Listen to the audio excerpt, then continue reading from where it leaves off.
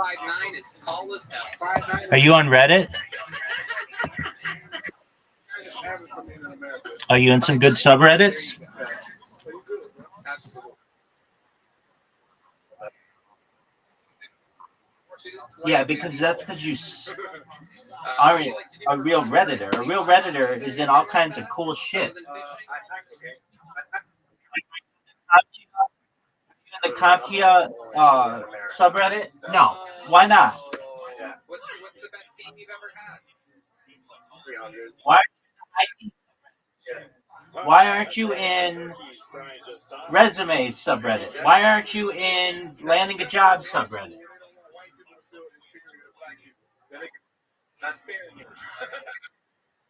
Oh, do I have to live your fucking life for you? You know what's up.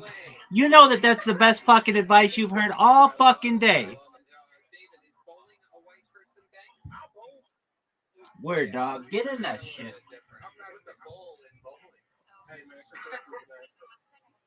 Why would he put the bowl in bowling? Because he puts food in the bowl. He's fat. That's a stretch. You got a fucking Keenan Kel wig on.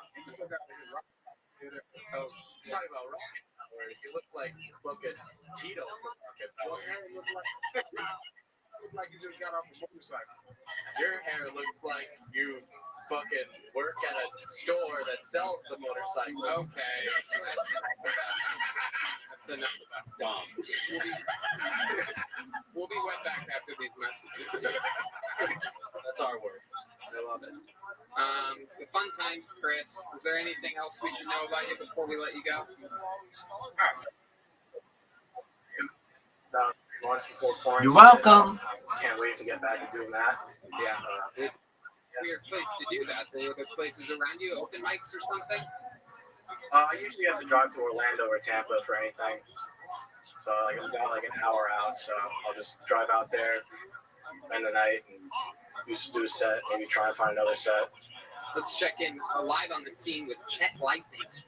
Yeah, Tony, honest question for you here. What did you do when you hit 300, and how many times have you hit 300?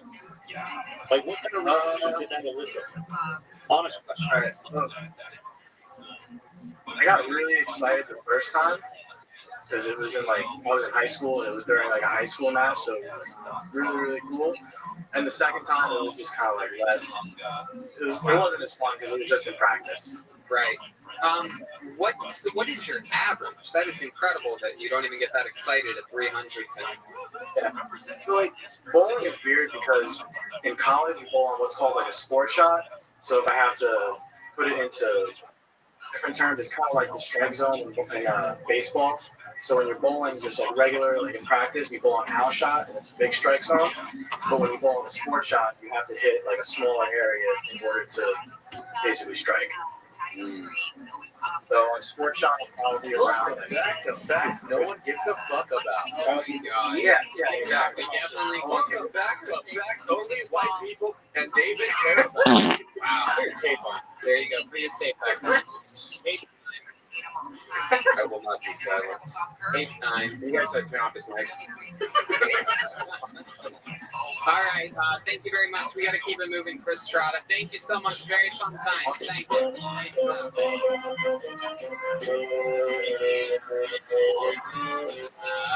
And up next, Yo, Pimp. a young stranger that goes by the name.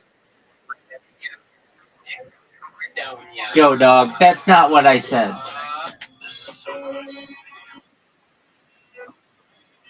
All right.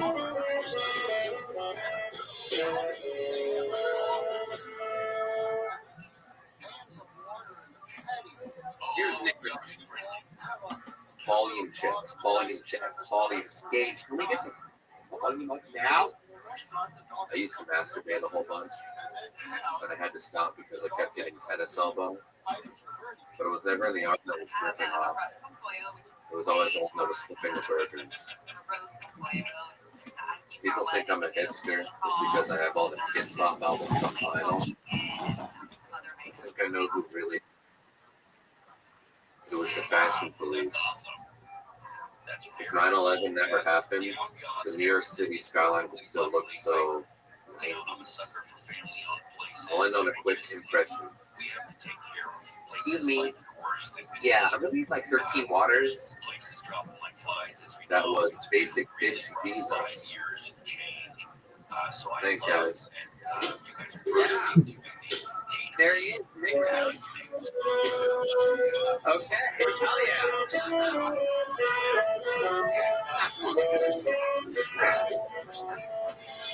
That was good, Nick. It was good. I'm telling you, it's a tough world out there for everybody. Paul W. I mean, I'll yell at Gage for a second at that. Paul W.'s performance was so good and so well edited that it's really burying pretty much everybody. Yeah, but that at the end. Yeah, you gotta put these people a little bit later. Yeah, I love it. Manolo and Paul W. really got a kickstart, but that was good. That was good, Nick. We turned the volume up right before you on Chris Strada. I actually did the thing that you did the act out of, so you're pretty dialed in there. Oh, that's great. But yeah, it feels good to bomb for you guys. It's good. It's good to have Louis J. Grossman on the show. Let's check in with Chuck Lightning. Yeah, I was just curious how long you lived inside of the shooting range. What is that place? You throw axes for fun? I'm in my parents' unfinished basement. Wow. Yeah. I miss this. You're the type that would love a basement. Yeah, I mean, storage. It's always cool. Like in the summer, you can go down there. It's nice and chilly. Do all the people that you do VR with talk a lot about the basement? Virtual basements with Red Band later on his YouTube channel. How long have you been in your parents' basement? Your whole life, Mr. Redonia? No, just been here since the start of quarantine. I live in New York City normally. Oh, okay. And where's your parents' basement? Upstate? We're in rural Pennsylvania. Oh, okay. We know a little bit about rural Pennsylvania. It's one of the only here in rural Pennsylvania. Just a moment. I'm doing something. We're right near Allentown. Oh, okay. That's Bessemer is. We're close to Allentown. And we're between Allentown and Reading. oh, okay. Yeah, you're in Is that by any chance on the way from Philadelphia to Pittsburgh? Because I remember a trip I took one time without the guys in a separate car. Joel, Philadelphia. You should have heard this guy all episodes of last week. He kept referencing this joke that only 4 of us know about and will ever find funny. Because I want to say that, but I can't. Right, I know. So literally, they respond to it. Are you near Lancaster? I remember passing Lancaster. Fun fact, Joel has no idea what the difference between an inside joke and a regular joke is. I can appreciate that. Yeah, I hear they're finding a lot of winged dinosaurs in the red box between Philadelphia And then if you call him out on anything, he just talks blubber blabber. It gets under. Anyway, so we're going to go back here to Nick Redonia. Let go of the mic. Let go of the mic. Oh, he is? Oh, that's cool. I just got word, Mr. Redonia, that you are a high-level valedictorian on my new Roastmaster class. Yeah, just signed up for it. Excited to see what I love happens it. there. We have a lot of fun stuff happening. We're doing a live crowd stream tomorrow. I hope that you're there. That's exciting. Wait, Do why- you find yourself having to make fun of people a lot? What? Wait, what? Why'd Joel make that face just now? I don't know. Go ahead, Joel. Tell him why you made a face. I didn't see it because you're hosting the show. You I guys seem to have lost my voice. I'm sorry. I don't know. I don't know why he made a face. He's a little bit loopy right now. We just called him out on doing inside jokes on the show, and now he's self-destructing. I'm sorry. No, it's okay. Do you ever make fun of people? Do you have to make fun of people? Do you ever make fun of your parents or anything like that? Yeah, I was making fun of people, and I've been trying the stand-up thing before quarantine started. I was just getting into it, so I thought it would be good to, That's see great. what you have to teach. And that was in New York City? Yeah, New York. Yeah, what type of places did you go? Where did you perform at? Well, right before quarantine started, I just had my first couple bringer shows at Dangerfield. But other than that, it was just open mic. That's great, man. That's exactly what you got to do. You don't even have to do the bringer shows. Screw that shit. Just keep doing mics over and over and over and over and over and over and over again until you absolutely are doing something else. It's that simple. Definitely. David Lucas, do you have any words of advice for this young rising comedian? Yeah, bro, stay away from them bringer shows. Take away the value from live comedy.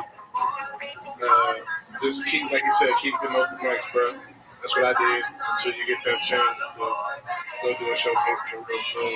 Just make sure, what I always tell comics when they ask me something, make sure when you go to these big name clubs that you're ready for.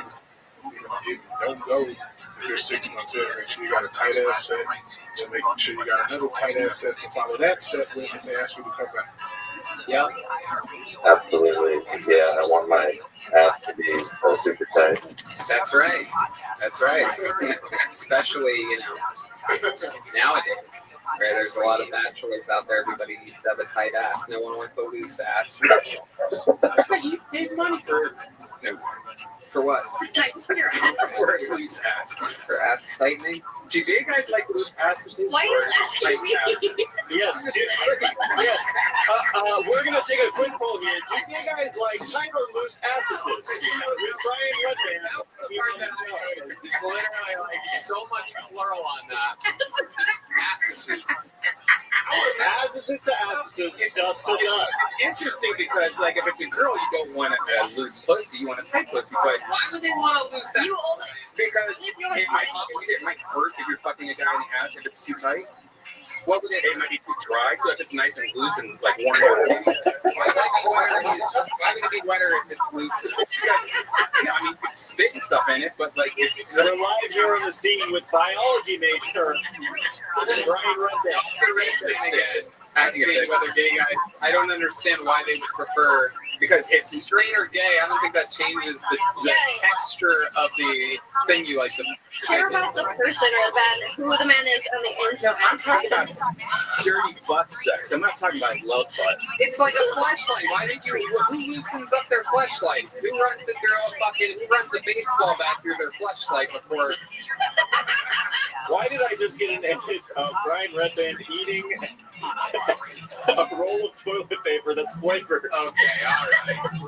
Anyway, Nick Redonia, any other fun facts we should know about you before moving on? I was on one of the New York audio only shows with my brother. He was in a drum off. He was kind of hoping to say hello to Joel real quick. Oh, cool. Is he there? Yeah, he's here. Oh, okay. I think I sort of remember. Which New York? Gramercy Theater? This is the one where I beat Oh, what's up? That's right. Yeah. You a drummer of? Is that Big J over Shane Gillis? Mark Maron. Mark Maron wasn't on your city. You mean Gilbert Gottfried? Mark Norman. Mark Norman. Oh. Yep, you said Mark Maron. So. Oh, you compared him. You compared my brother to Mark Maron or something like that. But yeah, Mark Norman. That's right. It's all making sense to me now. Heck yeah. Did you? How do you feel now, months after your performance against Joel Jimenez? Have you perhaps been practicing more, or have you completely given up on the drums? Yeah, I've been practicing, every day. Oh, this would be a good opportunity for you to speak. Unlike the last 12 things. But you DM'd me recently, right? Yeah. I'll get those loaded up the next time and read these private messages this man has been sending me. Oh. We're gonna need some flavored toilet paper. Whoa. Let's just say we're going to need some loose asses up in here.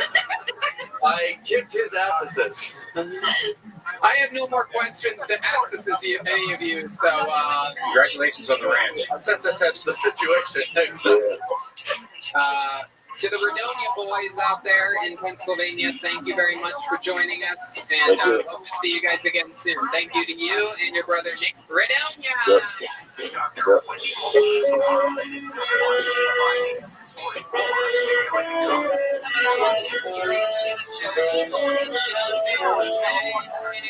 And with no further hesitation, ladies and gentlemen, I present to you the diamond in the rough, the one, the only, the stone cold assassin, ladies and gentlemen, my pride and joy, the man I love more than perhaps any of my own family members or friends, the one, the only, Michael Lair, everybody, is here, live.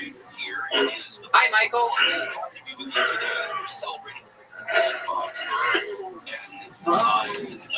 My eyes are so tired. Oh, man. Hey, guys, it's so good to see you. Absolutely. Hey, David. What up, fool? Thank you.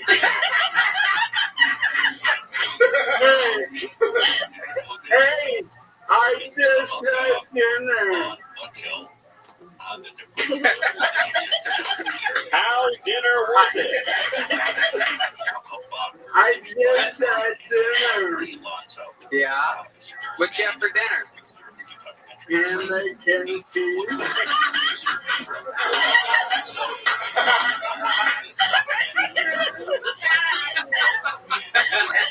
Fuck you guys. You all yours. And that's on you. I was marching all day. Obviously in my wheelchair, but at a different march, because I'm tired of guys who are 5'8" being called short. I'm 5'8" standing up. Imagine how short I am now. Alright. No, I'm sorry. Even with everything that's going on, Hollywood won't stop pounding on my door. So I've had my doctors inject me with amphetamines so I can write 24/7. And I'd like to share with you today with help from Jesse, Tony, and Brian, my latest script. Oh, this is great. I didn't even know we were going to read the script today. This is very exciting. Yeah, it's my latest. Now let me introduce him. On September 11th, 2001, America suffered its first corona, but with flames and virulence. And one little known fact is that Mark Wahlberg was supposed to be on one of those doomed flights. I reimagine that awful day if Mark was there and saved America. This is great vibrations. The Mark 9/11 Black Mirror Spec Odyssey. Yeah. All right, Tony will be reading the part of Mark Wahlberg. Brian will be reading the part of Wahlberg's travel companion, Turtle, from Entourage. Any dialogues in italics or lyrics from Mark Wahlberg's seminal hit, Good Vibrations, and should be delivered like Mark Wahlberg rapped them in the song, Good Vibrations. We open on an airplane. Seated inside are Mark Wahlberg and Turtle from Entourage. Yo, Marky, what do you want straight from the stewardess? Sun kiss. Yo, that's not a stewardess. That's a 9/11 hijacker. Stop it, Marky. Save America. Wahlberg approaches the hijacker. Come on, swing it. Come on, swing it. Come on, swing it. Yo, Marky, you smashed that terrorist, but who's going to land this plane? Me. You can land a passenger airplane? I can finger reach here, and I can land a passenger airplane. True that. But we're not landing yet. We're gonna find Osama bin Laden, the bad dude who planned all this. How do you know that? After Boogie Nights, I was full Illuminati. That's dope as fuck. Marty and Fiddle fly to Afghanistan, 0-30. They land at Bin Laden's headquarters and quickly discover that Osama bin Laden, the mastermind of 9/11, is Marty's brother, Donnie Wahlberg. Brian is no longer Turtle from Entourage. Brian is now Donnie Wahlberg. Hey, why did you do this to America, Donnie? I haven't been insane since 80th, world girl. You need help, bro. But America and the world will eventually forgive you because of Two Bloods. It's gonna be such a bomb-ass show. The end. True that.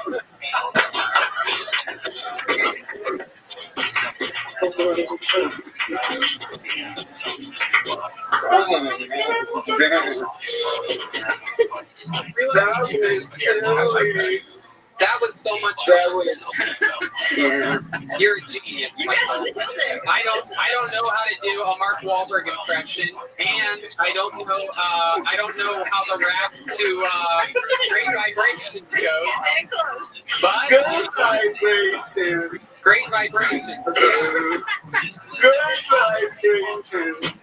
Oh, Good Vibrations. Oh, Yeah. That's just The movie is great vibrations. I only know the Good Vibrations from the Beach Boys. That's my. Yeah, there's a better one than Marky Mark did. I'm getting out good, dog.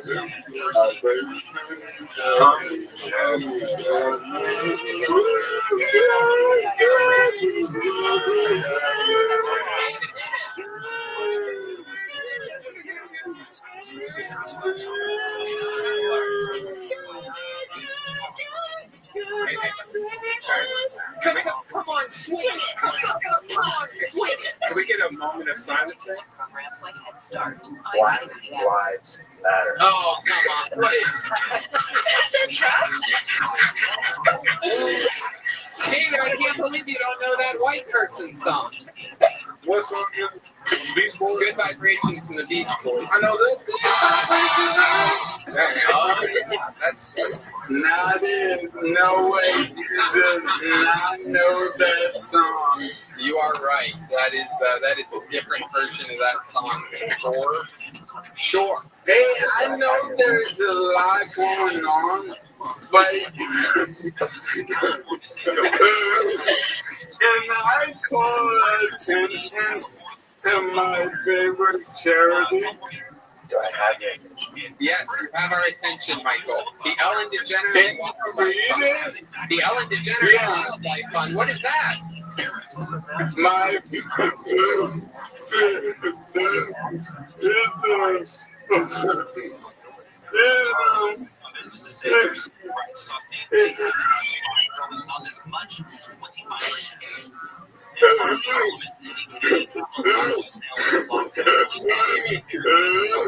Oh my God.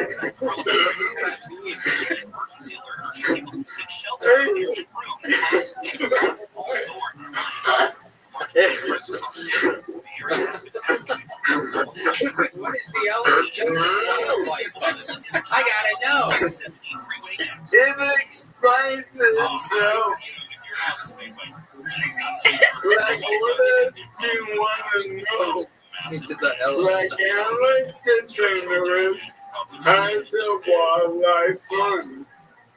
Oh yeah. What's the mystery? Right, so that's funny because it's like the whitest thing anybody could give to, right? Not everything's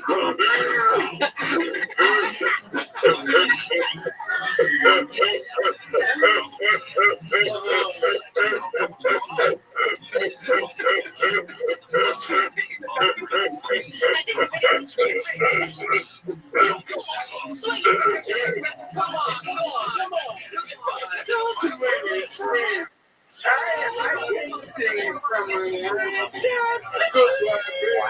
Lives Matter. Come on. Feel it. Feel the vibration. Yeah, now I remember it. Yeah. I made the movie of Mark and Mark getting ruined. to you. Fuck yeah. Well, Mike, another amazing performance. You really surprised us. I had no idea you were sending in a script. I love it how some things you'll give us a little bit of a warning for, some things you'll surprise us with. You are such a great judge of everything comedic. You even bring out the best and silliest in all of us, and you did it again this week. Great job, man. You're absolutely unbelievable, and for such a great performance, I'm going to donate 100,000 of my own dollars to the Ellen DeGeneres Wildlife Fund. Thank you. Finally, white people priority. Absolutely. All right. Absolutely. 100%. Thank you, Tennessee. Thank you, the great Michael Lear, everybody. There we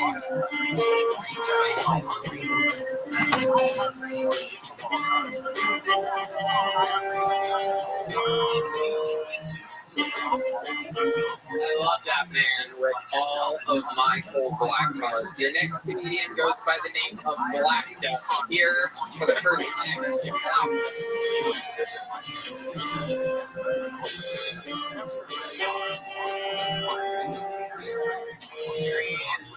Black Dust.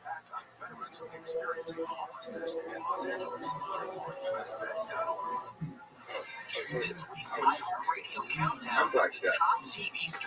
And I consider myself undefeated in this fight. Starting us off this week is Daredevil Born Again on Disney Plus. And that's not because I've won every fist fight. That's because the only judgment was never beat me up is that day. It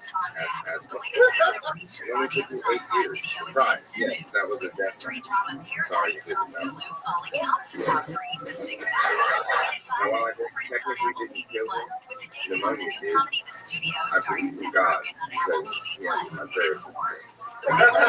Speaking of God, my neighbors have cleared a lot of red mud and I've been sure most that coronavirus will pass over. Barbara used to say, lamb's blood does not equal red mud. Might think that twisted neck is the cure for retardation, but it doesn't. Good fuck.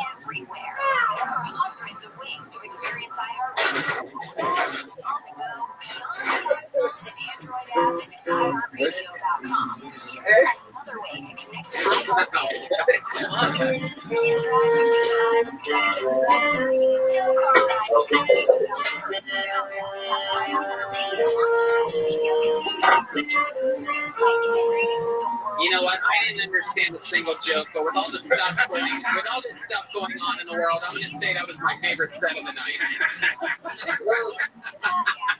I like that we just talked about punching, but you were only using your feet.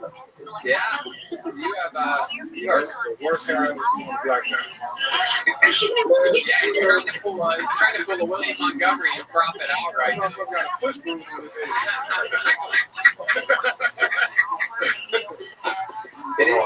It is I can tell you date a white girl, bro.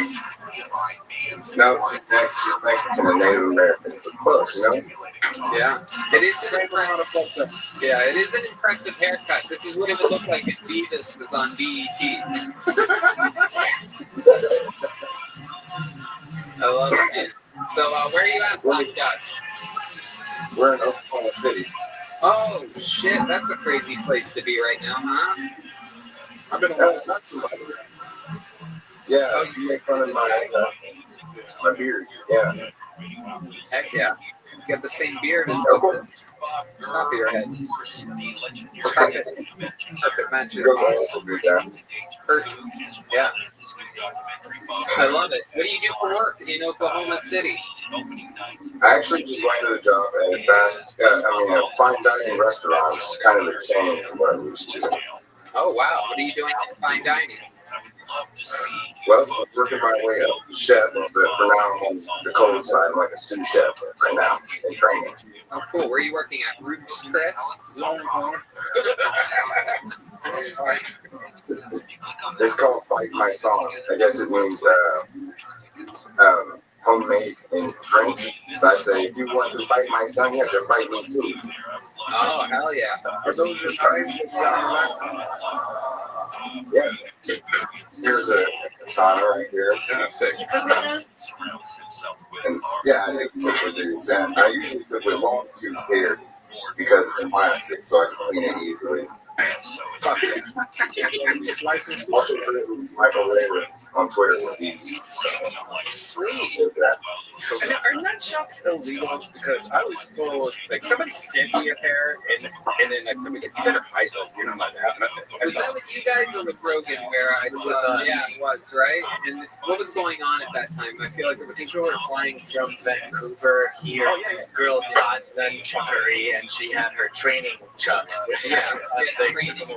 Yeah, she was like surprised that TSA took her nunchucks. She was like, "This happened." I know why this stopping me. It's because I got nunchucks. It happened to me last week or whatever. So weird. Very bizarre. Well, in Oklahoma, I'm not really sure. I know you can carry a cane sword in Oklahoma now. That's basically my only One option. of the places you can just walk down the street with your guns. Well, I can't, but most people do.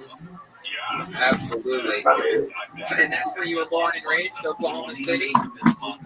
a little while out of Oklahoma City, but we're here now.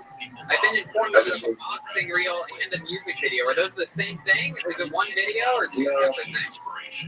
I've been, Music is trash. Is it trash? I've been, hey, The music video is trash. Let's check out some of your trash music.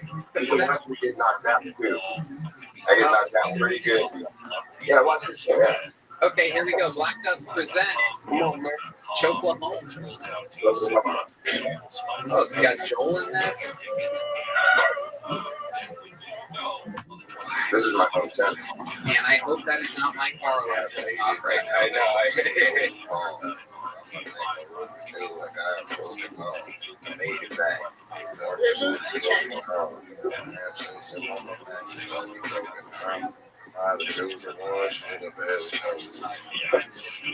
Oh, don't fall in. Fucking hell.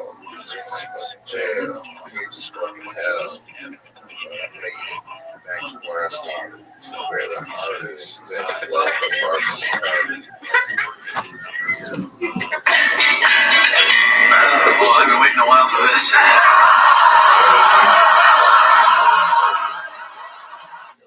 Hi. Listen, guess what? Cheryl is paying dropping. Oh, wow. I mean, it's funny as you falling in, like, you're not taking this serious, obviously, because you left. We're being.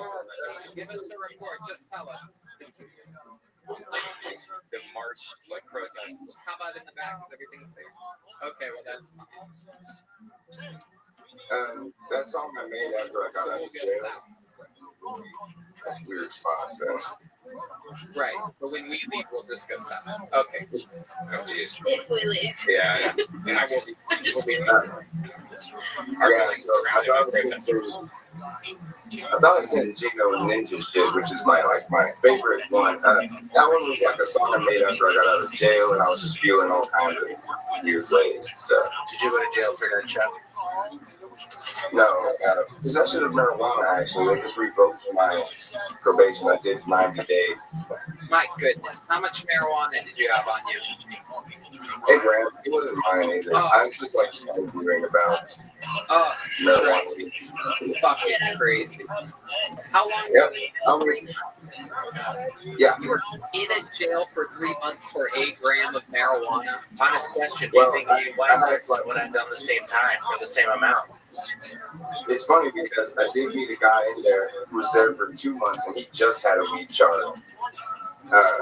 But mine was like they revoked my probation from something that happened when I was 18, and that was my first offense too. So I'm still like, I'm getting fucked here. I only got 1 fight in here, by the way. Oh yeah, explain to us how did that go down exactly? Your one fight. I'm always interested. Yeah. I was known as like a fun guy who you could wrestle with, and I just like to have fun. This guy came up behind me and got me in a rear naked choke. Yep. So I turned into it, and I get out of it, and we go to the ground. I put him in an arm bar, and I'm like, hey, just tap out, and it'll be over. Hey, we just having fun, right? And he's like, no, I'm not gonna tap out. I was like, yeah, I'm not gonna let go. And he's like, let go of me, fucking nigger. So I I gotta let go of him. I'm like, let's do this right now. And he was being a pussy. He goes back to his cell. I go back to the kitchen. I'm working. Everybody knows about it. So when I finally go back to the pod, my cousin actually goes and gets him out of his cell because he's like pretending to sleep. And yeah, we go into the cell. I threw this outrageous punch that went like in the air, just missed totally. And I don't know, that's kind of my move. I'm like unimposing, and then I anticipate the return attack, and I duck in, and I grab him, slam him, I let him up, hit him one more time, I let him, and they're all like, yay, there, you did it, you defended your honor, you can watch Stephen Colbert tonight. It was great. I love that. That's how white people award each other by winning fights too. Yeah, Watch Stephen Colbert. It's funny because in the pod before this one that I'm in doubt of, I've gone to, I don't know if you know, it's like kangaroo court where the races hold everybody, is by your race you're held accountable. It was like first time they took me to court, I wouldn't take a shower, so I was really depressed. And I was like, when I first got there, so they're like, hey, nigga, you stank, go take a shower. So I did that. The second time, I was like shadow boxing, and like I had my hands wrapped, and I was like kind of hitting the wall, just trying to stay, do my thing. They're like, hey, you're making us look bad, cut it out.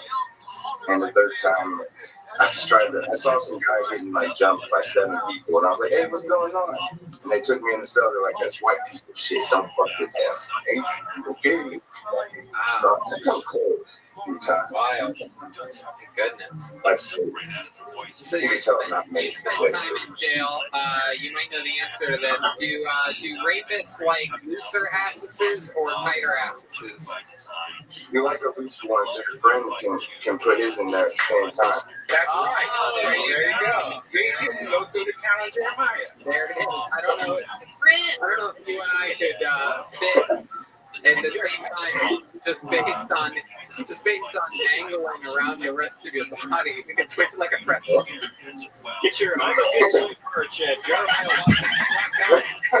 Black Dust, so much fun. Fun times hanging out with you. Thank you so much. Black Dust, everybody. The first time Black Dust has been on the show. See you again soon. Oh, there he is.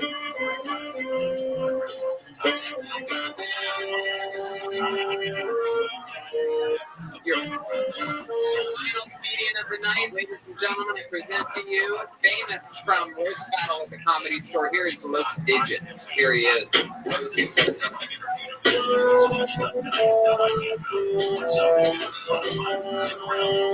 Here he is, Los Digits. A lot of weird shit is happening during the quarantine. People are protesting to be set free from their homes. Prisoners are rioting to get out of the court appointed homes. I mean, the outside is pretty much sitting in jail. I remember when fools in jail were fighting for toilet paper. We would call that shit the pillow. But now the fools on the outside are fighting over the toilet paper like they were on the inside. I don't get it. Is it the same in jail? Like you guys using the toilet paper to make change? What the fuck is going on? The one with the most toilet paper, the outside eaters? I don't get it. People are acting like this was done for real. I mean, just the other day I went to Walmart and I seen a Mexican guy almost get stabbed. Because he was hanging out with his wife, Tony. But it's just weird to have Mexicans out there buying a wall so Americans won't cross over. Boy, out the walls that turn. I mean, Trump is trying to kill off the population because he heard it kills off everybody. Here's the smartest man in the damn world. Fuck yeah.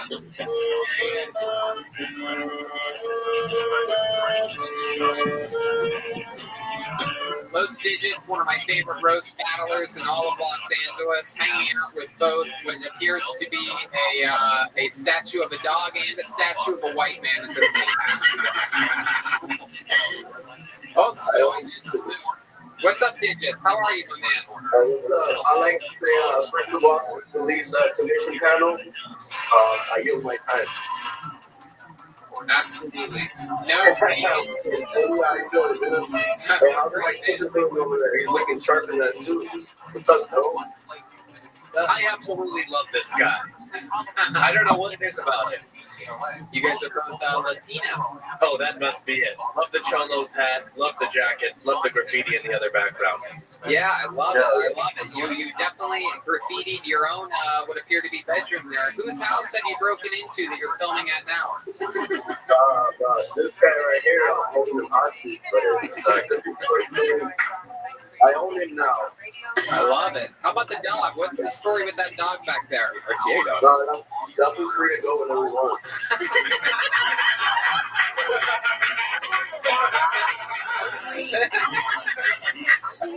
Now, Digits is an absolute legend in roast battle. It's no secret that he is, they have their own culture over there at roast battle. Tuesday nights at the Comedy Store has always been complete chaos and so much fun. We have Mondays and they have Tuesdays. And Digits is famous for an extremely unorthodox style of being very serious, much like you see right now, and moving around a lot. It's very hard to describe. What have you been doing to let out some of those roast energies that you're famous for on Tuesdays now that we've all been quarantined? I know me, Lucy, the first month or two. How are you holding it together? Well, see, Tony, here's the difference between me and you. Tony, I served jail time. And, this is no big deal. I mean, I've done it once or twice before. And, you see what happened to my room? I painted the shit up the walls. That's what's happening, Tony. I'm not going crazy, Tony. I'm just getting more addicted to other inmates. So. Oh, God, I love that, man. I'm not going crazy. I'm just getting more artistic by the minute. That is beautiful. You are. Yeah, I've been hanging out on mugshot.com, dog, and roasting everybody else. It's like fucking 50 comments by state, dog. I love that. And David Lucas is a roast god as well. Have you guys ever come across each other on the streets or in battle or anything? Yeah. Have you seen him? I think a lot of them do. Yeah, have you ever seen him roast battle someone? It's a sight to see. Whole different. I think David Lucas on that school thing, the roast thing. That's pretty bad. That's right. Roast me. Roast, there you go. Yeah. What's the story with that white guy behind you? Does he ever move? It's like a young Lieutenant Bernie. It's like the opposite of William, the first guy.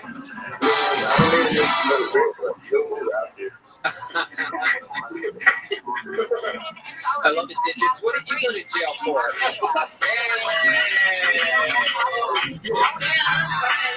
These are a unit over here. These are like if the Sklar brothers had bad parents. Sklar brothers. What did you go to jail for? We just had another young man on before you that got caught with a gram of pot and had to do 3 months. So would you like to talk about why they put you in jail, or is that off limits? I went in jail for breaking into white people's houses and holding them hostage. But that was years ago. So I don't do that anymore. Oh yeah, no, I love that. Absolutely not. We're not telling on you. For sure. Hell yeah, I'm no rat. I'm not a snitch. I went the first time I went for graffiti, man. And then the second time I did it for beating up a couple security guards. Oh, okay. All right. Fuck yeah, man. Well, we got to get you on one of these shows back at the Comedy Store when business gets booming again. He's doing roast battle here on Friday. Is that true? Yeah, I'm doing a weekend there every once in a while, and I'm doing the international battle roast battle. I'm doing the Tokyo for the 26th. So keep an eye out for that. And I'm doing all the other ones: Australia, England, trying to get New Zealand. Fuck yeah. And I mean, it's incredible how great of a roaster you are, and the fact that, clearly you're trying to even get better, because a fun fact is that Digit was actually the first human being that signed up the second that we went live at midnight on Sunday with Roastmaster class. The first name that dropped in was Los Digits, and I love that, dude. And for sure, you're going to end up it's always weird saying learning, but you're going to end up finding out some crazy stuff and tactics and exercises and muscles to be grown. We just saw some video of you roasting. Is it hard roasting without an audience here at the Better Box? It's different, but it's not hard. I mean, I think it's kind of easier because if you eat shit, you don't know that's going to be home. Digits, I love you, man. I love you so. Everybody in the room has to have anyone. Yeah. Or else it's going to be a bad day. Fuck yeah, dude. Well, thank you so much for joining us on Kill Tony. You can find him at Los Digits everywhere on social media. He's a badass motherfucker. We absolutely love you. Great performance here today. There's a lot of tough acts to follow on before you, and you were hilarious. Shout out to the innocent victim who had his house broken into behind you. Shout out to the dog. And we'll talk to you guys soon. Fuck yeah. Hey, let's check in with Ryan Geneveld real quick with tonight's drawing. He had to draw it from home tonight because we had to switch stuff around. Wow. Badass. Oh my God. Long distance, powerful Kill Tony drawing for this very chaotic episode. I absolutely love the fire and the chaos going on in this. Very fitting for these times. Very cool. With a paparazzi-esque camera down there, as in the newscasting, I do believe is being covered with that. And Ryan J, anything else I'm missing about it? It's nice. Ryan J, can you hear me? Yeah, we're having audio troubles with Ryan J. It's another demented, haunted. RyanJEbelt.com. Everything's on sale right now. Kill Tony. You got the Kill Tony book. You got every print that he draws every episode. You get posters and all that stuff there. For sure. And don't forget, you can submit your own minute to this show. KillTonyQuarantine@gmail.com. And a lot of other fun stuff happening. Of course, you have Brian on VR. You have my new Roastmaster class on Patreon. Jeremiah? Venmo at Jeremiah-Watkins. Thank you so much for joining us here tonight on the show. And Todd Glass is the guest on Jeremiah Wonders this week. One of my favorites in the entire world. So you're definitely going to watch that on youtube.com/Jeremiah Watkins. There you go. Jeremiah Wonders. And the great Jet Ski Johnson is here. He's on social media at Jet Ski Johnson. Anything else, Jesse? So good to be here with you guys. It's chaotic time and you guys watching at home, so take care of each other. Absolutely. Believe it or not, this was Joel Jimenez all night long. Joel, you're Mostly Sorry on social media. You have a brand new podcast, Mostly Sorry, which I got to catch some of and absolutely loved it. Yeah. Anything else? What else? No, new episode coming soon. I love you guys. Stay safe out there. Happy to bring some joy for a little bit. The great David Lucas was with us. I've talked about it every episode, but he's hilarious on Instagram. He roasts people late at night. David Lucas funny. Anything else, David? We probably won't have our brothers in person this week due to us having to move stuff out of the studio and board it up due to the riot. So check us out next week. Love it. Love Brothers in Cursive. And I love Dead Air with Ryan Holtzman. I caught the episode with Michael Lehrer. Let me tell you something. I mean, and you know, it might not be the same for you listeners that don't know Brian Holtzman quite as well as we do, you know, from a couple episodes of this show and maybe Dead Air. But man, did I love watching those two going back and forth. They have great chemistry. God, it was like fucking Godzilla and King Kong, because like I don't think there were times where it wasn't connecting, but it still was hilarious. And either way, it was hilarious the entire time. That was awesome. Everything Michael Lehrer, of course, MichaelLehrerComedy.com. And yeah, what else? Thanks a lot, guys. Peace out. Yes. Mini cocktails, sidecar style, like they're martinis. So you get a little carafe on the side and serve it over ice. And you're not a drinking man these days, but back in the day, you used to have a couple of pops during lunch. Yeah, but I always thought the nice thing was you get partway down on the first martini, and it's like, oh, I have a fresh one. Ice cold. So Hector was nice enough from the smokehouse. I know they're very busy on Saturdays and Sundays. Of course, they have an amazing brunch. It is absolutely one of the most phenomenal brunches in the Southland. And it is at the top of the list of where I go when I want a fabulous brunch.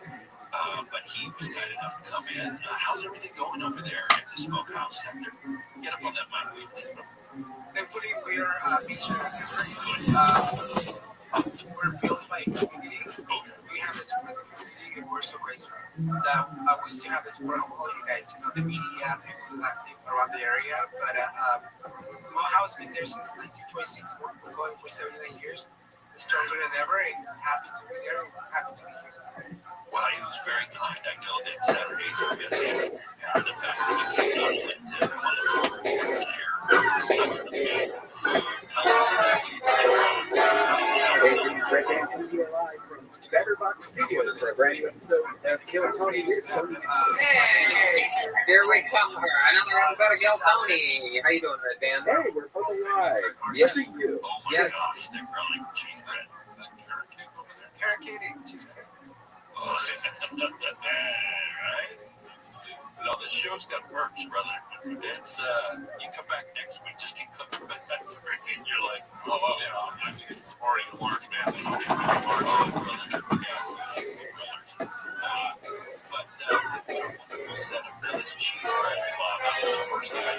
Hey, this is Red Band coming to you live from Better Box Studios for another episode of Kill Tony. Here's Tony. And here's Brian Red Band. Happy birthday, boy. It's a beautiful day. Beautiful June 8th. Happy birthday, Kanye West. Well, What are we doing next year? Well, I'm always on the road for my birthday. Except for this one, we were in Omaha, Nebraska. We had some of the best pizza that day. And it was an early show. We were outside with the sun out on the big strip there in Omaha. It was a fun night. Great.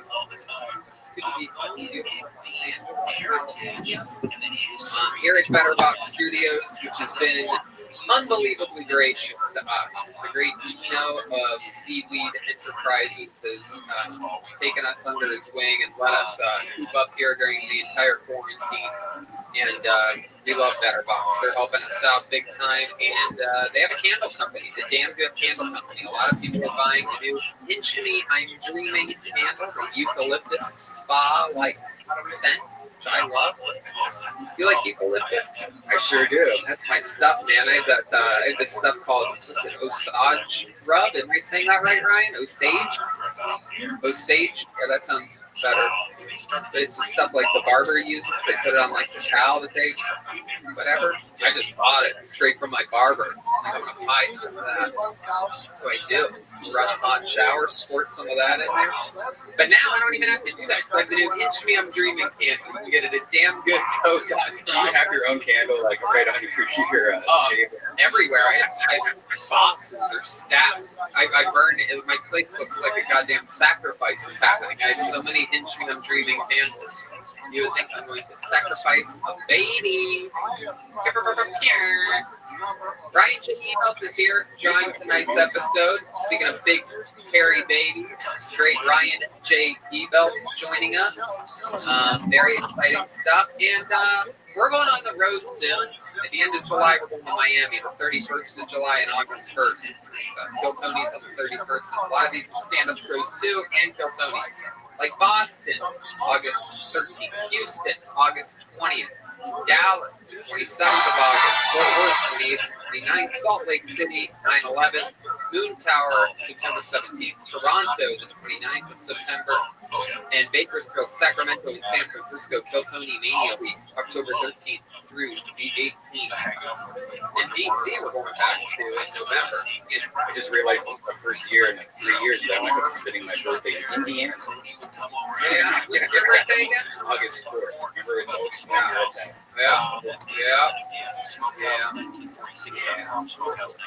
Every fun stuff happening. You know, wherever we go, no matter where in the country, you know, one of my favorite things is getting through security at the airport easily, and I do that super easily with my Ridge wallet. They make it everything sight.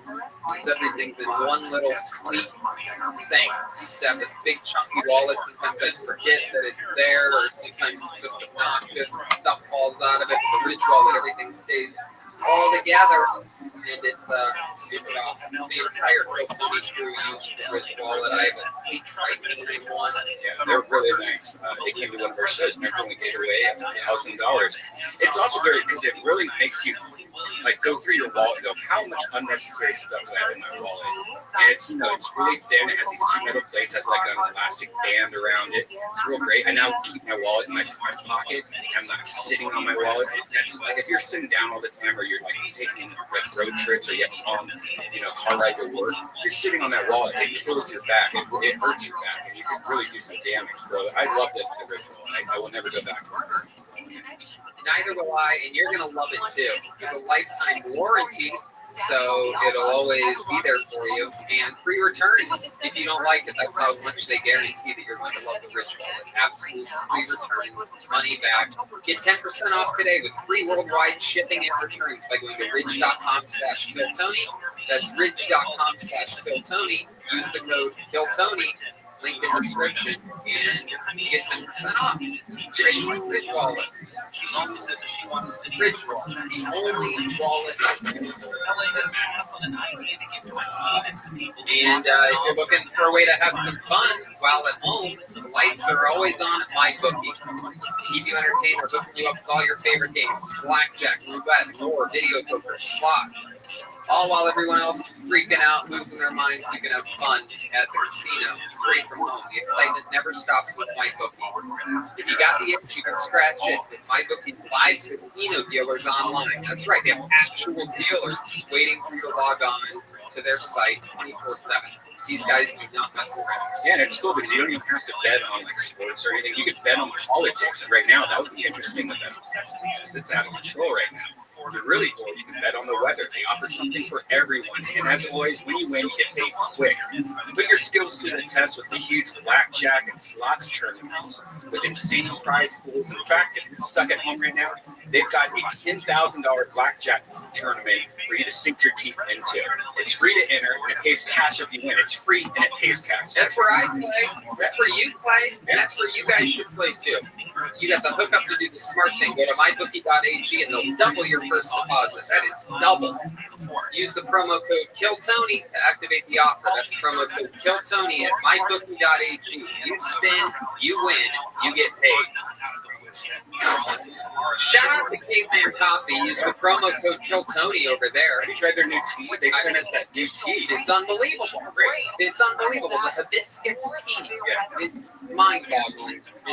I love it. It's so refreshing. It's one of my new favorite things. The heat's picking up here in LA, and I poured over a nice glass of ice. It is delicious. Hey, you know what you can do, people? If you listen to Cole Tony on different things, why don't you check us out over on Spotify? Make sure you subscribe to us over there. There's a lot of fun things that are happening over there nowadays, and a lot of people are getting Spotify Premium, and they're looking at who's coming over from where. So check out Cole Tony, subscribe there. And while I'm pitching you subscribing to things, head over to YouTube. We are almost at 100,000 subscribers, even if you don't even have a YouTube account, like me. I gotta log in. Yeah, I watch more YouTube than anything. Like any TV shows. It's been probably 2 hours to YouTube shows. I found this one where it's just people that go underwater and dive and look for treasures. They found like these cars. They take the cars out of the water, found a body in there, and then like found out it was this kid that was driving home drunk once. They've been looking for him for years. It's so interesting. You ever watch Jim Can't Swim? No. That's a crime show that I was introduced to by the great H.T. in which they show you the interrogations of people, and they break them down. It's all about criminal psychology, and it's really awesome. It shows you exactly how they trick people into giving up information, even though they could walk away at any point, even if they've already asked for their attorney. There's ways to do that. And there's things that they use, and even on the stand in court cases, it's like Forensic Files, but it's like a Forensic Files is pro wrestling. Jim Can't Swim is UFC. It's real, serious, and intense. Very exciting. You can submit to Kill Tony you can. This is it. I mean, we're coming down the straightaway now. My guess is we're going to be back at the Comedy Store soon. So if you're global and you can't make it to LA, this is some of your last chances to submit to the show. KillTonyQuarantine@gmail.com. Make sure you keep an eye on your email because you can get a response. And if you don't respond quickly, they're just going to skip over you because there's so many people submitting. So KillTonyQuarantine@gmail.com. Get into these final episodes. All right. So there we go. You guys ready to start this thing? Okay. Exciting. That's right. I forgot. I was like waiting for it too. Even after months. I was at least expecting somebody to be like, yeah, or something. Yeah. So let's start with that. We have a guest tonight, just like we did last week. A very special guest. One of the regulars from the show. One of the great roasters of all time. Phil Tony history. Ladies and gentlemen, David Lucas joining us. Hi, David. Good to have you back again. Hey, man, appreciate it for having me, bro. I get to get some time away. I love it. We're going to have some fun tonight. We're going to meet some people from around the world. And there's also a band on the show. Every single episode, they come in and make different characters. We never know what they're going to be. It's always exciting to find out. They stay in character throughout every episode. And let's see what happens here. Ladies and gentlemen, I present to you the best damn band in the land, the Kill Tony Band. Jeremiah Watkins, Joelberg Joel Jimenez, and Jesse Johnson.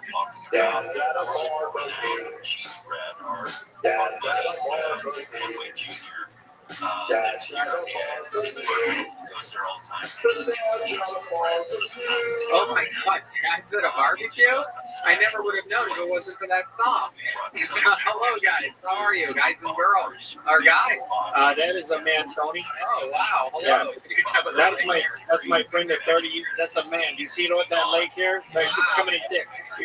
Wow. They guys realize how many J's there are in all your guys' names. I should have realized this months ago. Joelberg Joel Jimenez is 3 J's. Jesse Johnson is 3 J's. And Jeremiah Jabroni Chewy Jabroni Jeremiah is here. I just want to say happy birthday, Tony. Hey, thank you. What's your name, Dad, in the barbecue? My name is Dwayne Wilcox, Tony. Dwayne? Dwayne Wilcox. Dwayne, interesting name. You seem like the kind of guy that would call the police on a guy named Dwayne. I got my phone right here. Oh, there you go.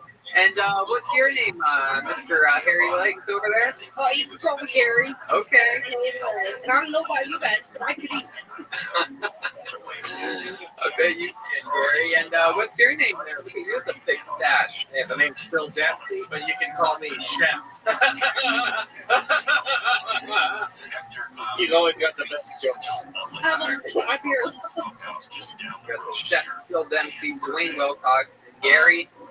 So let's just jump right into the show. Everything's in place. Ryan J, David Lucas, the whole band. We got Charlie from Vito's Pizza here, keeping us filled up. Best pizza in LA, Vito's Pizza. Locations all around Southern California. So check it. Did you guys see that fucking? We talked about this last week. The goddamn fast food thing that came out that said where each state's going. Yeah. What the? They're trolling everybody, right? What's melting? Melting. Yeah, what's melting? I don't know. I've never heard of And they said Denny's won California. No one goes to Denny's in California. Infuriating. I love Denny's. I go there all the time. I'm pretty sure that's like a CIA. Yeah. Like it's an experiment to see.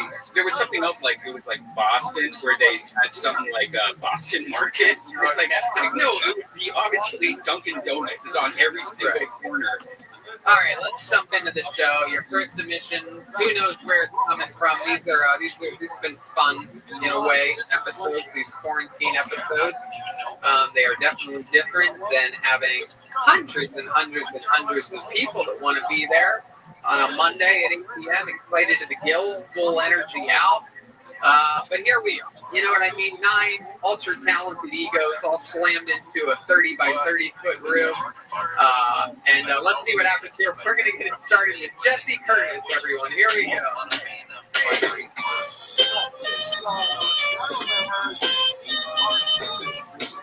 Jesse Curtis. I'm Jesse, damn glad to meet you. Let's jump right into the first guest, the one, Miss Piggy. What is it like being the Trina of the Muppets? Excuse me. That's right, you're the baddest bitch. Oh shit, I hear a bad bitch right now. Is that Issa Rae, dropping bars in the mirror, broken pussy. Speaking of broken pussy, that leads us right on in to welcome Peggy Bundy. Ow. Cool. So we're gonna hop on over to the after party and the afterlife. Holy hell, that Bill Shakespeare over there, I can't see real good. Oh, now it looks like Farley and Gilda. It's always something. If it ain't one thing, it's another. Amen. We're gonna end this up with a POTUS party phone call. That's how things go on. Yeah. Fuck yeah, Jesse Curtis.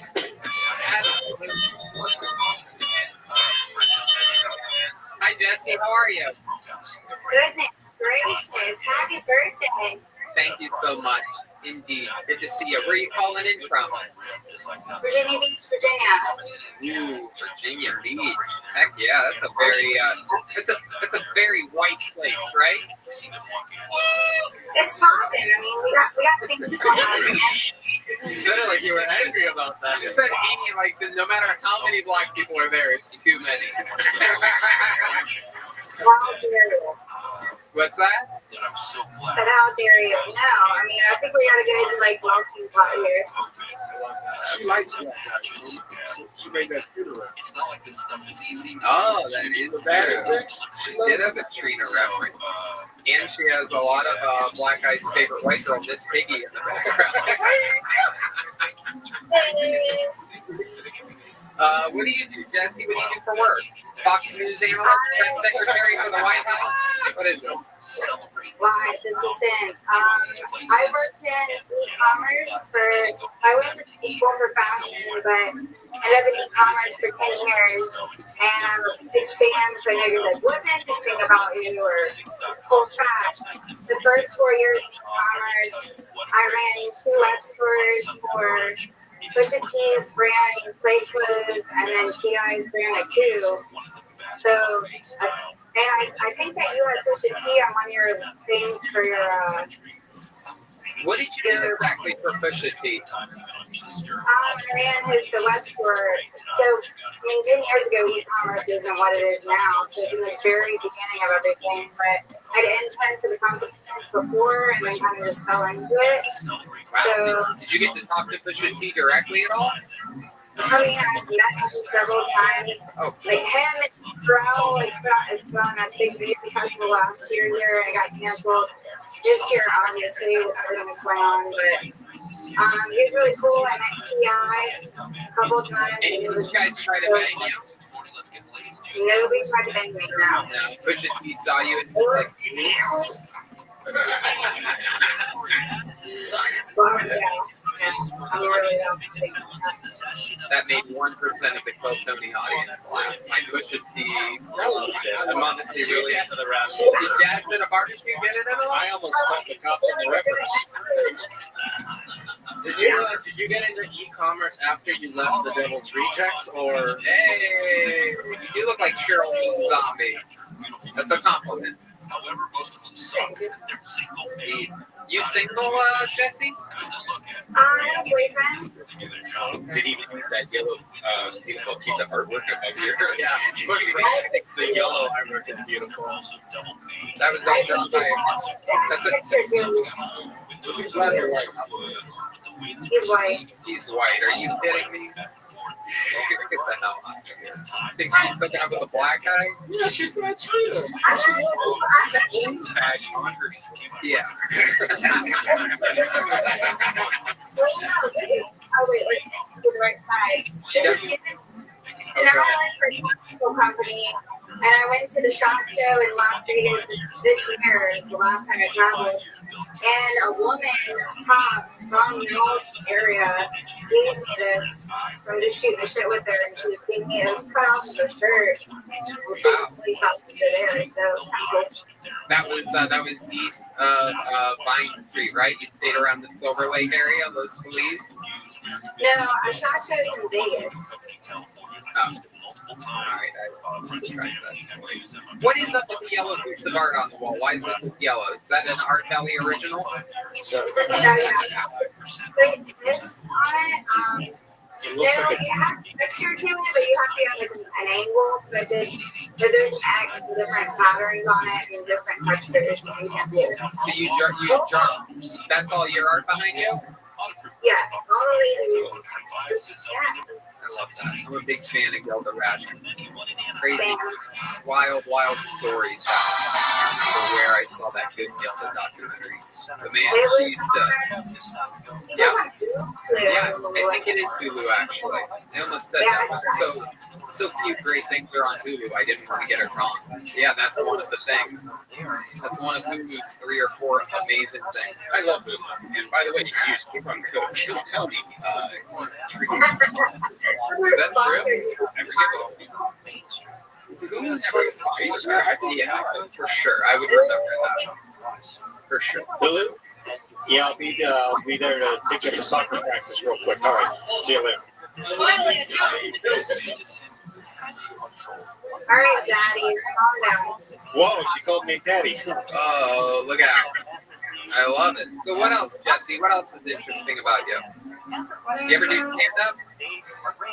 No, I've never done anything. I did like a really, in the beginning of you guys doing the forums and stuff, I like tried to do my jokes and I sent it to a friend. It's like kind of depressing, and we literally said like, don't be depressing and like, it's not well lit, and nobody wants to be bummed out. Have fun, and that's why I basically just roasted all my feelings and had fun with it. And it's exactly the meaning of all of this. So. You did something. Absolutely. It's better than. Yeah. I saw SNL. I did like the whole wait outside on the street or whatever. I saw Emily Blunt and Bruno Mars, and I saw Baldwin doing Trump. And it was sick. Like Goosebumps and everything. Yeah. Wow. That is wild. You know, little fun fact about Alec Baldwin's Trump that I don't think I ever mentioned on the show. Maybe I did, but I actually worked with Alec Baldwin on we'll say a secret project for a private gig. That's something that I wrote, and this was back in I think early 2015 or 2016. And super long story short, I'm the one that suggested to him trying out a Trump impression, and we worked on it together over the phone, and I basically started Alec Baldwin's Trump impression for him. I wrote him a whole thing to do in Trump, and this was before he ever did it on SNL. Yeah. You're welcome, Alec Baldwin. Yeah. You and Alec Baldwin actually have one thing in common: a rude, thoughtless little pig in your living room. Hey, look at that! All right, Jesse. Great way to start the show. You're a great personality. I loved the creativity that you took in your submission. Thanks for kicking off the show for us tonight. Thank you so much. There she goes, Jessie Curtis. She's on Instagram. Jenny Curtis, 007, JCURT 007. We have yet another submission, and we will just get right to it. Your next comedian for submission goes by the name of Dean Green. Here we go. Dean Green.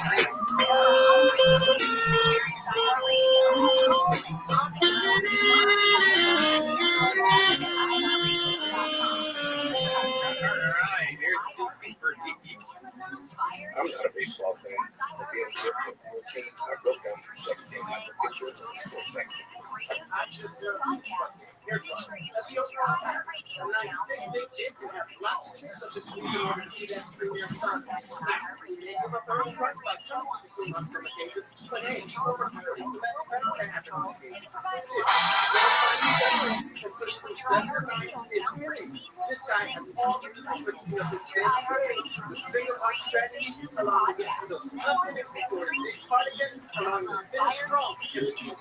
Check it out for free now on iHeartRadio.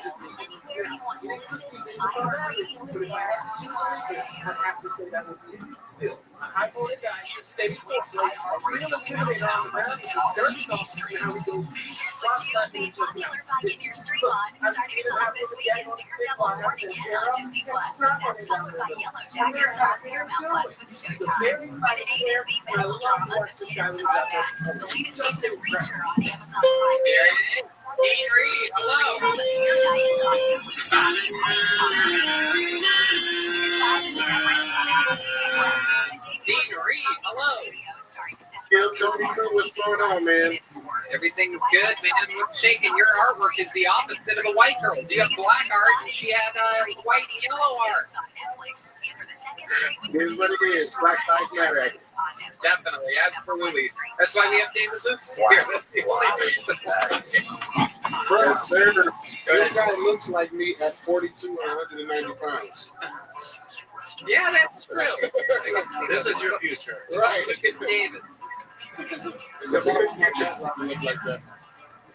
I love it, Dean. Where are you calling us in from? Orlando, Florida. Ooh, yeah. Orlando, home of Disney. I guess so.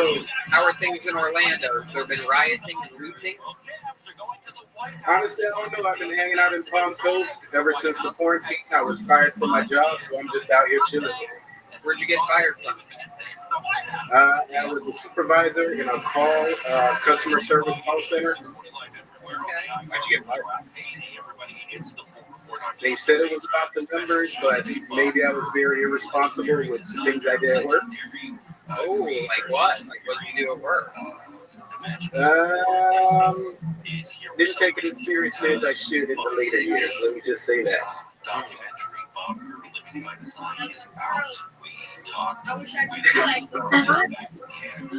What kind of call center? What kind of call center did you do? This customer service for one of the tolling programs in Florida. Follow Bob on Instagram at Bob. No comment, bro. I love your commentary for your sexual actions that you do. You in the bedroom. What's your favorite type of girl to hook up with? What does she look like? I fuck with the Latino and the girl. Oh, the Latinos and the black girls. Standing ovation from Chef Bill Dempsey. Hello, there's a race riot down here on Sunset Boulevard going on. Do you have a preference between the Latinas and the black women? Honestly, man, I just like fine women, so it really doesn't matter. Whatever I can get. The good thing is we don't have to choose. There's black Latina. Well, where he's from, they're mostly Puerto Rican, right? So you have like Cuban, hot-headed ladies. Not a fight. Puerto Rican, Dominican, black, white, you got it all in one. As long as they keep a knife in their purse. One time my wife got really hot-headed. I forgot the Netflix password. Ooh, did not want to see her around the house. What's how many white women do you think you've been with? You had to guess. 2.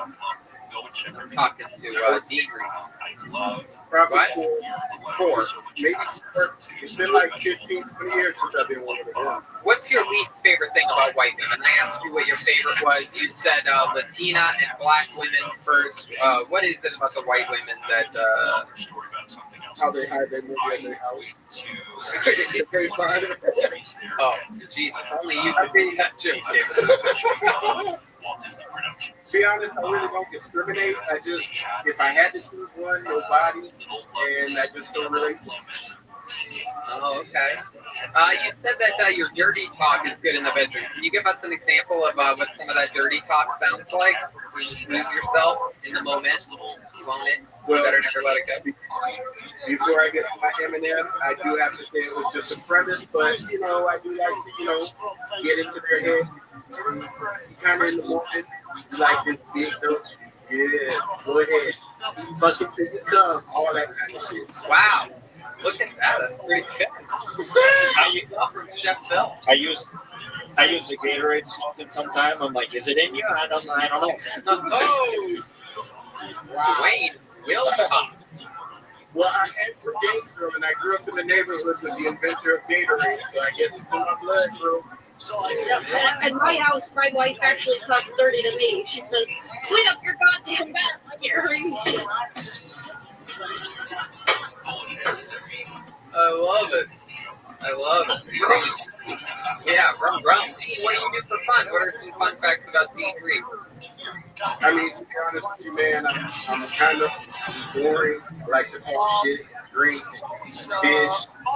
I like to observe people and just kind of in the moment, man. Like actual people that I hang out with. I'm funny. If I don't know you, I'm kind of like an introverted extrovert. So, just one of those. Nothing. Have you ever been locked up? Never. Been in handcuffs before, but I never made it to the jail, bro. On international drive? Definitely not there. I think he's saying he's a magician. He got out of the cuffs, he escaped. Great, I love it. Love me some David Copperfield.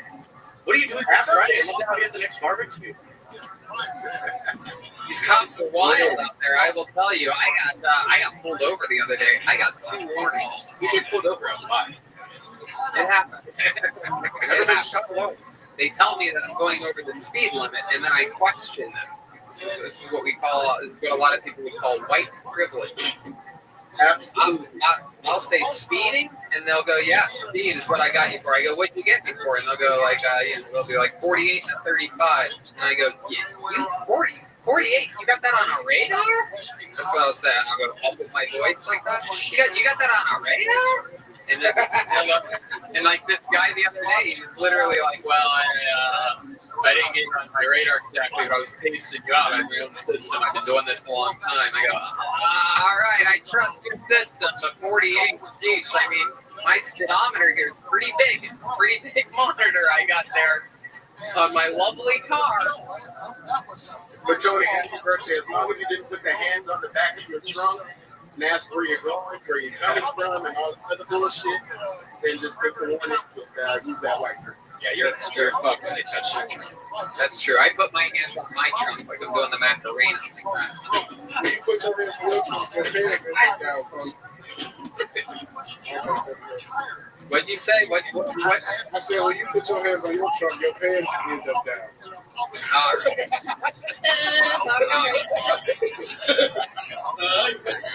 Dildo booty holes over there. Yeah, I got it. Tony blew out a latex cake for his birthday. That's true. I actually did. I had a cake made of latex, and I blew it out. When I say blew it, I mean like, yeah, exactly. That man's got it. The act out machine's right there. Dean, so much fun, great talk, Dean. Thank you so much for submitting. Fun times, dude. Thanks for your creativity. I don't know what he just said. I missed that, but I love you, Dean. Figure it out. Figure it out when I watch it back. Just keep playing, ladies and gentlemen. It's time for William Montgomery.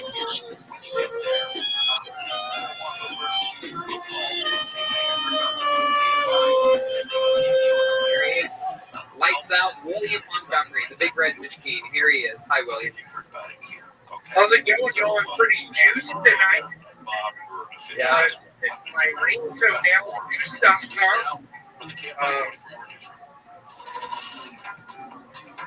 Preteens are helping raise money to Palisades fire victims.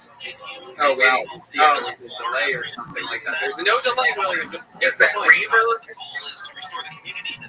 Ryan Gosling is married to Eva Mendes, which is almost as surprising as finding out Julie DeVito was married to Arnold Schwarzenegger. Say what you will about Scientologists, but goddamn, can they act? That's damn actors and all the pyramid scheme religion industry. I'm not joining. I'm a Christian. Boy, I screwed up this time. I wanted to start a GoFundMe for the guy that got killed in Minneapolis, but I got the names mixed up. So if you want to donate money to the Criminal Defense Fund, link is in the bio.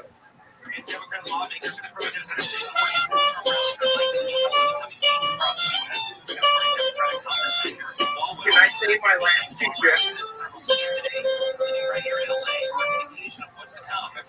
Anybody Can I say want my to last two jokes?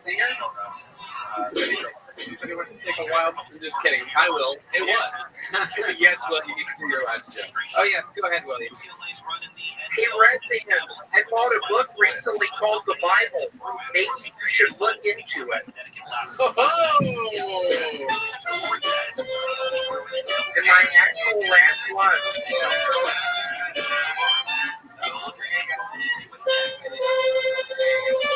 It's always funnier than And then finally, why didn't LA Gears get a bailout? How many more fucking jokes do you have, William? Like you just told me to go look up the Bible. Is that a joke? What are you fucking thinking is Redman? I think you need to pick some black stripes over you, Garfield. Whoa. I think you need to start kissing black girls because we all know you have. Whoa, that's true, actually. It is. Wow. Whoa. Cameraman, we've seen you in Anaconda. Wow, you were in Anaconda? I was. A lot of people didn't know. I was. You were the redheaded guy that jumped on the walk in the chain. How was that movie? Redman, was it fun? We all read it was fun. Jesus, you're wasted. William, a lot of people have been talking about perhaps you have begun a drinking problem once again. That you start drinking early in the day. That meanwhile, even though you're still very talented, you're able to keep it together and do great performances. People are saying that they are concerned for your health. Who's saying that? Or else fine. Your peers, your family, and your doctors are saying that. Richard Pierce. I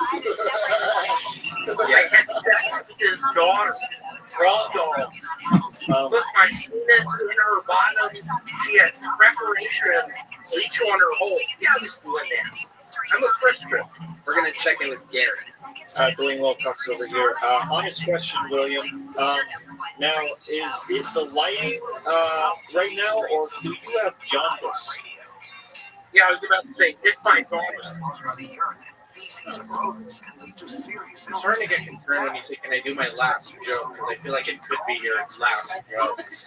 You want to quit fucking saying that? You want to quit fucking everything? Maybe. William, let's check in with the red spot on your chest. Is that doing any better, or is it worse? Let's do our weekly update. Can we check in with my nephew? Yes. Yes. Absolutely. Are you gonna put the camera on him? So, hello. You ready? Let's go. Yes. Okay. Say it faster. You've already messed us up. No. This was the hilarious. There was a series of murders. So the police have to reopen the bathroom gate.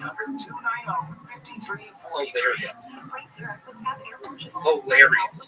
Y'all have heard such a thing. Yeah, on Laffy Taffy. Laffy Taffy, what are you talking about? D4L? Then David Lucas? That's a black joke. Yeah, you're allowed Hey, David, where are you, man? I'm actually swimming with down. Luckily for that, he has yellow fever. Hey, Will, don't act like motherfucker tell another joke, man. William, what have you been doing? That motherfucker tell popsicle jokes. I just made that up earlier. It's my fucking nap. Man, get your broke big kind of science guy looking ass up out of here. Okay, hold on. William, what have you been doing to stay healthy as of late during this quarantine riot? A lot of bananas, a lot of potassium, a lot of oranges, a lot of vitamin C, a lot of apples, a lot of vitamin A. You're a vegetarian. Fruitarian, yes. That's my uncle, Richard Fruitarian. No, not fruitarian. That is a lover of croutons. You are a A fruitarian, a man who only eats the fruits. My name is Michael Fruitarian. I am a cat children. I greatly apologize for being sort of the first person you are going to see at an all-you-can-eat buffet, but trust me, this place is safe. Okay, Michael Fruitarian. Are you Armenian? You could say that in the ankles and the penis. All right. I'm probably going to get a text from your parents after this appearance here tonight. No, we don't say that. No, you don't say that. I won't say it again. Thank you so much. Are you about to cry? What's going on over there? You can say that. We gotta leave that look alone. He's looking like Michael Jordan for this documentary. You look like Michael Jordan's eyeballs. Hey, David, work on the delivery. I don't get it. Hey, William, work on yourself. All right. Okay, William Montgomery, everybody. We love you, William. We love you. Good stuff, William.f.montgomery1. Your next comedian goes by the name of Ellie Rosinski. Here's Ellie Rosinski.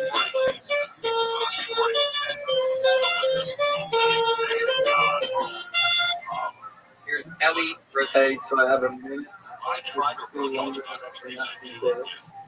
Maybe for my girlfriend. That's great.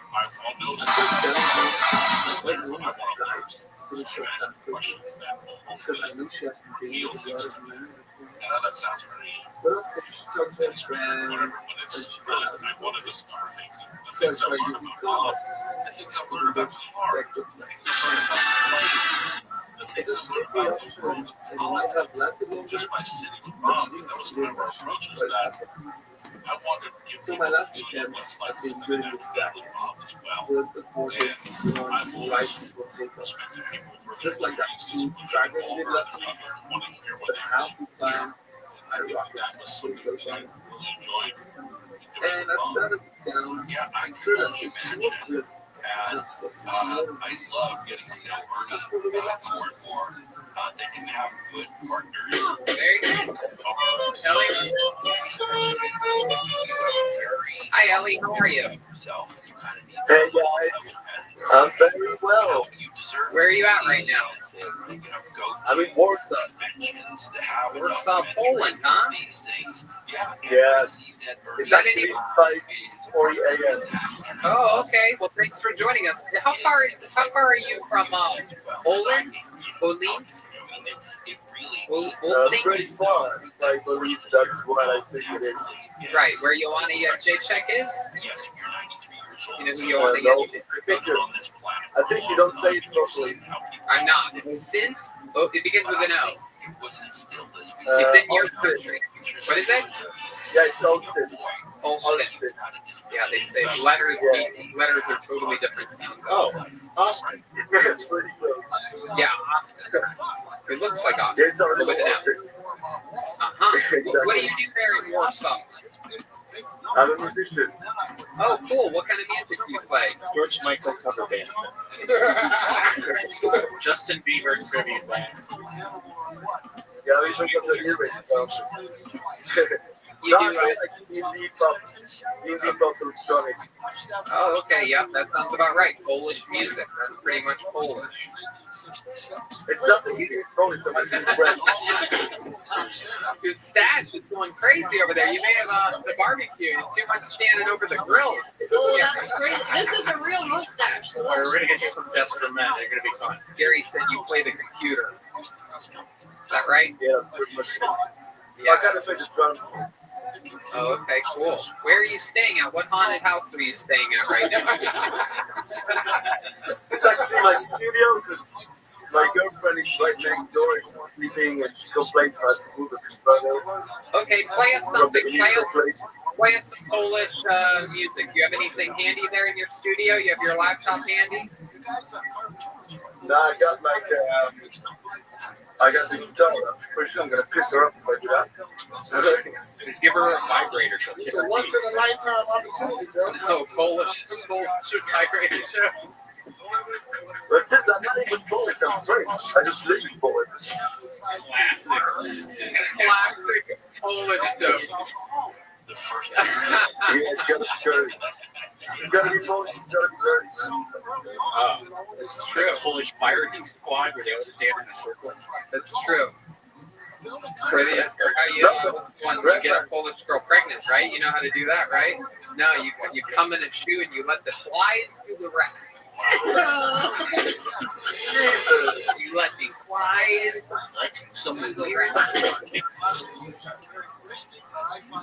What? I said I wish I knew some Polish jokes. Yeah, you can just write them. They're super easy. Polish bitches are dirty. Yeah, well, they're dirty and stupid, is what they say. But that's the American stereotype. Clearly, I don't know if you've watched the news at all the past few weeks, but we're a little bit racist here. How do you get a one-armed Polak out of a tree? If you wave to it. Oh, this is great. This is 3 months into quarantine. We're just doing Polish jokes right off the internet. I'm gonna use that at my next barbecue. Do you have any Polish jokes? The dads should have Polish jokes. This is a white dad barbecue thing. I'm just admiring Red Dan's knowledge of the Polish jokes. He knows all of them. Give us another one. Okay. Right on top of his head. Did you hear about the latest Polish invention? What was it? The flashlight. Yeah. Solar power. Right. Oh. You guys wrote that, will you? All right, play us something on the guitar. I'm sorry to insult your entire ethnicity and whole country. Well, he said he's actually French. Oh, you're French? Yeah, I'm the drummer, so it's like nothing to do with the guitar. How'd you end up in Warsaw? It's my family's Polish, and it's easier to make a music career here. Oh, okay. How's your career going? Yeah, it's doing well, man. It's doing well. We got like a video, it's got like almost 2 million hits. I love it. What's the name of your video that people should check out? It's called Oxygen, and there's the band of D-Mine. D-Mine? E-M-Y. E-M-Y. D-Mine. Yeah, it's a shitty name. No one can pronounce it. I love it. Play us a song. Here's Ellie Rosinski on the guitar, trying to not wake up his girlfriend, and also playing for the masses around the world right now. Okay, so we have Polish blues, yeah? Here we go. Polish blues, or as we call them, whites. So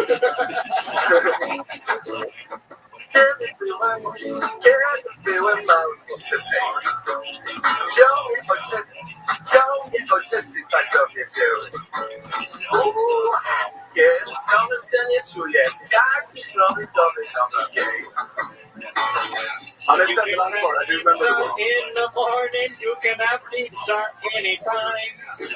With pizzas on a bagel, you can have pizza anytime. That's right.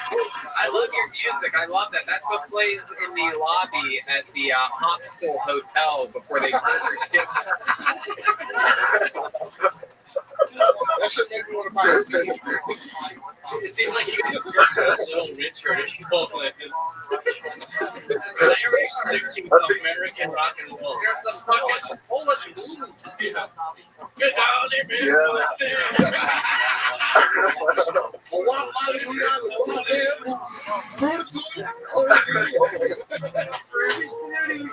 Fun fact, from Macon. What? The Rich is from Macon. That's where I grew up. Oh, wow. You have You're from Bacon? Well, you know why Jesus wasn't born in Sweden. Oh, why? Because they couldn't find 3 wise men or Oh. Take that. Good, isn't it? What? I can't hear you because of the vacuum. That's not a vacuum. That's the trees in the forest. How do you have so many hits on your music video? Explain to us. Were you popular in Poland? Like, were you on some show? How does that happen? we signed with the label, but we got to support Ed Sheeran. Oh, cool. Yeah, because like for story, we used to live in the UK and we were his housemates for a bit. So like because he took us under his wing and like made us play friends and stuff. When your legs don't work like they used to before. That's great. You know Ed Sheeran song? And they can't, you can't do that. I know a little bit of it. When your legs don't work like they used to. Is this a song about diabetes? Yeah. Or a paralyzed person. I love it. Well, Ali, thank you so much for joining us. The band is Be My. Check them out on Vivo or YouTube or whatever. Everywhere available. Thank you guys. Thank and you. happy birthday, Billy. Thank you, Ali. Fuck yeah, thank you. We'll see you soon. Bye-bye. See you, Rustin.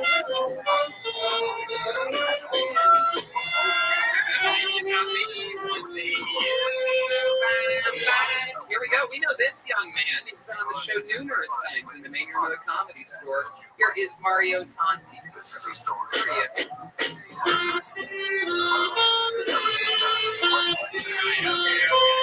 Okay, here we go. Mario Tonti, everybody. A little bit about me. My name is Mario, and I'm circumcised. But the older I get, the more I wonder if I would have turned out differently if I had my foreskin and the other name my parents were going to pick for me. Because I'm Italian, they picked two names. Like Sergio with foreskin sounds hot, you know? My ex-girlfriend, she has a tattoo. It says, "Be nice," but she was a fucking bitch. I'm not going to give you an origin story of why she was a fucking bitch, but it rhymes that she was sucking her ex-boyfriend's dick behind my back. I hooked up with a squirter recently. Don't clap. It's just a cooler way of saying a girl pissed in my bed recently. I hate when white people compare basic stuff to being like heroin. I've done heroin before, and it's nothing like a pumpkin spice latte. Some of the people I used to do heroin with, they used to mix it with spit or even toilet water to shoot off. I used to use Fiji water because of my piece of shit. Mystery drama Paradise on Hulu from the top 3 to 6 this week. 5 and 7 is on Apple TV Plus. Absolutely. Starring Seth Rogen on Apple TV Plus. All episode cast makes on the top 3 for the second straight week. Is the new mystery comedy Residence on Netflix. My boy, it's right there. Absolutely. I really. Okay. Mario Tonti, hello, how are you? Oh, good. How are you guys? Great, good to have you on the show. Thanks. So let's just jump right into it. You've been on the show a few times. Yeah, this is my fourth time. Awesome. And you're no longer with your girlfriend? No, she's with someone else right now. Oh, wow. That was, I mean, you guys were both on at the same time before, correct? Wait, what was that? Do I have you confused with someone else? Didn't she do stand-up as well? No, she didn't do stand-up. Oh, okay. Bro, I knew she was gonna leave you. You got a fucking lamb chop to cook it, man. Hey, man, that's classic shit, dude. How long were you with her for? She's actually, I don't know if I want to say. Okay, but she's actually the girl that's with William.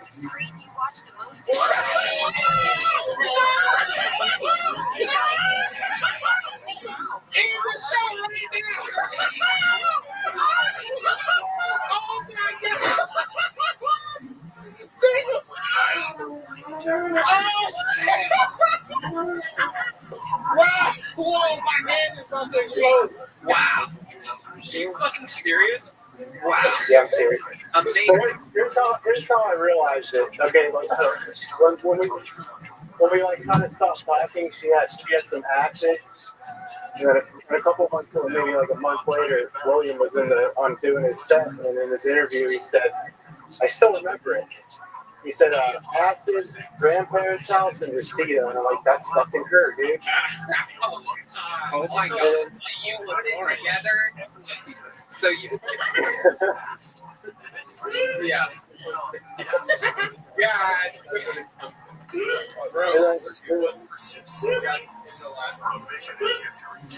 And then a couple months later, you guys called her on the show, and it was her voice, and I was like, oh, that's her. See, you I'm not mad. I don't care. I love her. No, I love it. Stick with me. So you put this together from watching William Montgomery set, like you did the math in your head. Well, like, okay, so like I found out about the show from coming with her, like back then.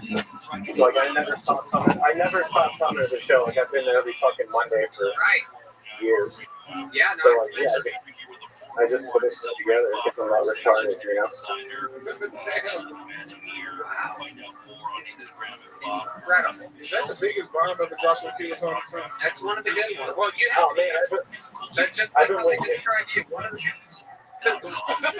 Productions.com celebrating when I found out they were doing a documentary about Bob, I said, please come back. Let's celebrate it. Get the word out. It's in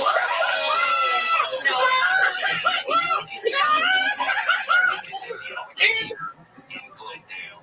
I will be there. They've been kind enough to invite me. I'd love you to. Yeah, this is my fourth time. Awesome. And you're no longer with your girlfriend? No, she's with someone else right now. Oh, wow. That was, I mean, you guys were both on at the same time before, correct?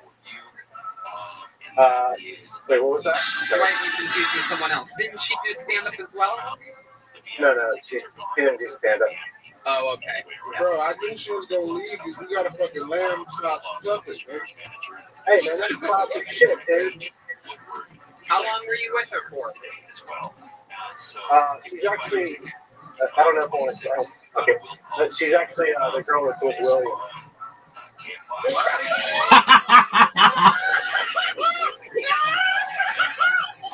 Here's the show right now.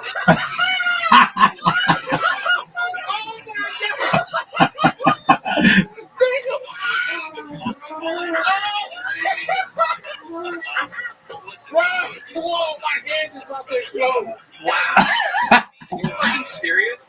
Wow. Yeah, I'm serious. Amazing. Here's how I realized it. Okay, like, so when we like kind of stopped talking, she had some acid, and then a couple months, maybe like a month later, William was on doing his set, and in his interview he said, I still remember it. He said, acid, grandparents' house, and Reseda. And I'm like, that's fucking her, dude. Oh my god. So you put it together. So you. Yeah. Yeah. And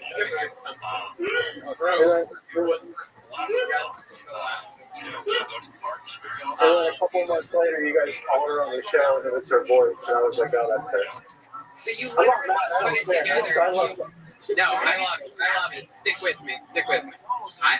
So you put this together from watching William Montgomery set, like you did the math in your head. Well, okay, so like I found out about the show from coming with her, like back then.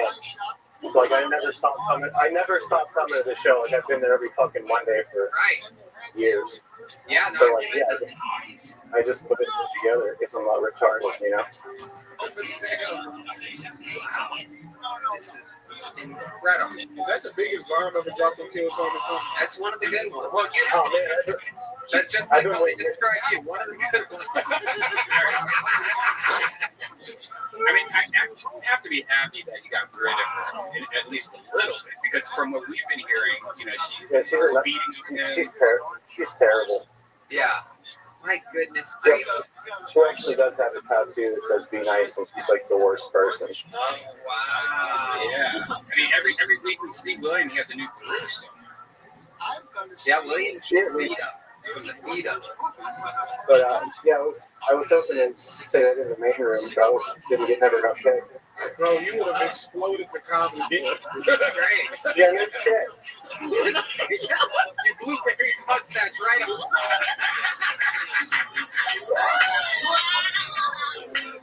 Wow. I would have just put black people in there so they can start running around. Oh, I know. You know they would have. If the band runs around during a quarantine, it was the Apollo 13 would have been in the belly room.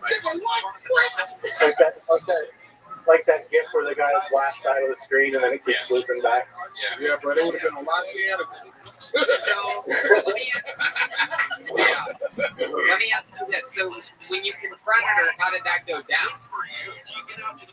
About what? Wait, This? so you watched the Williams set. You I saw never did confront her. We got to stop talking. Oh, okay.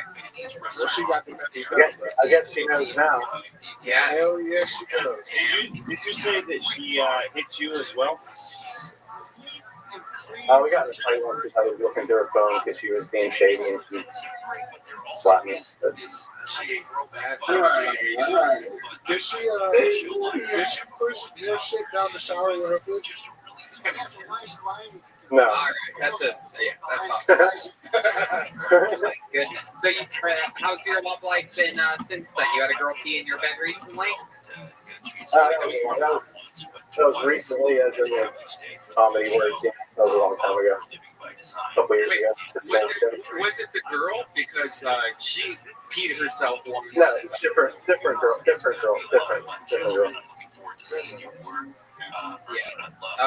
My goodness. So Mario, what have you been doing through this quarantine? How you been holding up? It's bored as fuck. I pretty much haven't been going out. Yeah. Did you loot anywhere last Saturday? Did you go looting at all? No, I'm not cool enough to loot. Has this been a break from your normal work? Because I know you like to work. Oh yeah, I got laid off. I've been unemployed. I feel that sweet unemployment money. More money than I've been when I'm working. So it's like everybody's saying that's what all the extreme liberals have been saying. They're making more money than they were before. So why would they ever go back to work? Such a liberal mindset thing. I don't want to go back to work and be broke again. Right, absolutely. Just take the government's money. That's all good here. It's all fine. What would that ever cost anybody? Anyway, what do you feel bad about? Bad for this guy. Imagine your girlfriend's leaving you.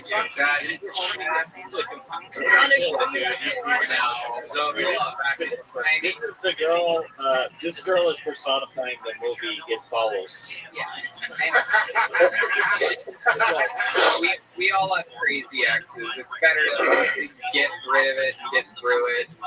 And those girls are also, some of them are some of the most fun in the bedroom. You know what I mean? They all have their pluses and minuses. You know what I mean? Like I was thinking the other day about about how badly I'm looking forward to getting an actual massage. And every time I go to my massage place, I always go, and I'm always like to the front desk lady, I want to do an impression. She's so Asian. No, I can't. No, I can't do it. But my point is I always go, give me, the strongest, heaviest, like. You can't hurt me. You can't hurt me. Whatever you do, you can't hurt me. And sometimes they'll give me like one of the ones that, like if none of those are available, it'll be like some beautiful Asian girl, and it's just pointless. Like it's a waste of it, right? Yeah, but no, this is a legit place. I don't go to the same place. I actually go for the massage. Winter massage. That's what I need. So bad. That's crazy because I swear I always ask for the smallest girl that can walk on my back. Really? Yeah. Oh, we're opposite. I would let you walk on my back. You should try Rothschild. I heard it's cheaper people that you might like. I like the bars. So they use like a pipe or something. No, they just get really into the That's basically what I'm already getting. If they're using any part of their body, that's crazy what goes on. Would you do something? I don't really think really. I should try it just to see what it's like, but I got a question. You're a chef. Have you been making any kind of crazy shit during this quarantine? You probably been cooking for yourself. I'm a bit of a chef. Yeah, I'm still cooking for myself. I gotta fucking blow my brains out. Don't make food anymore. I'm just making. I'm worried about you when I see you because I know your job's super stressful. I haven't been working, so like I gotta break from that bullshit. But so what have you been eating? If you're not cooking for yourself, what have you been eating? I mean, I cook, but it's just simple shit. I eat a lot of Trader Joe's, frozen food. You could always use the promo code KillTony over at Postmates.com and get $103 for your first month of delivery.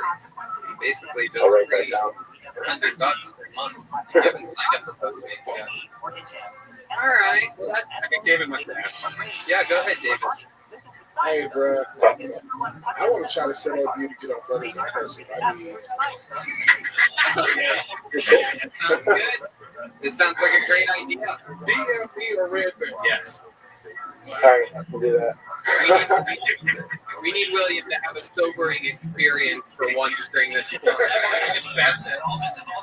Yes. We're Eskimo brothers. Yes. For That sure. shit blew my mind, yo. I'm still trying to. Heck yeah. Well, that's not the only thing that was blown by his ex-girlfriend. All right, Mario. Thank you so much for calling. All right, thanks for having me. Thank you for all that information. See you guys. That was so fun. Thank you, Mario Tonti, everybody. Follow him on Twitter and Instagram.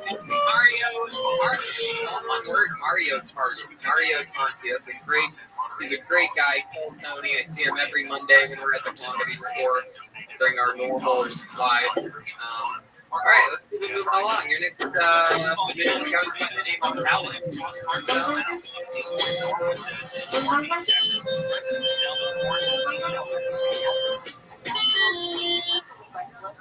Barbecue sauce. Barbecue sauce. Here is Alan. I'm being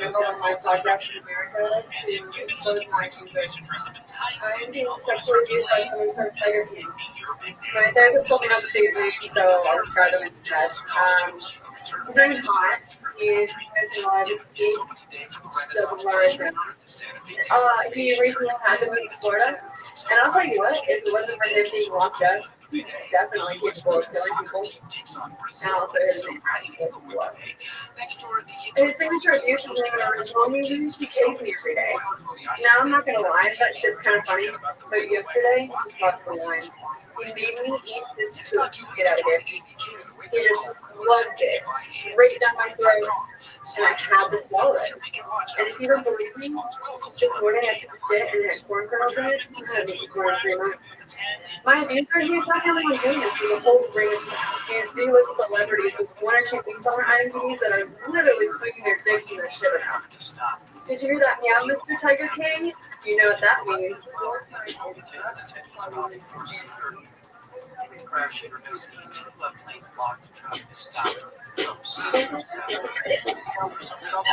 Baby back ribs. I want my Phillies, baby. Barbecue sauce. Barbecue sauce. Hi, Ellen. How are you? Hey, how are you guys? Good, good. That was an interesting submission. If that was my dog, let's say I want my baby back. Whoa. Also, you said the #1 podcast in America. It's actually the world. So it's gonna I know, but I'll tell you what. Like, it wasn't my best video take or whatever because my cat came in at like the perfect timing, and I was too funny to restart. So I just did that. That's what it is. And But I was going to say, down, you didn't do it now. 1 minute. That's that with punchline. I was blown away by what you were talking about. yeah, it's very, that is right up Red Band's alley, moving in a mouth. Yeah, it's interesting. It's interesting. This happened this week. I had corn twice this week, and I never saw it again. Like for the first time in my life, I never did. Where'd it go? Wow. And somebody said it's like these new genetically modified corns. They actually digest better or something. I think your body has been so starved for vegetables for a long time that it's holding onto that corn for all the winter. I think Red Man ate candy corn. That's what happened. Candy corn. He hit his TV from the bad corn. Oh my goodness. This chick looks like a cigarette fairy. Cigarette fairy. Like she'll finish your cigarettes while you sleep. I love it. Like the tea fairy. So, Ellen, what part of Eastern Washington do you live in? Even better, I live in Florida. Oh, I live in Florida. Yeah. Yeah, a lot of Florida. They have the internet. Yeah, barely. Yeah, I live in Central Florida called Rothschild. We take care of the TNCs. They were at the very end of the documentary. I actually took the video. That came from Joey Sutton. So. The ones where there's like the hands, and they close up with their hands and Yeah. really scratch. You have those? They didn't like that. I took the video, yeah. Oh, wow, that's crazy. All right. So, how much of what you talked about is real during that set? It's 100% true. So the only thing that's not true is that shit in my mouth. It didn't happen recently. It was before COVID. So unfortunately, because we weren't wearing masks yet, and chimpanzees get really weird and like maskers. They're like, it's basically like kids in their terrible tubes that are just like psychotic and angry all the time. And basically he got really mad at me, and he shit in his hand and threw it when I was talking to my intern. And my mouth was wide open, and it hit, like it literally hit the back of my throat.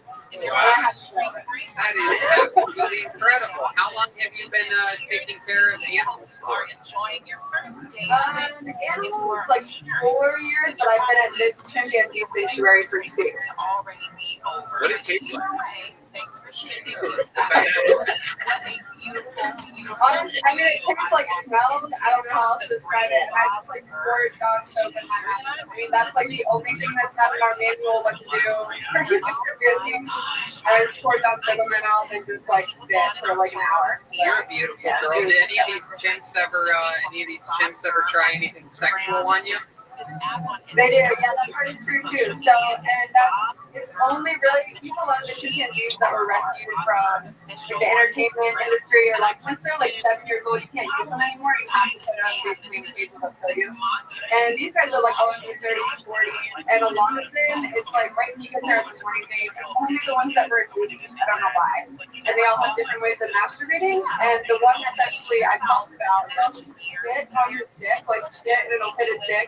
And then he'll make hard eye contact with you and like jack it like a person until Why should post those videos? Why after 7 will they kill you? Because they're at that point they're fully grown, and it's kind of like they've hit adolescence, and they're just I don't know if you know anything about chimps, but they're not nice. They're just kind of violent by nature. That's how they kind of sort out all of their things within, and like, you know, their groups. And yeah, I'm sure you've heard stuff in the news about like that chimp that ripped that lady's face off. Joe Rogan talks about it all the time. Yeah, chimps are crazy. I heard Michael Jackson's chimp was crazy. Imagine if normal chimps are crazy. What'd you say? We are at our sanctuary. You got Michael Jackson's chimp? Oh, we have the original bubble. We do. Wow. That's no lie. Here's a question: if we're ever in your area, can the Kill Tony squad come take a tour? Will you take us on tour of your chimp place? 100%. You guys are coming to Miami, Florida, I think, and I would love to give you a tour. How far are you from Miami? Like 2.5 hours. That's a quick drive. I'll walk there. I'll see you next week. All right. Maybe you just bring the chimps to the show. Bubble's gotta be old by now. He can't fuck with that. So, well, all right, Bubbles. He's in his 30s. So do you know who Girl Backstage? Do you know her? I don't know. No, nobody at Nursing for even the founder knows her personally. So yeah, she deals with big cats. That documentary made all the animal people look crazy, and there are, I promise you, like normal people that work with animals. But yeah, no, she's kind of a big cat world separate. Everybody says that everybody's crazy, though. Everybody was throwing each other under the bus throughout that entire documentary. I guess my question is this: how many animals have you killed? Honestly, one on accident, but yeah. How did that happen? How did the accident happen? I don't know if you guys saw my phone. Jerry said there was a bow accident with a bow and arrow. Were you pointing a bow and arrow at them? Okay, how did it happen?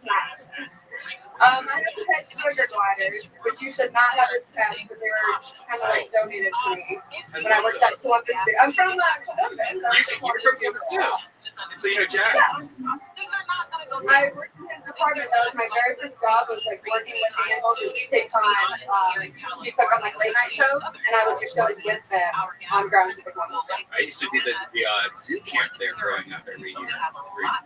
Cool. All right, what's a sugar glider? What is that? Cute little A squirrel. sugar glider. I still have one, but I had three. And anyway, long story short, one got out of its cage, and I probably could have prevented it. My cat that was in my minute video killed it. Oh, so you didn't. You did. I mean, it was negligent, considering I worked to protect animals. It was negligent. So, Well, yeah, it was I good take for your cat. responsibility. Extra treat It for your was cat. very original. What a fun choice. That would be sad. Those things are so cute. I wish you could show us yours right now. They're the most adorable. He's asleep. I mean, I can try. He'll cook his head up. Yeah, let's try it. Let's wake it up. Play some Polish guitar music to wake it up. Oh, he's awake. Oh, look. Oh, wow. Oh, my goodness. Look at that thing. Your eyes are so pretty. This camera's awkward.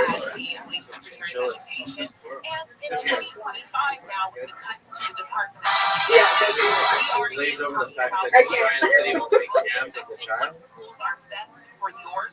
zoo camp.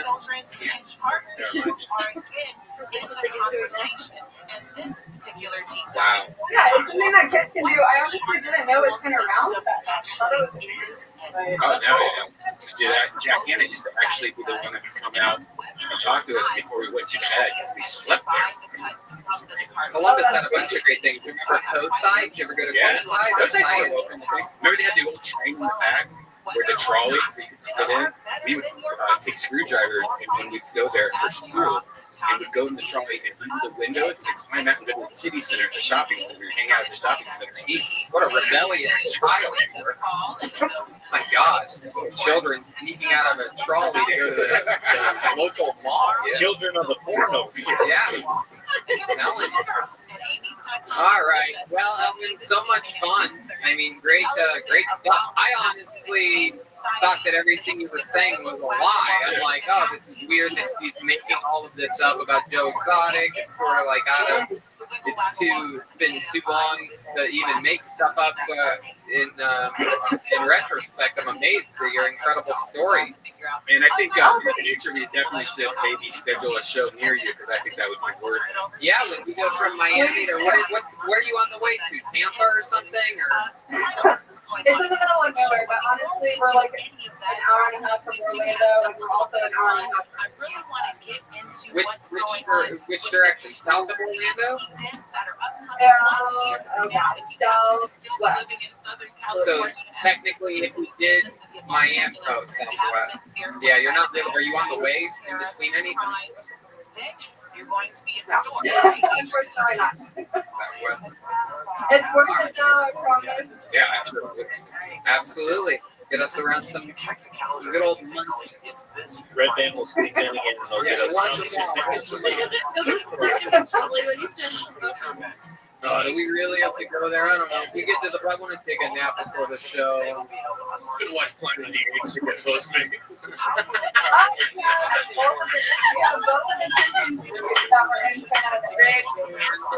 All right, Ellen, thank you so much. So interesting. We'll see you again soon. Ellen, everybody. She's on Instagram at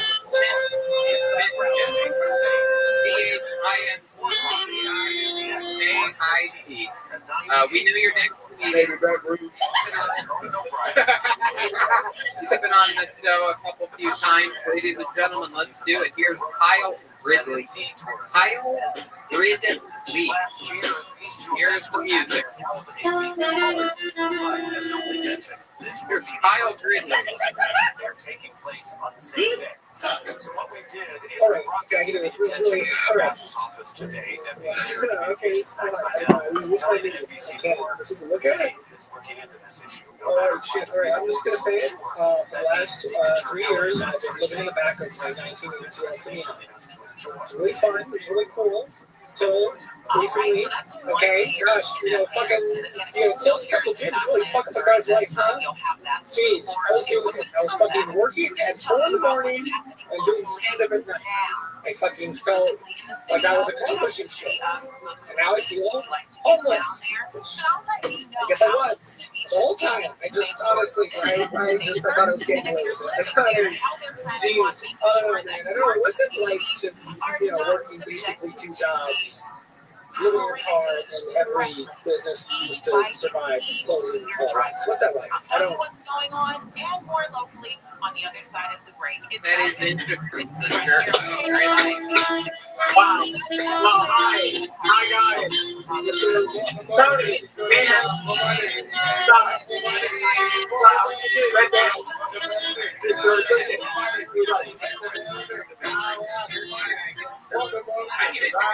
It's the gentleman down before my hello, Kyle. How are you? Good to see you again. Great. So great. Fucking great. All right, relax. So great. This guy's always amped up. I didn't even think about the gym thing. I think it affected a lot of people, like Malcolm and stuff like that. Oh, well, I think that was in the house. I mean, imagine not only that, but when everything first shut down, you couldn't even probably get anywhere to shower or brush your teeth at all. No, I mean, I've been living in Southern California for a long time. I have a lot of friends, but, I've been essentially working still next to Los Angeles International Airport. And it was real hard to get a guy to, show up and come and hang out with a guy who's been working in the fucking hot spot of, Yeah, what type of essential work have you been doing? I am a janitor, if you remember. I work at In-N-Out Burger. They're a great company. They're an amazing company. And if I don't say that, it's been a legal fabrication. Yep. I was extremely offended at that fast food thing that came out that said Denny's was #1 in California. I mean, like, In-N-Out all the way. These crazy people out here trying to talk shit about In-N-Out when they want to get their comments up on their social media posts or whatever. Ridiculous. The only one that got right was Texas. Yeah, and that's all they had to do to get us upset is like get a couple of the states right. Oh, California, Denny's in Ohio, Bill. What? Just keeping me there every day, pays my checks, and In-N-Out just fine, my friend. I promise you that. I got a question though. Why 3 years homeless? That sounds like a long ass time. I mean, I thought I was doing it, I fucking work at 4 in the morning, all right? I get out at like 12:30. I fucking go to the gym, shower up, spend an hour or 2 in LA traffic, post up, fucking write something, edit a video, anything, and then I would just do stand-up for the rest of it. It felt like I was always out doing something. I felt like I was, working hard or something. You are. And now it's just... You are. That's what it takes. Yeah. That's what it takes. You have to do all that stuff and get a bunch of lucky breaks, and this is all part of your story. It's going to be part of the book. It'll be part of your history. Either that, or you're going to end up failing, or you'll still have a good story about it. You know what I mean? So it goes both ways. Great eulogy. Man, yeah, it is wild, and I did think about a lot of the comedians when this happened. It is completely wild times to be living the dreams surviving out of your car. But where are you originally from, Kyle? I was born in Orange. I grew up in the Inland Empire, San Bernardino, California. 2008, highest murder per capita in the nation. Fun. Yeah. But then I've been in Orange County for 5 years, and I work in Westchester. That's the airport. Right, but your parents were in the Inland Empire?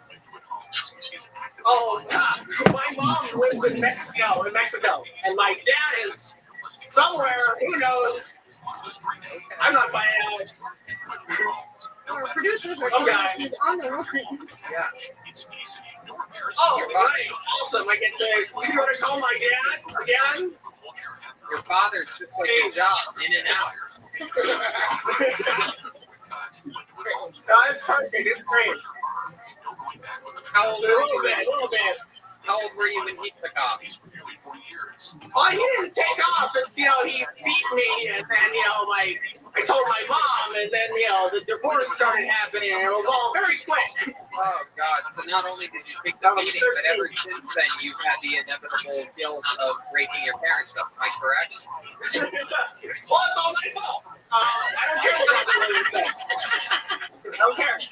Yeah, you're wrong. You know what? Can I say it? Can I just say it? Yeah. When I was a kid, I was beat by my dad, and I am upset about it. It bothers me. It happened. I have lingering emotional issues. It's fun. I can talk about it all day, but geez. Think about talking to him again and what? I'm just going to get gaslit by this guy, the lawyer. I mean, at best, what? He's 77. I'd have to take care of an old dying man, right? Right. He's a wild beast. That is correct. Now I remember. Let's check in with Dwayne Wilcox. Yeah, I can't tell if it's the camera angle or not, but it looks like you have a permanent deep fake filter on your face. Something's wrong. I don't know about that, right? I'm terrified, but also I want acceptance. But I can't even see them on the phone. Then you have to decide if you'd rather be gaslit or street lit. You want to see the car? I'm actually, I found the producer.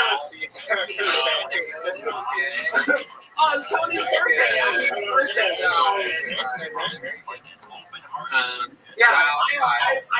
I'm at my friend's shop right now. It's I was told to get a stable internet connection. My 1982 El Camino does not have that.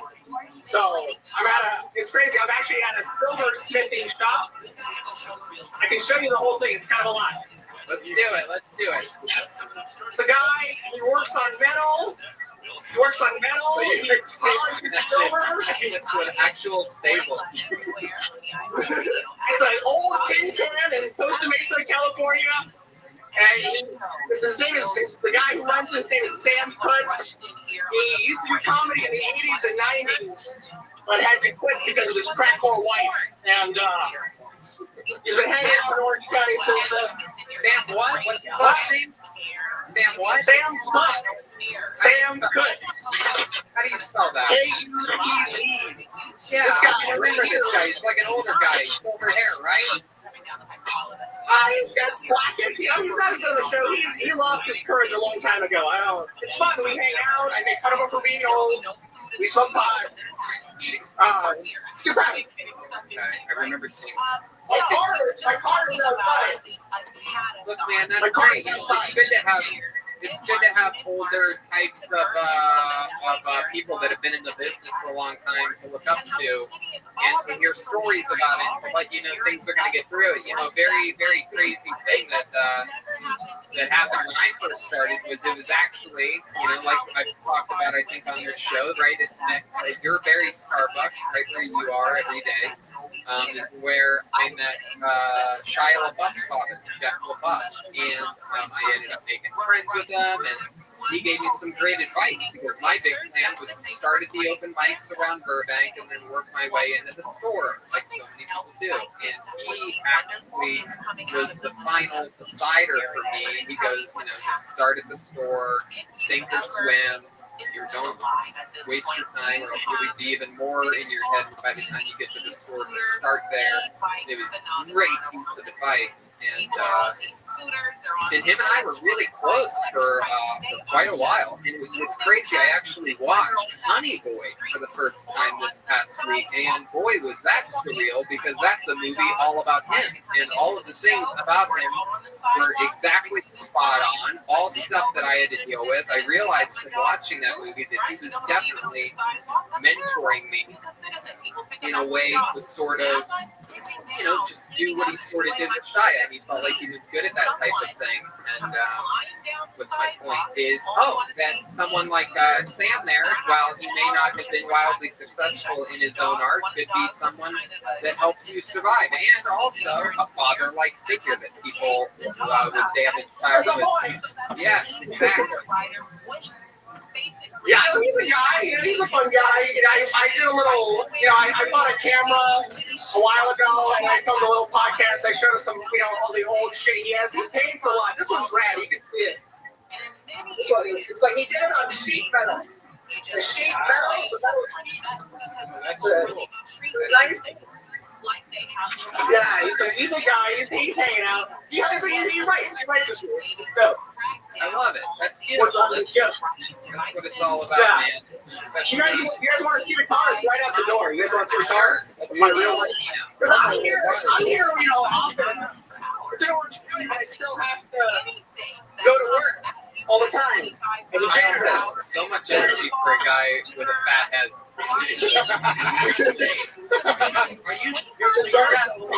You never did any sex stuff, right? Well, he was weird. He used to get naked and do jumping jacks in front of the house. Show us the El Camino, Kyle. Yeah, I'm a real molested personality, right? I don't know what it is. This is mine, Yeah, it's just a personality that I have of molestation. Can you see it? It's rad. I've had it for 10 years. It's been really fun rolling up and being cool, and people stare at me, and I smoke joints and drive, and I write while driving on the phone. Honestly, I'm pretty disappointed in the cops for not catching me at this point. Jeez. I know real bad guy drinking and driving me up. Did you hear that, David? Yeah, no, I'm going to keep it forever. It's important to me. And I want to thank David. He offered to give me free shoes one time because I looked stupid. Yeah, bro, I still got you. Whenever you want these shoes, bro, I just gave away 40 pair of shoes like 2 weeks ago. Yeah, David lost a lot of weight and speed during the quarantine. I have the easy thing. That's nice. You look great. I saw you at the parking lot end up show. We're doing First of all, thank you so much. An incredible story of someone surviving during these crazy times, barely on anything but momentum and love for the game, and we love that. We'll see you at the Comedy Store soon. Shouldn't be long now. Kyle Grizzly, everybody. It's that time, ladies and gentlemen. We're going to roll right into it. Here we go. The cerebral assassin, the man, one of my favorite human beings in the world. Ladies and gentlemen, this is great. Michael Laird. Here we go. Hey, I'm here also to support Ed Sheeran. Too much? Hey, someone say something. Is there a delay? No, you're good, Michael. Everything's good. How's it? Good, I had some wonderful California things today. Hey, will you tell Ellen Bubbles licked my asshole? He needs to fucking be held accountable. Yeah, anyway. Can I have some shoes? Hell yeah, it don't matter the size, we won't give them to you. Yeah, the man heavy socks, yo. Alright. Look, I wanted to talk to you.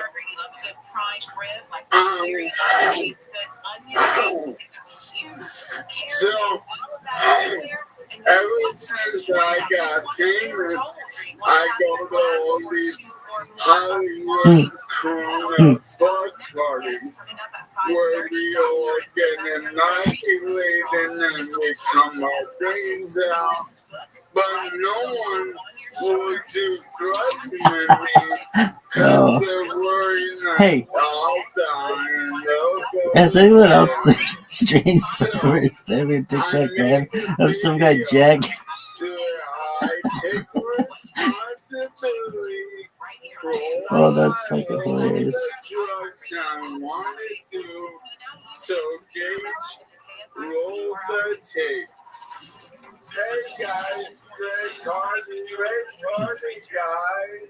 Hey, great party, guys. If anyone finds a big bag of cocaine, it's the and I'm going so I need a little something to take me away. Every time I get high on angel dust. My one is, you know what, send them all your party.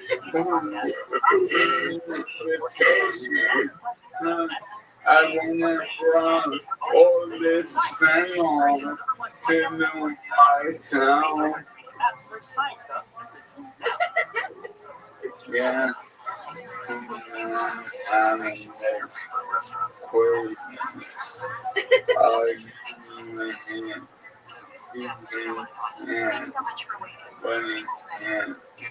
No one touched my crocodile. I cut it out of a crocodile. Crocodile and crocodile have nothing to do with each other. I just had it laying down in the crocodile, so I told my eyes want. No one grabbed my life was body.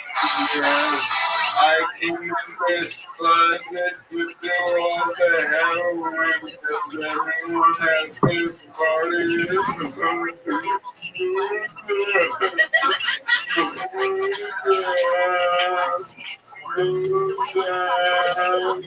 For the second straight week, debuting at the 2 spot is the new mystery comedy Rabbit on Netflix. And for the second straight week, the new British drama. Yes, let's party. I can still see him laughing while the video is going on. We can still hear you laughing in the background. That was great. Yeah. What? We just, yes, Red Band was talking about hearing you laughing. He loved it. Your laugh is, oh, yeah. I'm a very Jimmy Fallon type yeah, it's stupid. You know that, David. Yeah, but stupid black is still a good thing. Like, I don't know, dude. It's confusing. I love it. So much fun. Crazy stuff happening all around the world. What's shaking in your world? Anything else you want to talk about? Oh, yeah. Come here. Look who I fucking got back from William. He stole it from me. That motherfucker. William, you didn't replace your fucking friend. I can't believe you ended up with her in the end. She has the Be Nice tattoo on her arm still and everything. Hell yeah. Yeah, David said that's funny. I heard him. I love it, man. I fucking love it. Yeah. So how's everything else going? How's the son doing? He's great. He's real hippie. I'll be like, they come because I'm like playing. And I'm like, when do you want to come back in all these moving parts? And it's been like, let's see what's happening. He's stoned up in Idaho. Everyone does that. Literally, no one remembers the word Wyoming. They say Montana, Colorado, Iowa, Never went away. It is weird. I feel like that's the state that would get left out if you had to like try to name them without thinking of it. Wyoming's a weird one. Yeah, I don't know anything. It's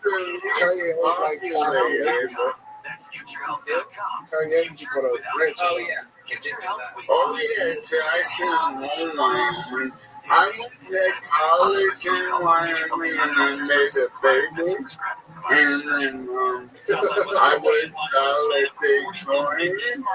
And they didn't make me alumni yet. Not yet. Not yet. We're not giving up on that.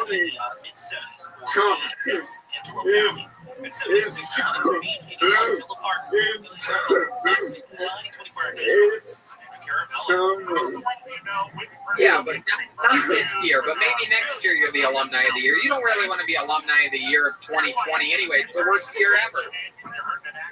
Yeah, but 2021 is not looking good for me either.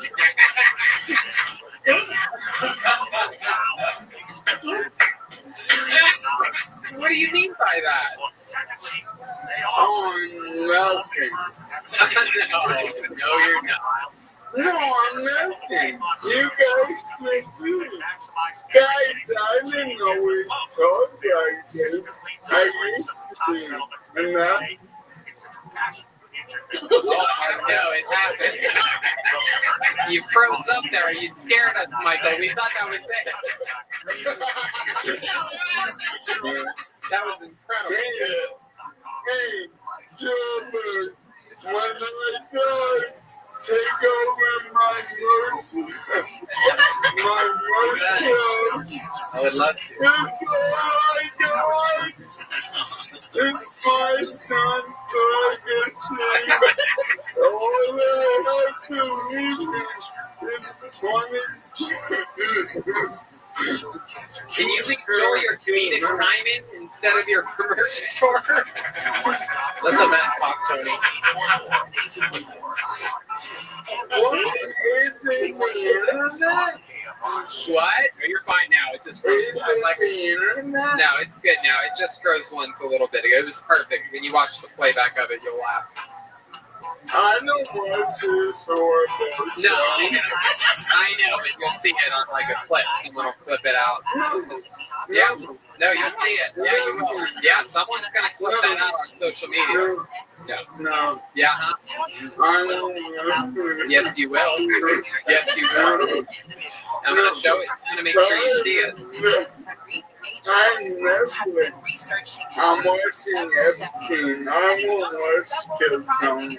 Anyone else have this conspiracy theory that everything that's happening around us with race and the riots and all of it is so that people don't talk about the Epstein documentary that would basically destroy billionaires and their secret lives and crazy sex things? I think the same, but not Epstein, but Tekashi 69. Yeah.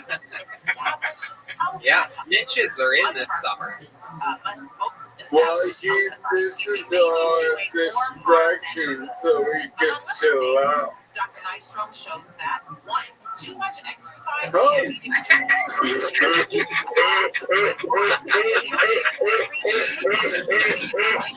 Michael, I love you more than anything in the world.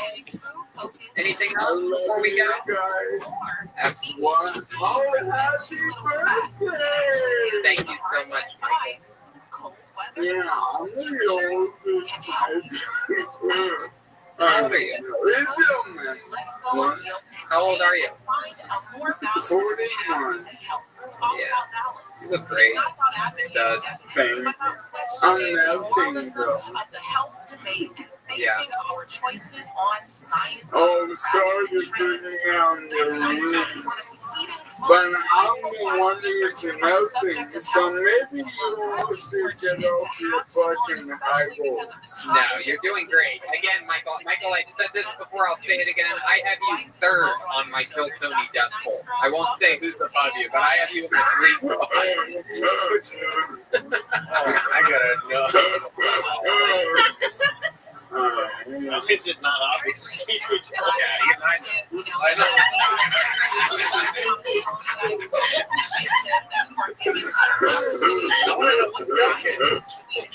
It's William, you idiot. Oh, I forgot about that guy. Oh, God. Red Man and William are tied neck and neck. Jeez, there's so much for I don't have to name names. You can do it in my book, you probably better. That's true. I do. You win, you get paid. I bet all the money in my Rich wallet at my bookie. And I trust you. I'm not gonna flush it down the mic. And you know what has a compartment for your rich wallet? Sheet underwear. That's true. I'm rocking sheets right now all week. They just re-upped us again last week. I mean, sheath underwear all the way around. The entire crew. Look at this. Sheath underwear. I'm vomit. Here. Sheath underwear. Everyone's got sheath. Everyone's got sheath. Yeah, we had that sheath the last. Yes, Michael Laird. Tony, Yeah. tell me when I put in enough effort for underwear. I'm gonna get you a pair of sheath underwear. Not only that, but they have it so that they have it just like your Velcro Tommy Hilfiger shirt or whatever. Yeah, they got my tummy. You're great, dude. What the fuck? That is incredible. You're in good shape, Michael. You're in great shape. You know what? You just moved to fourth on the deck.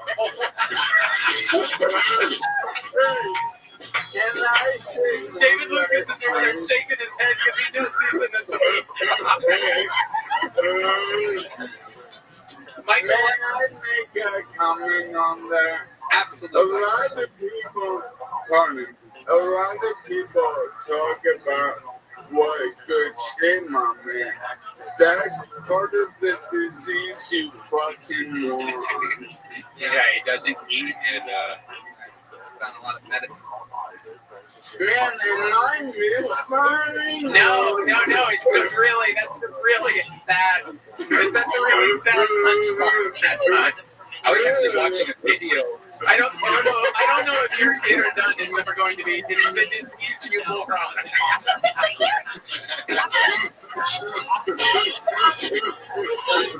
I watched a old video of Michael the other day. He had a little pot belly back in the day.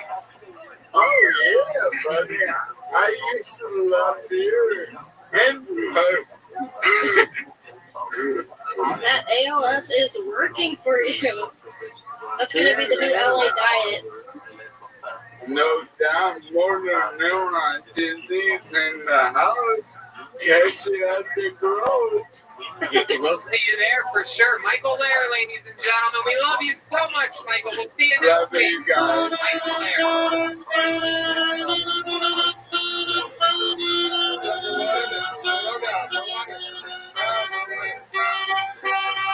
Hey! Oh, we did it on the right thing. That was incredible. Ladies and gentlemen, your final comedian of the night goes by the name of Tyler Baggins. Here's Tyler Baggins.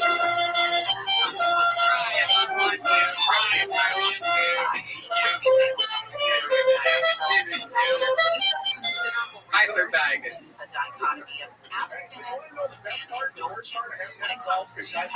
Well, the worst part is definitely the frequent fits of unbridled breaks, but the best part is I can't even remember it.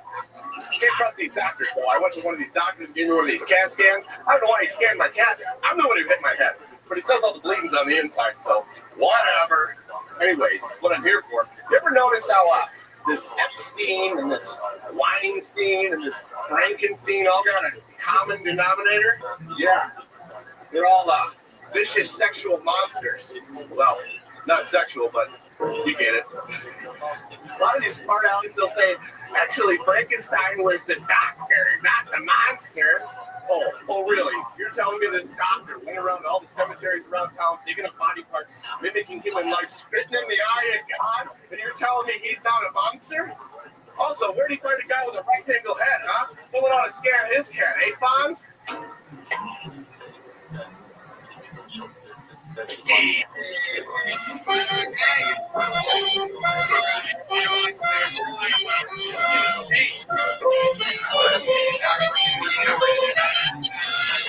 Tyler, how are you, my man? Hi, fantastic. How are you, Tony? Great. Are you in Madison, Milwaukee? Where is that font statue? Oh, that's in Milwaukee. I live about. I actually looking out my window. I can Schmazel see where Laverne and Shirley make beer. Is that still that wasn't burned down? Not yet. Hopefully within time. Have you ever tried Pepsi milk before? Yes. Pepsi milk, yeah, it tastes like a root beer float. Yeah.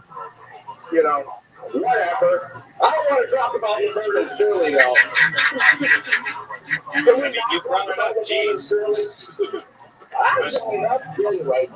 was trying to connect with the guy who caveman. Yeah, that was good. Yeah, there it is. What like do you love? There it is. Yeah. Pluto's son. Pluto? He looks like I'm gonna go lift weights at the beach in 1922. he looks like Portland Aquaman. I got a civil rights night ball that's on. Like,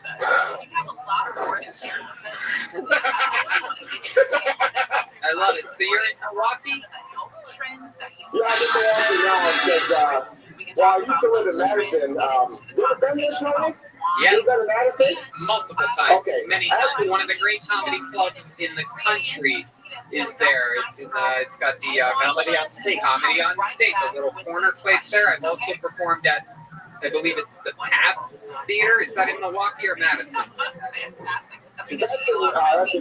That's at Turner Hall. You've been at Turner Hall. Yeah, been to Turner Hall. We did Kill Tony there. I've done the Pabst Theater there multiple times with other people. And I've done Madison's, what's the theater there that's amazing with the lights that go around it? Who cares? I don't know. State Theater. The Barrymore. The Orpheum. The Orpheum, that's what it is. It's Orpheum. Yeah, well, yeah, the Oh, is that Orpheum is up Comedy on Stage. You know, I don't want to talk about Comedy on Stage either because they got a soft ban on me. They won't let me. What? The Majestic. The Majestic. Oh, the Majestic. Why are you banned to Comedy on Stage? I'm banned at Comedy on Stage because everyone thinks I'm crazy because I've had a lot of concussions and I've been on InfoWars a bunch of times. And they're all politically correct. Yeah, I love it. But, yeah, Alex Jones is only crazy if you don't listen to him for 4 hours a day. It's like, Right. I don't Yeah, see if you the listen problem. to anybody for 4 hours a day, you're pretty much in. It's like what came first, the chicken or the egg. I'm pretty sure you get addicted to anything. You listen to it for 4 hours a day. But Yeah, I wasn't going to bring this up, but speaking of Comedy on Stage, and since the guy earlier said he was Eskimo Brothers with William, Tony, I got news for you. Me and you, buddy, we're Eskimo Brothers too. Ooh, wow, that's very exciting. Okay. Okay, is this a setup for the joke? No, but I just thought it was kind of weird that she told me that she fucked you right before she had sex. So. Okay. Who was it? Right? What do you mean? Don't name names. Don't do I'm that. not going to name names. I'm going to do that. Who was that? That doesn't. I'm sorry. I'm sorry. It's okay. No, it's fine. I've had sex with women before. The listeners of this show are going to be shocked to find this out. Go ahead, Jeremiah. I mean, The second now, when she did tell you Tony's name, did that make you more like ready for action, or did that like tame you down, or like AIDS test the next morning? Hey yo. Well, I didn't have to take a blue pill, that's for sure. Yeah, I like that. All right. Well, that's fun. But I don't want to talk about that. I don't want to talk about that. He says he doesn't want to talk about anything, and then he's like, I love that. I'm going to bring that up. So, how do you get so many concussions? Well, I guess it's just occupational hazard, I suppose, because when he's been enhancement talent for the only R-rated deathmatch independent wrestling promotion in Milwaukee for the last 12 years, you get a few bumps and bruises. Absolutely. Yeah. Definitely. Steel Yeah, chairs I've had a lot of concussions. Yeah, steel chairs, stop signs, barbed wire baseball bats. I really got a fire one time. You know. Wow, that's incredible. And do you still do that? Yeah, I just had a show on Friday. ICW Milwaukee, we were the last one to run the show before coronavirus started, and we were the first one back. And we're all sick now. So. What's like? What's your character name? What's your wrestler name? Well, I'm the Hot Topic Tyler Baggins, and I am DM's cult leader from another dimension, dude. Oh, okay. What are some of the craziest conspiracy theories that you believe in that you think we would find shocking? Well, conspiracies, I like to call them, right, of course. There's three things that you can't call people that are like that. You can't call conspiracy theorists. You can't call internet trolls, and you can't call hipsters. They all deny it. Well, I don't think that we are. And you can't call after 10 p.m. because you'll wake up their mind. Hey!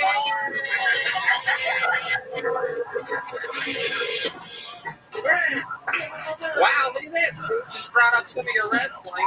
That's it. Tyler Baggins. The Hot Topic. Going under the ring. Great outfit.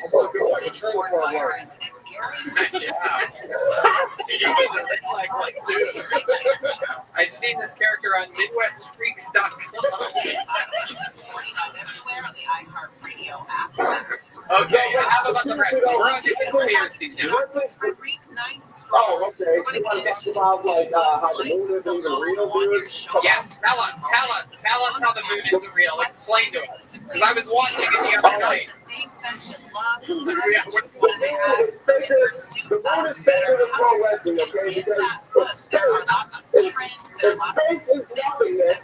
If space is nothingness, and the only thing between Earth and the moon is space. The method means that there's nothing between the Earth and the moon. So therefore, the moon is touching the Earth if it's real.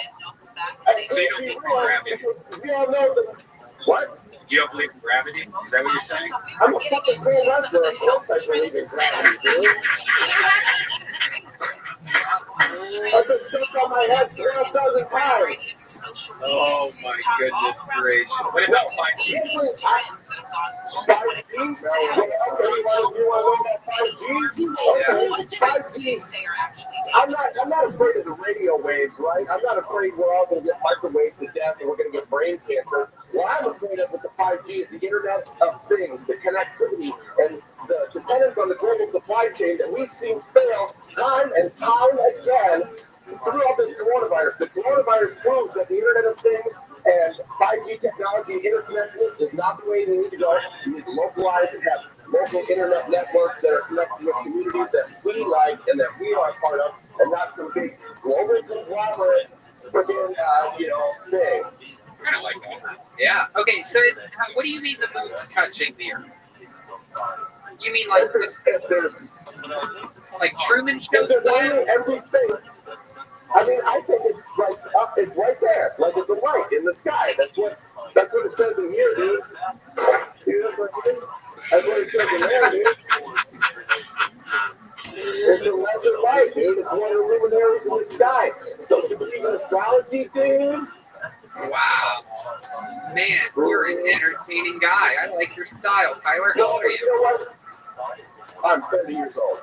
Hell yeah. Absolutely. Yeah. Looking good. You don't look a day But over I just 50. want to say, yeah, 53. Shut up.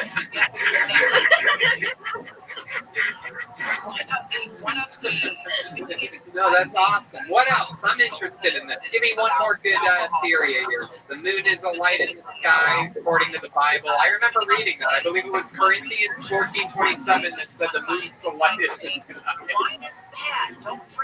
Was it there? Yeah. You're quoting a Thin Lizzy lyric. Do you have any other good things that we might find a little bit outside of the mainstream information? I'm trying to think of one that won't get me put on a list. Let me think. Yeah, don't get our YouTube flag.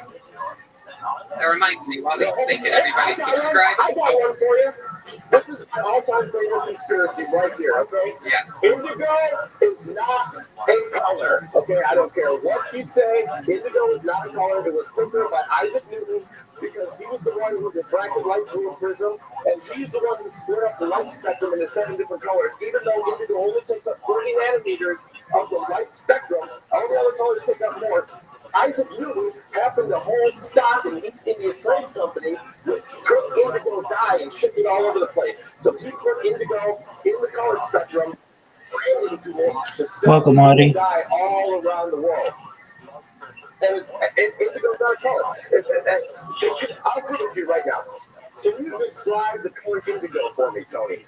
Yeah, it's like violet, but it's also sort of just a light blue. It's light blue and dark violet, sort of, right? And it was first known use of indigo as a color was in 1289, so it kind of dates your conspiracy there. No, indigo is the name of the plant. Indigo is the name of the plant, and it had a purplish color. So we decided to blend it as a color and get that hue of violet in there. Okay, I'm going to prove it. Okay, now you describe the color indigo. Why don't you describe the color yellow? Okay, yellow is, I would say that yellow. Just fucking yellow. You can't describe it as a color. That's how you know indigo is not a color. Well, I mean, I would say that it's like an extremely light, like a violet, light orange. That's the shit I've ever heard. Describe the color black. Yeah, describe the color black. David Lucas wants to hear you describe the color black. Yeah, what does it sound like? Shit, man. I don't know. Oh no. And this is why people don't like that. No. What did I do? Black lives matter. Oh shit. You have our attention. Now you have supposed to describe a primary color. Yellow. I ain't never heard no shit like that in my life. I love it. I like it. Exactly. It's not even a box experience, dude. Once you get 64. There it is. Tyler, you're a funny guy. To the big sandbox doesn't mean I gotta believe in it. You know what I'm going to do? Since I like you so much, I find you so entertaining, and I think that you'll make the best of it. I'm actually friends with the family that owns Comedy on State, and I'm going to put in a good word for you when things open back up. You think those bridges are unburnable? I usually use a nuclear device to blow up my bridges, so I hope so. But I'm open. Hopefully I don't burn my bridges with him by vouching for you. But I'm going to try it anyway. I'm going to say Tyler Baggins is healthier than he was before. He's had some brain injuries, and he respects the place, right? You respect. Of course I respect the place. There you go. And that's It's what the I'll best do. venue in town. It's the best open mic. It's the best open mic in the country. 300 people every week. It's a great Well, place. it's just a perfectly built comedy club is what it is. Their comedy stage is in the corner facing outward instead of the middle.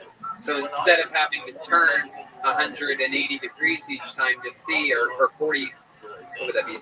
90 degrees each time to see the people, and have 180 behind you sometimes, you can't fuck it up because you're in the corner. It's how most comedy clubs should be built. The Improv in the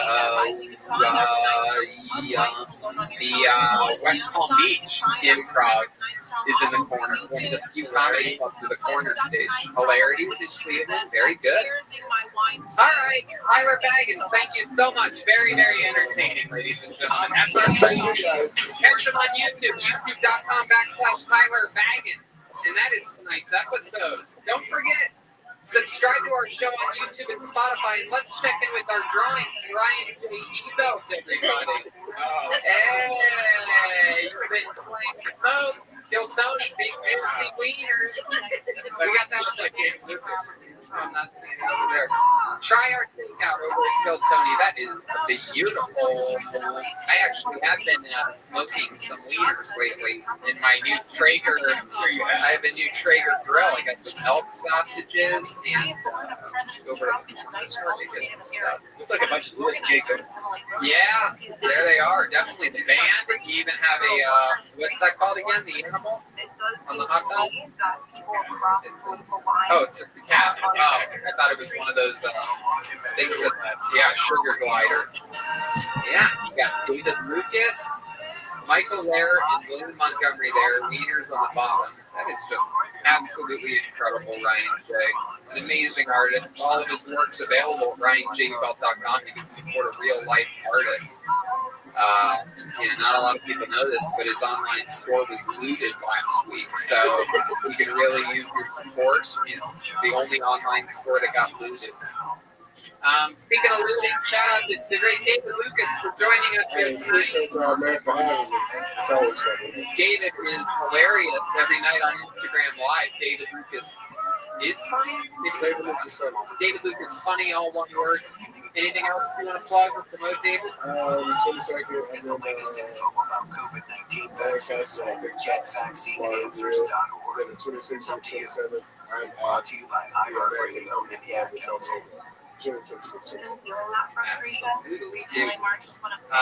the leader of the band tonight, believe it or not, the great Jeremiah Watkins. Hello there. Thank you so much at Jeremiah-Watkins on the old Venmo, youtube.com/Jeremiah Watkins. If you want to give me a subscribe over there, Jeremiah Wonders this week actually had Dr. Phil get a big intervention with Darwin. So it's a special episode that we did this week. So please tune in. Video drops on Wednesday. Awesome. How about a big hand for the great Joel Jimenez who's here tonight, everybody, here in the corner. Joelbert. Tony, happy birthday. Very happy you were born. You know, without you, I would have never showed up. And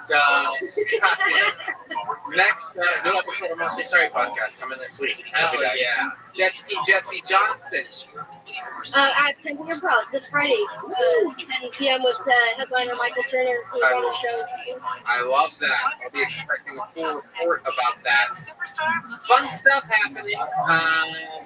Business is booming over at the Roastmaster class that I started. We hit our first, I believe, 70 students in 1 week, which is quite incredible for even really showing anybody what we're doing. We got it just by getting it out there. And a lot of fun stuff. We've laid down a lot of episodes that we're excited to release. They're all going through an amazing editing process. Gage, a tremendous producer and a great help on that. And I'm really proud of the work that we're doing over there. We're on the road: Texas, Miami, Salt Lake City, Boston, Houston, Dallas, Fort Worth, Salt Lake City, Moon Tower in Austin, Toronto, Bakersfield, Sacramento, San Francisco, DC, and Tacoma. My website's going through a little makeover right now. It should be relaunched by the end of this week. So that's all going to be extremely available for sale. But if you live in any of those cities, you can just Google that city in Kiltony, and that'll pop up. Vito's Pizza is everywhere in Southern California. Caveman Coffee, use the promo code Kiltony. Buy a candle at damngoodcandleco.com. And Red Band. Check out Virtual Red Band. It's me playing virtual reality with a lot of people, fans of the show and stuff like that. You can go on youtube.com/redband. Also, tomorrow we have a new episode of Brian Holtzman's podcast, and of course, Brothers in Cursive will be this week, I think. go to desktop.tv. And don't forget, send your submission videos to killtonyquarantine@gmail.com. These are the last few weeks that you people will be able to submit, is my prediction. I think we will be getting back to somewhat of our regular format very soon. That's what I'm thinking and hoping. Fingers fucking crossed. Thank you all for joining us. Thank you to everybody, and we'll see you next week with another episode of Filter. Team took a race through Anaheim Hills on the 91 eastbound between Weir Canyon and Norwood Boulevard. And getting word of a stall through Echo Park, 101 southbound at El Dorado Street. That's blocked in the left lane. Traffic southbound from Tower Street. We got for a crash in Villa Lobo, 15 southbound of 16. That is blocking the left lane and center divider. With Southern California's most accurate traffic reports, I'm John. Future health weight loss. Want to lose 10 pounds in a month? Then you need to go to futurehealth.com for easy, affordable access to weight loss meds like Ozempic, Zepbound, and oral semaglutide if you don't like injections. A new report shows that Future Health customers are getting 58% better results than just taking meds like Ozempic alone, and with fewer side effects. That means instead of losing 30 pounds, you can lose over 45 pounds with Future Health. And here's the best part. You don't need insurance, and you never have to set foot in a doctor's office. It's all done from the comfort of your own home with their licensed clinicians. Just take the 3-minute quiz at futurehealth.com. Get approved today and have your meds delivered in as little as 48 hours. Visit futurehealth.com. That's futurehealth.com. Future without the E. Future Health Weight Loss. Future Health Weight Loss. Data based on independent study sponsored by Future Health. Future Health is not a healthcare services provider. Meds are prescribed at provider's discretion. Southland weather from KFI tonight across Metro LA, Orange County, the valleys, and Inland Empire. Expect mostly clear skies with overnight lows dipping into the mid-40s to low 50s. Up in the high desert, it's cooler with crisp with clear skies and temperatures dropping into the mid-30s and 40s. On Sunday, it looks like a perfect spring day, sunshine with highs ranging from the upper 60s near the coast to the mid-80s inland. Right now, 77 degrees in Anaheim, 81 in Lake Forest, 75 in Beverly Hills, and 76 in Tarzana. We lead local, live from the KFI 24-hour newsroom. I'm Rashida D'Agostino. #1 on your car windshield preset and the new and improved iHeart Radio app. Free, never sounded so good. KFI AM 640.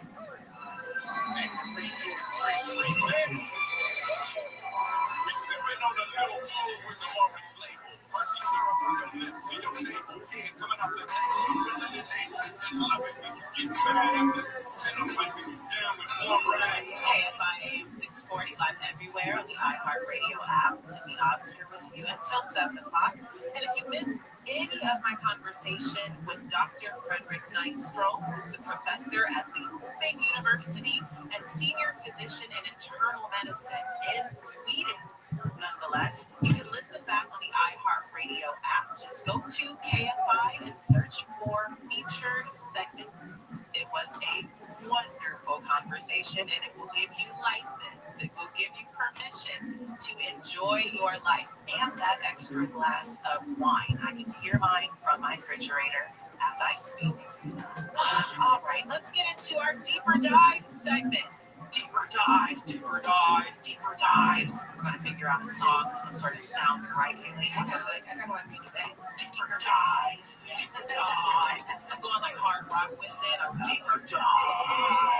Right? Fast a little bit there.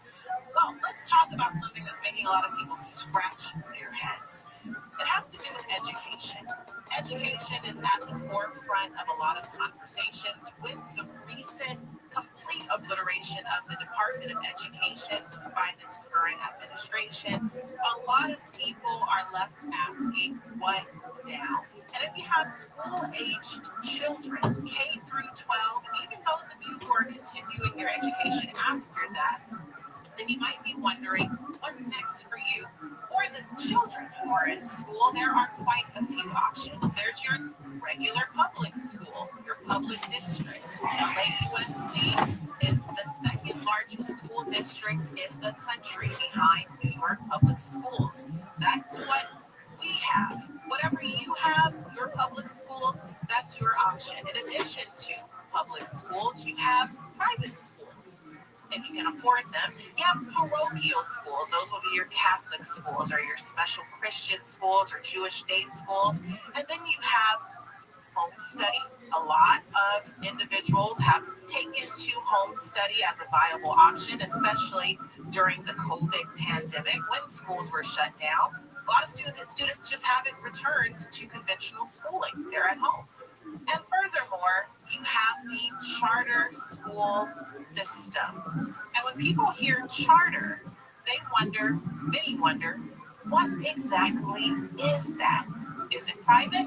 Is it public? Is it a mixture of the two? What the heck is a charter school? And that is what our deeper dive segment will be about today. What a charter school is it a viable option? Is it better than your public school system? And will charter schools be affected by the cuts to the Department of Education? Let me get into it. The U.S. Department of Education also operates dozens of discretionary grant programs. And with the cut of the DOE, a lot of those grant programs have since also been reallocated or discontinued completely. The Trump administration just issued a demand to California public schools just last week to do away with their DEI programs, or they would lose their Title I funding.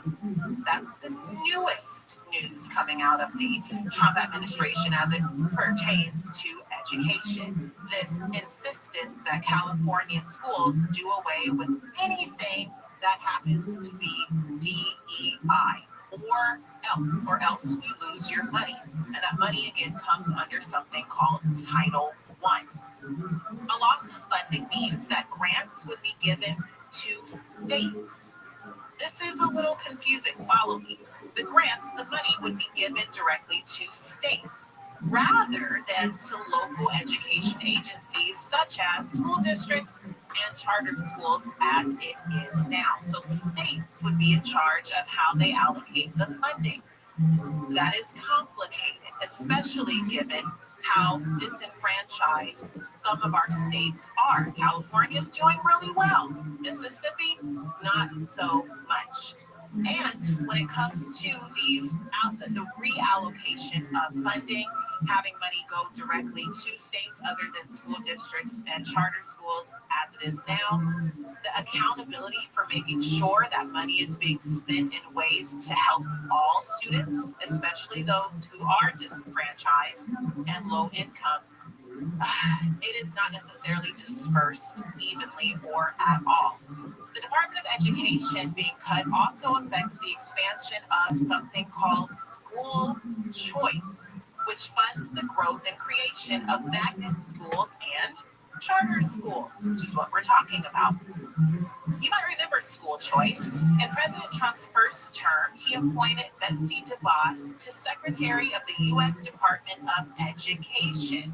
The choice in that appointment signaled the president's then intention to put the expansion of taxpayer-funded charter schools and vouchers for private religious schools at the center of his national agenda. What's up, Aisha Street? How are you?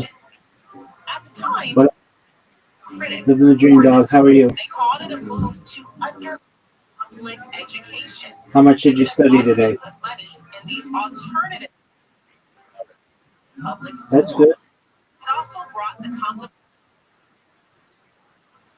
national stage. That was in 2020. Fast forward to 2025. What class did you watch? Second term, the Department of Education.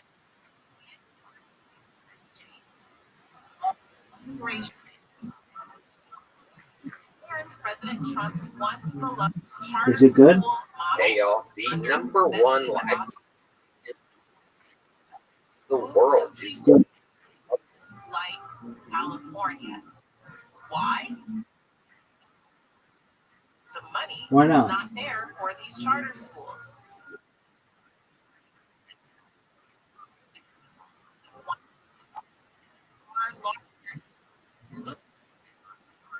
Systems, and I'll tell Yeah, I mean, you she'll about pay what for that those though. are If you tell her you need it to pass it, she's not dumb. She knows that.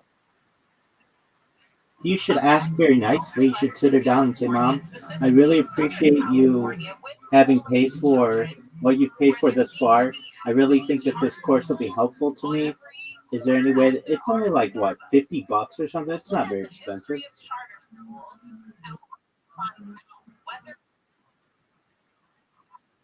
No, dude, you didn't even look at how much. Nothing on Udemy is that expensive. It's like $60.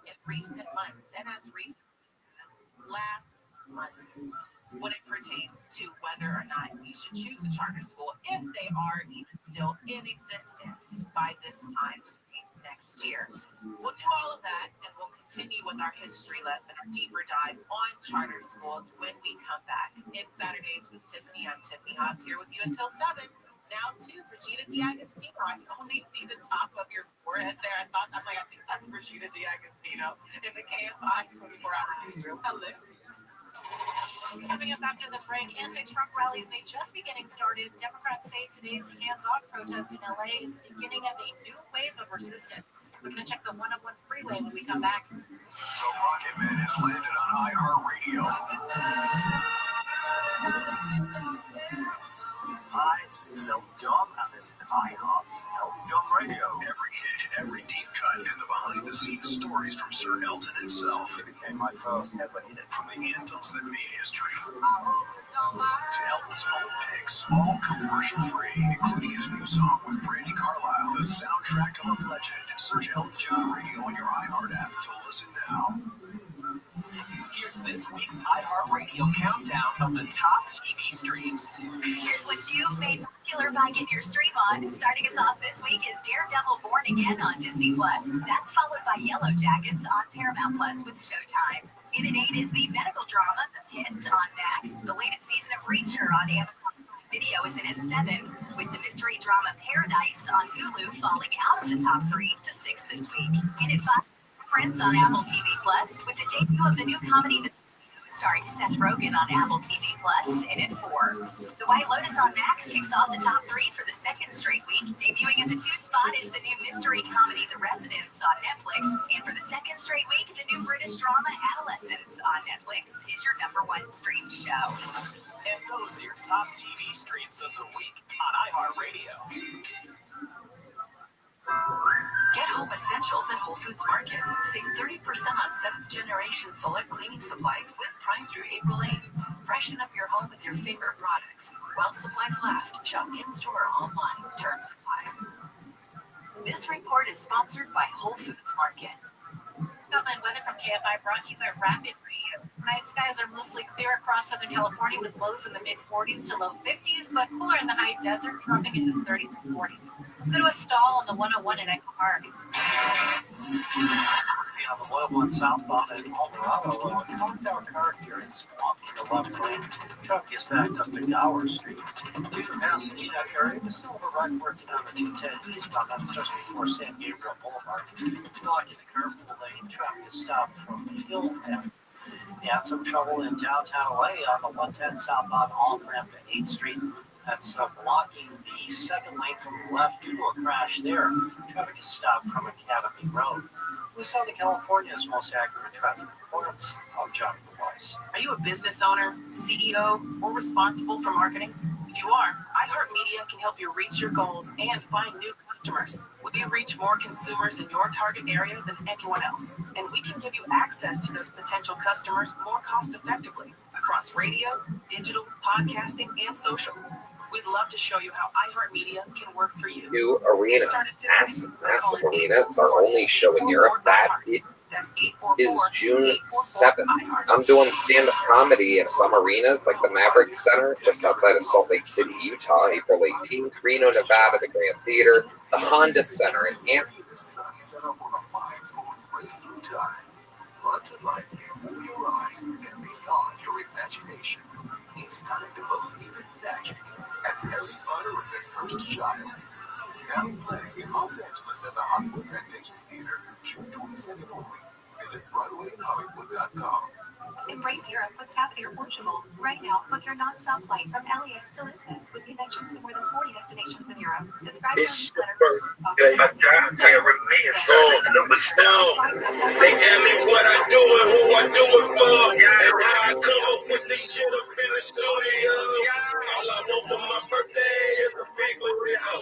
All I want for my birthday is a big booty house. Hey, this is Rabbi coming to you live from the Comedy Store. How you guys doing today? Fuck yeah. We got a brand new podcast here, guys. First episode, pilot episode. Get your tickets today at jmeagleLAchampionship.com.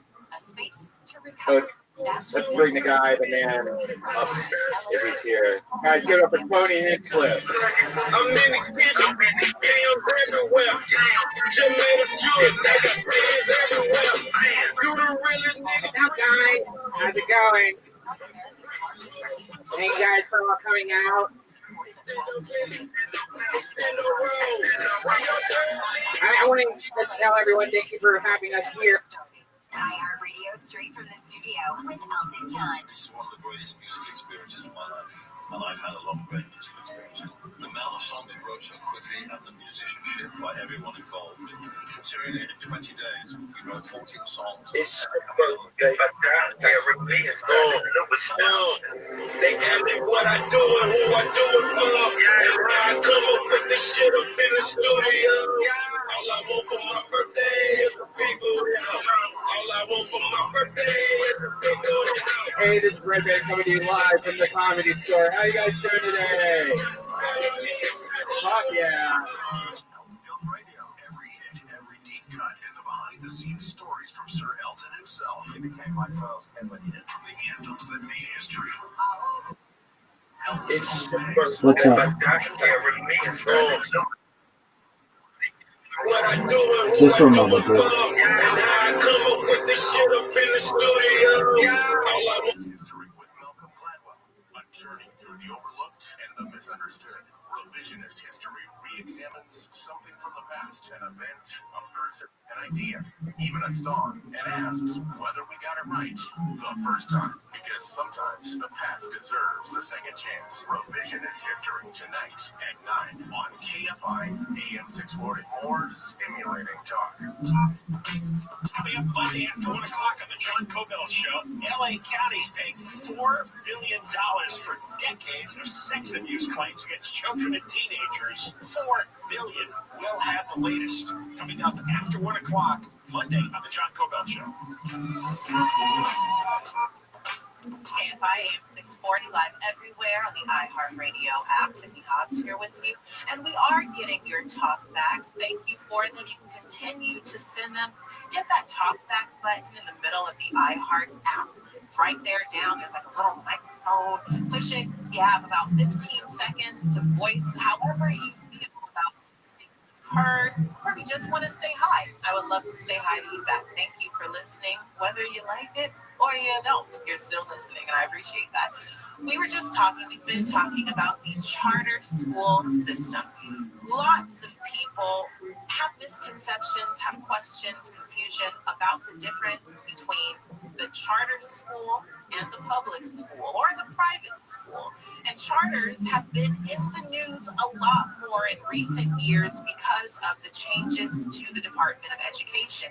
First in 2020 with the appointment of Betsy DeVos as Secretary of Education. She loved charter schools. She was a huge proponent of school choice and charter schools. To now in 2025 with the Department of Education being all but completely obliterated, and now charter schools potentially being on the chopping block when it comes to funding. So we're getting ready to jump into some history. Let's talk about how charter schools have affected and impacted. Hey, this is Rabbi coming to you live from Better Box Studios for another episode of Kill Tony. The biggest district in all of California, the second largest. And here's Brian Redband. Happy birthday, boy. It's one of the first in the country to allow charter schools, converting its first school to charter status in the city of Westchester over 30 years ago. According to California Charter Schools Association, California's charter schools are, and here you are, here's the difference, they are tuition-free, public, and open to all students. California charter public schools have rigorous curriculum programs. Hopefully I don't burn my bridges with him by vouching for you.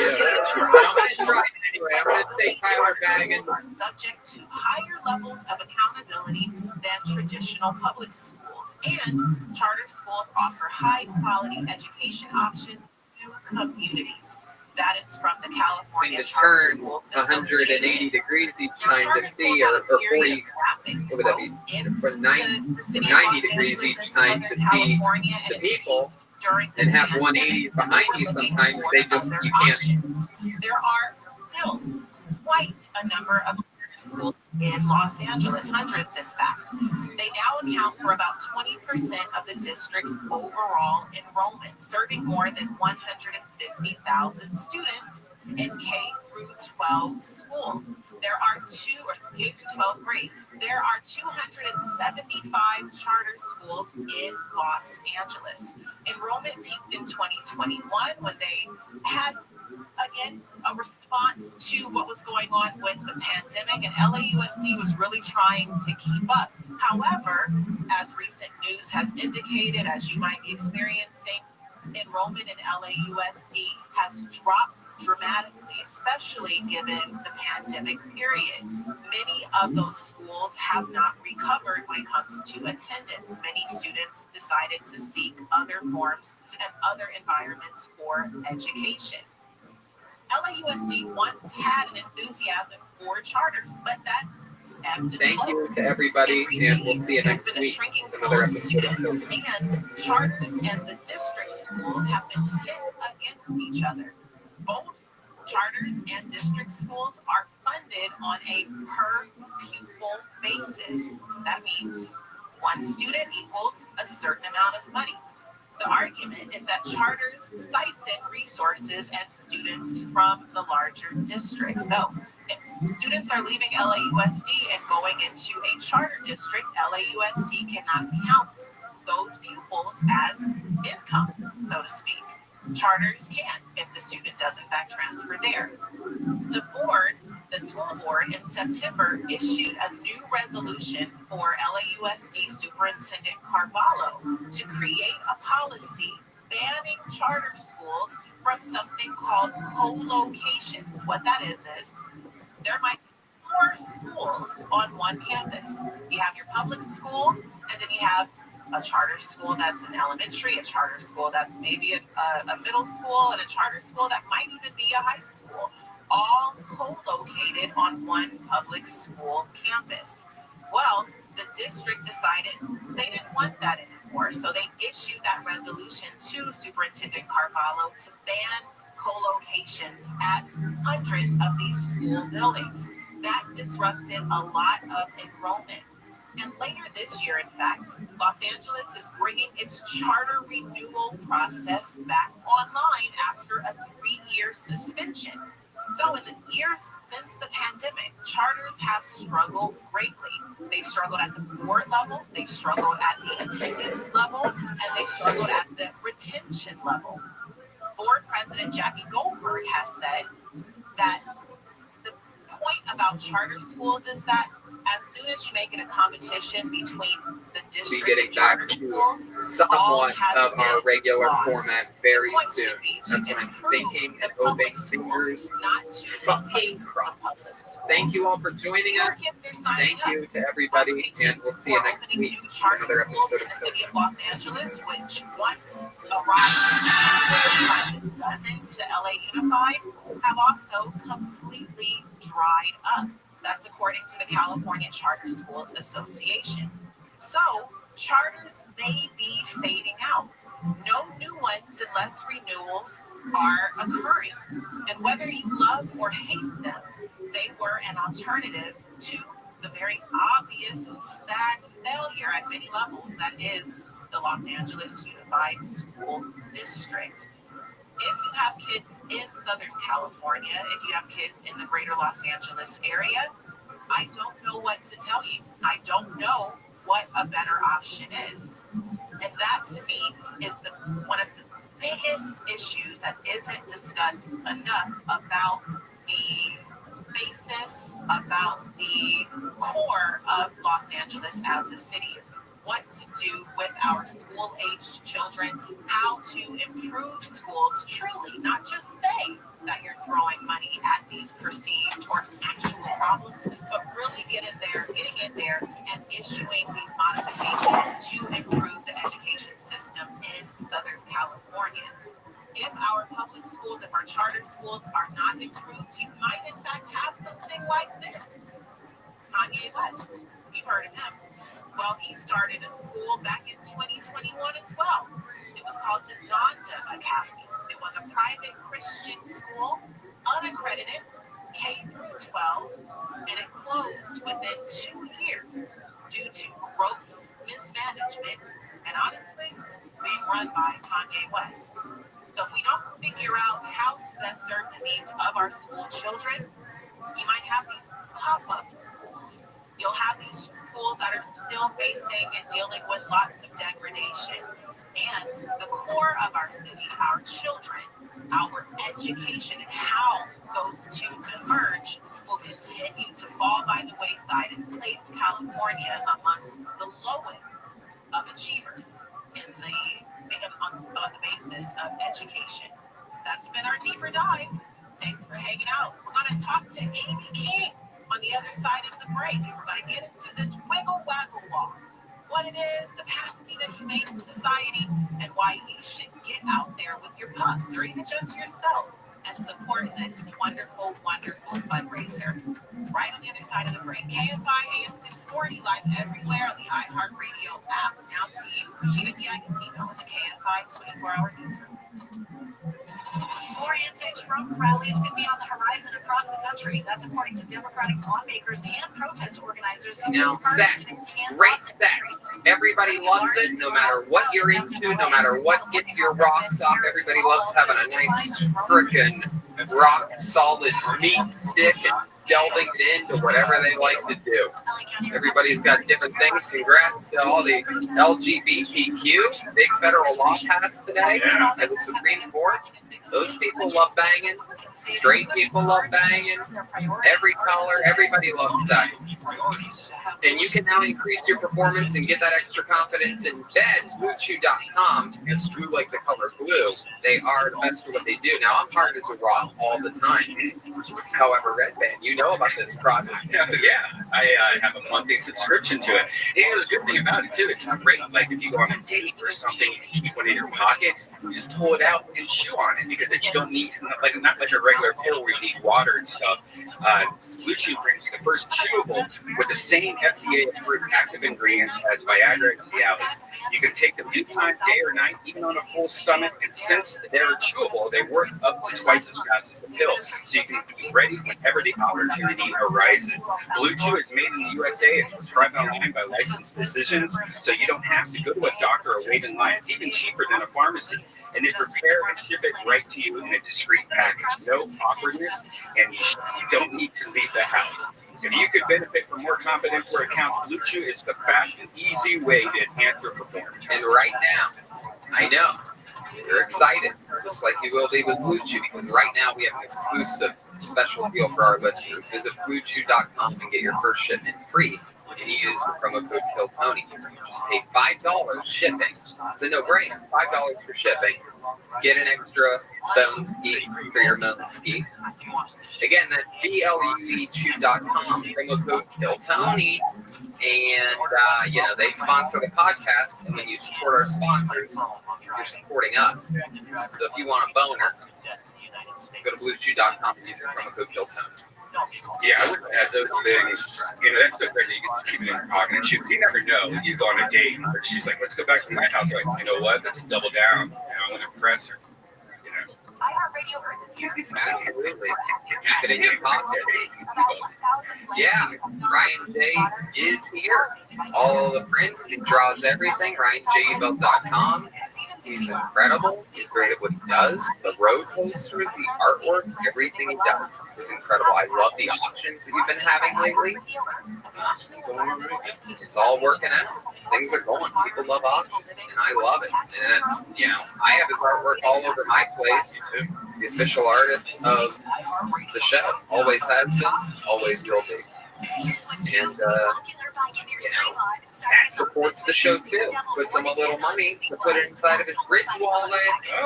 Rich wallet is an unbelievable, sleek, super amazing device. We all use it here on Tony. It's a minimal front pocket wallet designed to streamline what you carry every day. Yeah, the front pocket is probably my favorite because I've always my whole life kept a wallet in my back pocket. It's the same one I've had my whole, same kind of foldable wallet you get like at Target or something like that.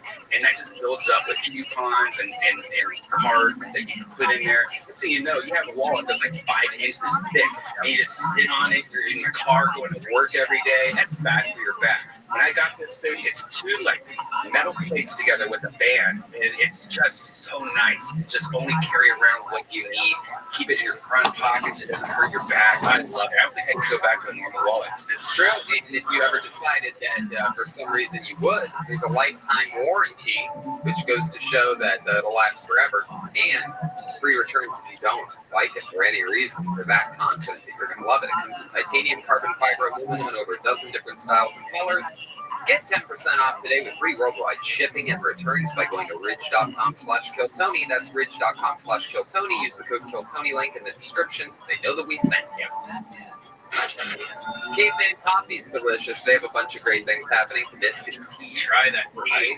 If you like hibiscus tea, man, that's a great refreshment. Put on ice. I mean, they've really gotten me through this quarantine in an amazing way. Especially on all the coffee shops were closed after the looting happened in my neighborhood. The coffee shops were closed. Are they open back up? Yeah, they're open now. They're open now that they fixed all of the glass doors and windows. Yeah, I drove down your street the other day. It was shocking how many places boarded up. Like, you see it on the news, but you're really basically we've recovered. But still, it's like you should have seen the next day. It was insane. I couldn't even if it was a movie set, I'd be like, this seems unrealistic that this much damage would happen. Anyway, who cares? We're not talking about that. It drives me crazy what happened. But things are better now. But Caveman Coffee got me through it. Go to cavemancoffee.co.com, something like that. And Google Caveman Coffee. Yes. Use the promo code KillTony. Save, I believe, 20%.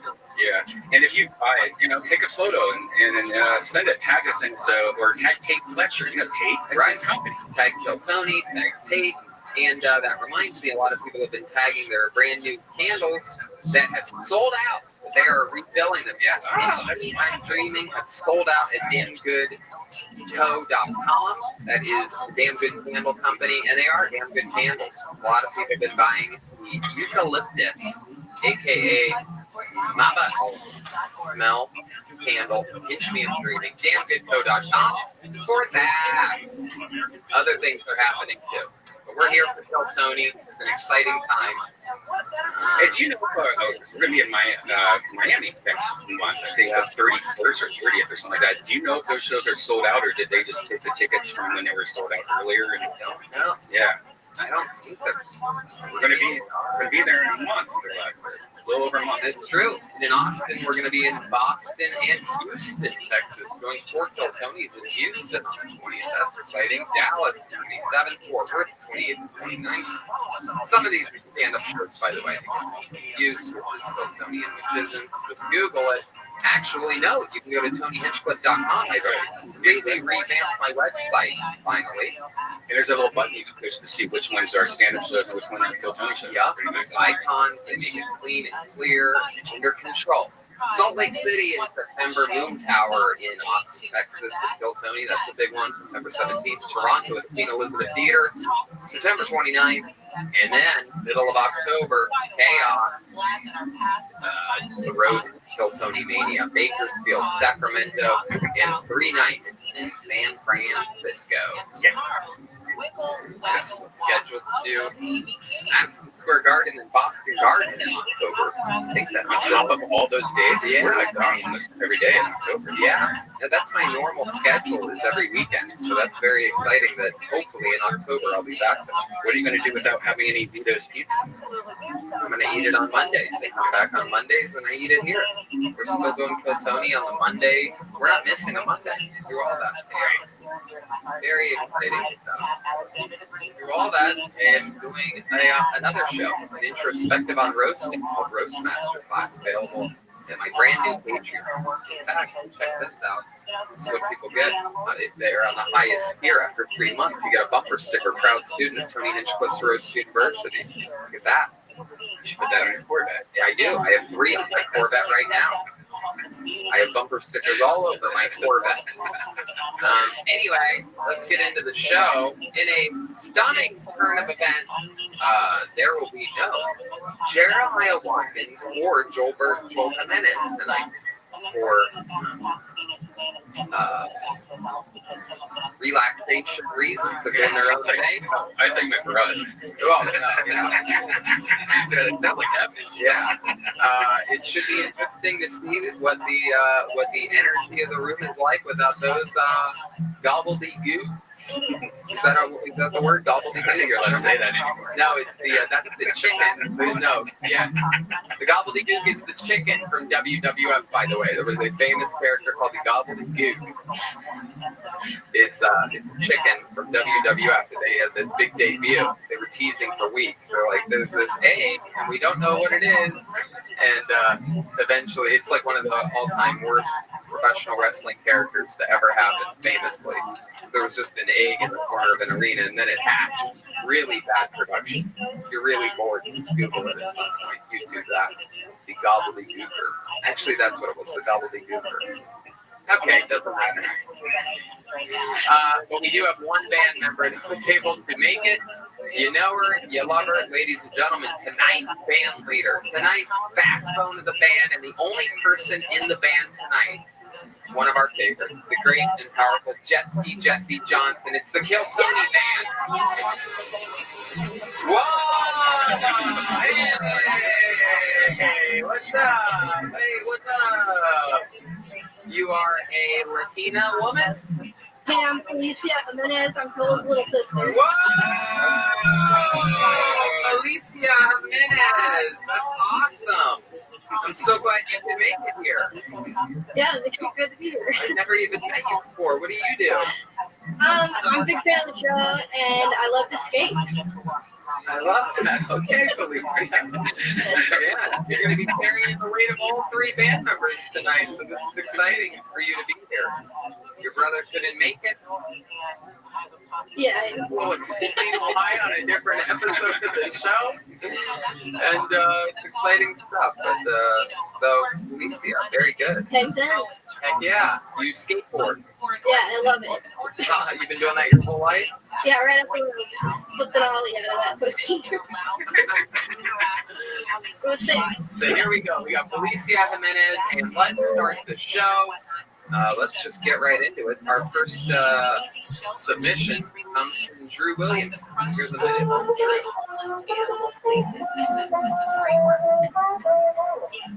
Here's Drew Williams. I'll be playing the drums.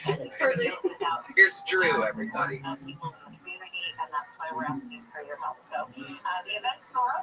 Hello, I'm Spaceman D. Willie, coming to you live from space.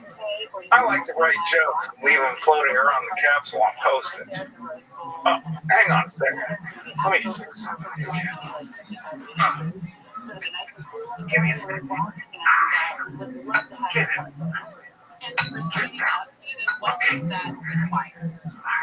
Alright. Back to the joke. I'm so dope. I have Puma insurance. I'm very white. When I first heard NWA, I took it straight to the police. Oh, let's try this one right here. I'm worried there might be inbreeding in my family. My mom keeps calling me Aunt Amy. Let's try this one. I'm so old I fall asleep during porn searches. And that's actually true. That's kind of true. Okay. I got one more joke. Oh, great. The aliens are here again.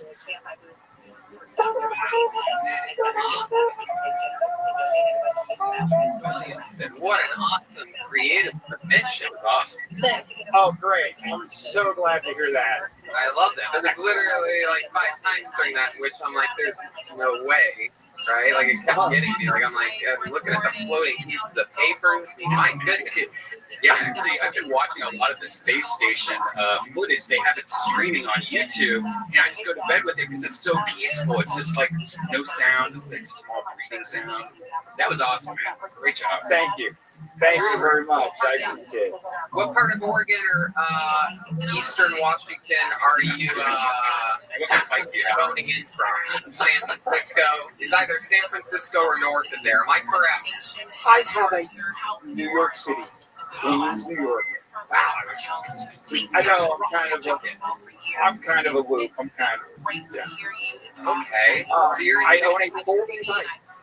Yes, I'm in Queens, New York. I'm just outside of the city. That is incredible. I've never seen anyone from Queens that looks like they're building multiple bombs. I hate to admit it, but if anything's gadget oriented, it's coming out of this front 10 by 12 of my apartment right now. So, yeah. Do you keep the green screen up all year long? Do you like YouTube videos or something? Well, it's just incredible to be on the show, guys. But I actually appeared at the Gramercy show with Mark Norman, and I was second. And it has changed everything I was on. Well, I was on a path of about 6 months. I caught up with you guys over the previous winter. And I've been sitting, writing here, and trying to think of entertainment stuff. And as soon as the quarantine hit, I dove in all the way as I could. And I'm developing with friends and brothers a podcast, possible. And I've just been diving into green screening because all my programs let it work. So I've always wanted to do, and I've been writing music for years. And I've been wanting, so on this quarantine, I thought of a big project for me to do at the house is just to make music videos of all the songs that I like. So I've been going down the list, trying to figure out what I want to do. And naturally, you guys announced send videos, and that's all I do now. It's like a part-time job now, and you guys are the best. I would say I'm pretty close to super fan, and yeah, guys, keep it up though. You've gotten so good at that, man. I mean, that's incredible for someone that just started doing that to have a submission like that. Again, it was only for about a half a second because I'm a very, very smart, aware human, but you kept getting me. Like, I'm like, there's no fucking way this guy, because it's also somewhat of a possibility. There's a chance that perhaps an astronaut, I guarantee if there's any astronauts that listen to podcasts, I guarantee you Rogan would be one of them, and maybe there's a trickle-down effect there. Part of the Rogan family. And I've done a lot of green screen stuff, and you have a really good, like, it was very believable. Like, I couldn't see how the lines, your lighting was perfect and everything like that. Ironing. 100% ironing. I have the iron for that, and it's just being tricky with the lighting and everything. But yeah, it worked really well. I suggest everyone who does Zoom to just turn on green screen stuff. Yeah, Bill Nye, the green screen guy. I gotta say, earlier before the show, Gage told me that one of the submissions was super nerdy, and I just can't wait to see who that was. It's interesting to me. One thing that you said here really stood out to me, which is you said that you've dived into writing a lot, which I find interesting. And it's I found that a lot of conversations with people throughout this thing is like, yeah, I just started writing and decided I wanted to do that, and it's interesting because all the people that haven't done a lot of stand-up are now writing like maniacs through this time, and all the people with experience that have been doing it forever are at a complete blockade. Like, I can write roast jokes and I can write screenplays and show ideas or jokes, but when it comes to my stand-up comedy, my process is starting with the simplest, shortest form of the idea, trying that on stage, and then tagging that from on stage. So I literally almost have completely nothing compared to, I have things that I have to try, but nothing that I believe in whatsoever at all until I try it, because that's step 2 of my process. That's what is so, it's amazingly scary. Just emailing a simple 1-minute video is like enormous for me. So it's a good thing, and I'm enjoying it. I got offered to do a spot this week at a real comedy club, and I was thinking, is it even possible to do any of my old bits anymore? Because it seems like you have to talk about more of what's going on now. You can't just be like, I'm just going to act like everything's normal. Like, it's weird. I kind of want to try it because I have been writing, but I also, it feels like I just wanted to know if all the comics are just going to be all talking about the same shit, and then you're just going to be like, this is, you have to decide whether you want to be topical on that or be a distraction from that. Yeah. I just want to skate, man. That's it. Alicia don't give a fuck. So, Drew, what were you doing for work before all of this started? So, I'm a stagehand on Broadway, and I work backstage. And I've been in theater since college, so since about 1990, and I've mostly done construction, backstage work, and backstage prep for regional theater around the St. Louis area. My wife and I both being in theater decided to make the leap to New York, and we've been here for 16 years now. Do you work on any big Broadway productions that we would know about? Book of Mormon. Hey, that's so wild. How long have you been working on that? Approximately 3.5 years. So we had a small talk about that when I went on the show last summer. Okay. Yeah, because we found out that Tony was up for the role of the main guy. Yeah. The greatest all-time, one of the silliest stories I have up my sleeve in this crazy, crazy life. I'd love to hear. I sent a song I'd love you guys to hear. If you guys are willing to put up with a minute. Absolutely. Why not? You've taken us to outer space. Let's see what's next. The Bar Night Bench song, if they could pull that up. My wife asked me what I want for my birthday, and I said, I had 135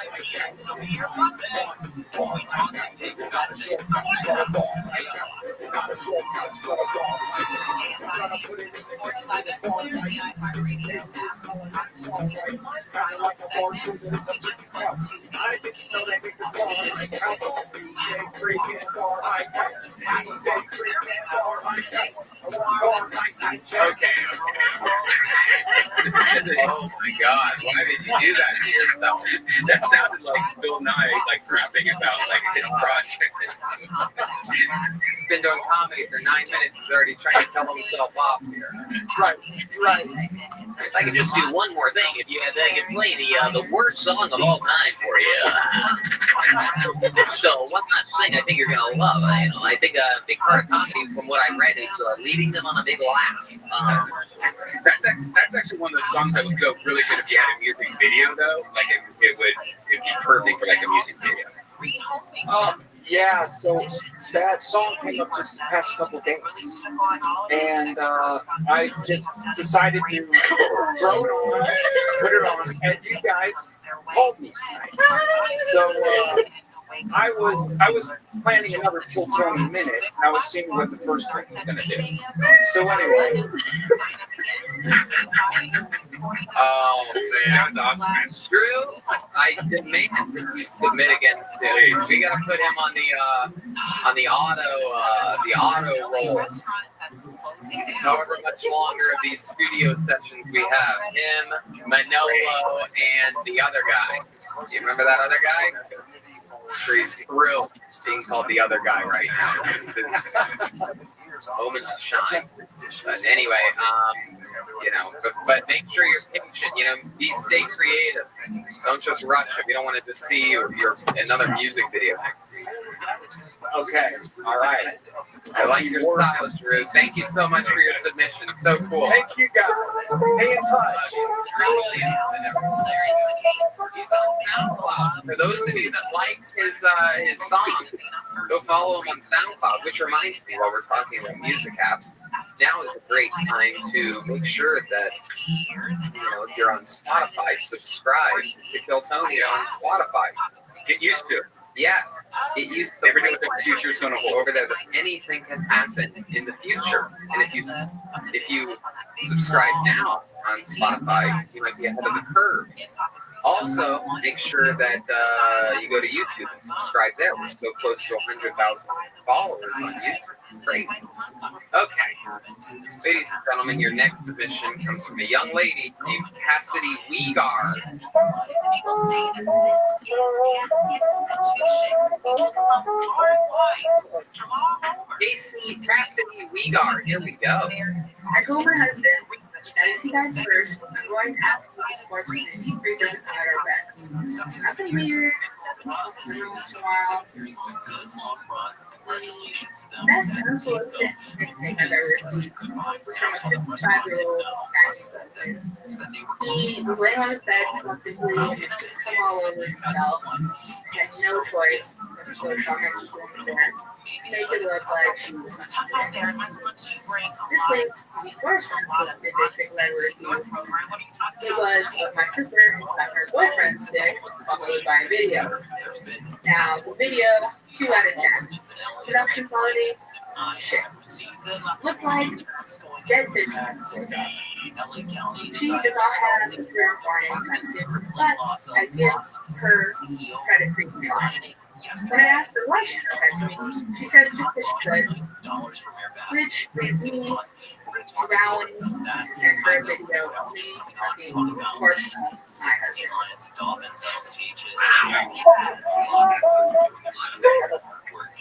There's a lot there. Hello, Cassidy. How are you?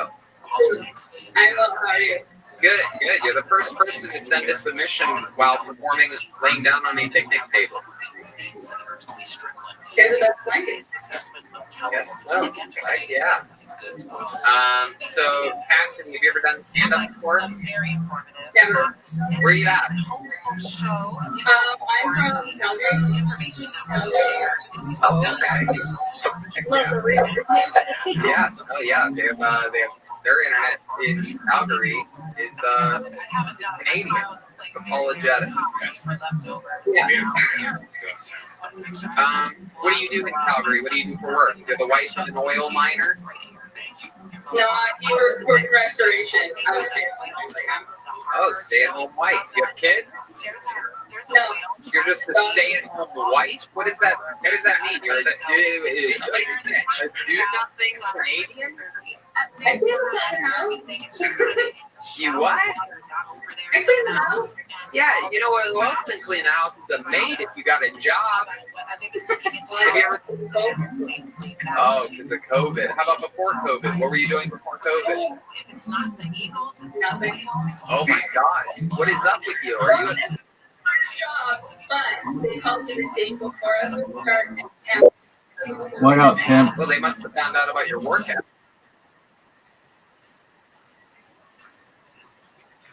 Have you ever? Yeah, dog. Yeah, I used to work for the oil field. Worth a shot. Felicia Jimenez once worked at a liquor. I said it was worth a shot. Kind of a bitchy answer, though. Did you guess which cast member? City? I mean, if you really want it, I would take the free course. But if I were you, I would And I mean, I think it's a good idea, dude. It's like $50. Like, just fucking do whatever it takes to make $50. So are you locked in a base? I can't feel my arms right now. Let me ask you this: if your husband insecure, does he not want to work because maybe he's afraid you'll meet someone there? Dog, if anything, you could say to her, Mom, I really appreciate that you've paid for what you've paid for already.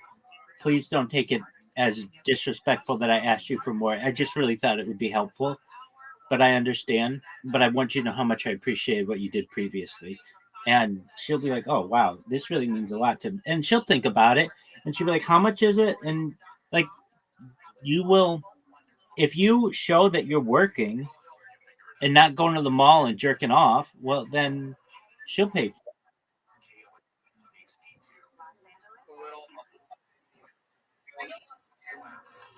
You get a lot what? Oh, okay. All right, good. I don't want to get you all beat up over there. I know those guys in town are a little rough. Oh, my baby, my sugar company. Pizza's on a bagel, you can have pizza. Okay. So. Right, but I mean, she sees you not doing anything. Show her that you're really working for it.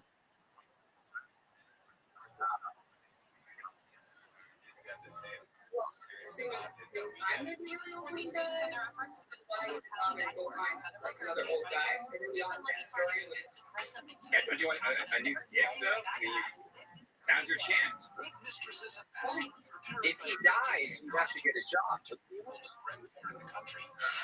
Yeah, I'm pretty sure if you fuck up Frozen Dick, I got stuck to it like shit in the Christmas story. Yeah, Frozen Dick, the old popsicle. What do you think is the most Canadian thing about you? Other than the amount of vitamin D you have running through your veins right now. Very pale. Yeah. No.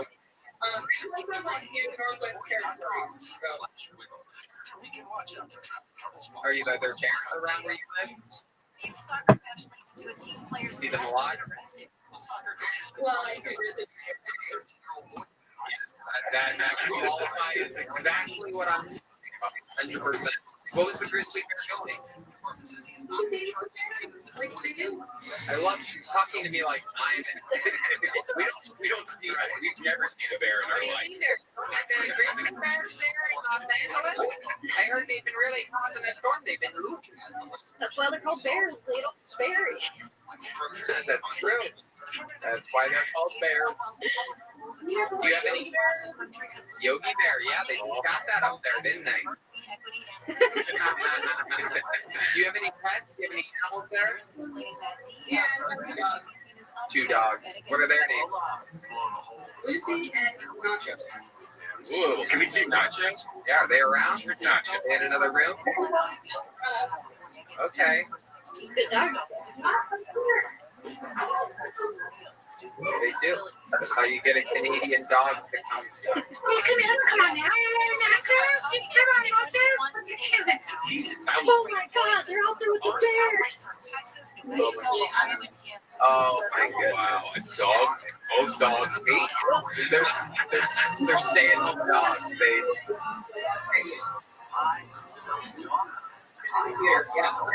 Cassidy, what's an incredible fun fact that would shock us about you or your life? Some perhaps special skill or talent or story or something, or traumatic experience that has happened to you at some point, or something compelling. Well, my whole life is a traumatic experience, essentially. But when I was working at the bar and I changed toilet paper once, and I walked in on my clients, like air drying her vagina with a hand dryer, she asked nothing. Why was she doing that? Because they have toilet paper and stuff. Oh, I got you. Air drying China with yeah, that's like Canadian 9/11 right there. That's like the biggest story. Oh, did you hear about the time they ran out of toilet paper up at the bar on Poughkeepsie Street, and the lady had to air dry her vagina? What would happen if, like, if you got made a good seal on the vagina and the pussy lips and, like, turned it on? Would it fill up? What the fuck, man? One week you're talking about the gay guys like loose assholes. Would it stop? No, it wouldn't fill up the vagina. You think it's like a hot air balloon? You think they're gonna fly away? Would the hairdryer just start backing up, or would it, like, it would have to go somewhere? It would just be the biggest queef of all time. It would just be Queen City. Oh, Red, you already used your fart? You're only 34 minutes into the episode. You really blew your queef. All right. Well, Cassidy, fun times. Thank you for your submission. And you have a great charisma to you. You're very like it's like if Taylor Swift, you know, didn't have talent. You know what I mean? Like it's like a Canadian Taylor Swift. You know. All right, Cassidy. Seriously, thank you so much, and we'll see you, hopefully next time we're in Calgary. There goes Cassidy Leaguer, everybody. Thank you, Cassidy. Bye. The shots are gonna get beat. It is so weird when you're like doing any kind of slightest mean thing to somebody on video because they're just sitting there going, "Oh, thanks." Literally my least favorite thing in the world. We have found out completely that I do not like making fun of people via the internet. There is no reward, no risk. But anyway, here we go. Ladies and gentlemen, one of our regulars, a brilliant mind, a beautiful face, the one, the only, William Montgomery is here.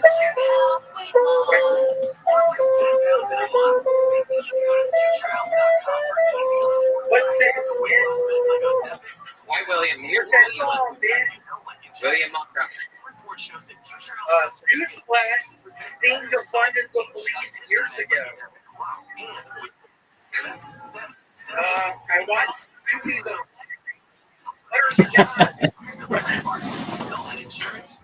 if you imagine if now you had more choice counterfeit money, that money is now worth more than it never was in the first place. Does this mean I should throw away my Confederate flag wall collar I make my daughter wear?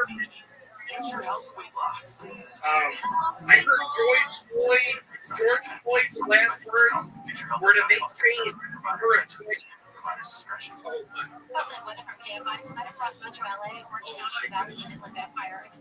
There you go. William Montgomery is now, he is, there you go. William Montgomery. I just want to first and foremost say the guy that used to go out with Miracle. Yeah, exactly. So just fucking man up for it.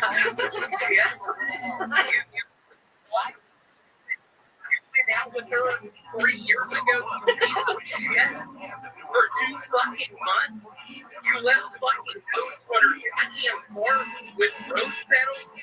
How much of a bag for you? Oh my goodness gracious. That is there a delay there? Yeah, that's my buddy from England.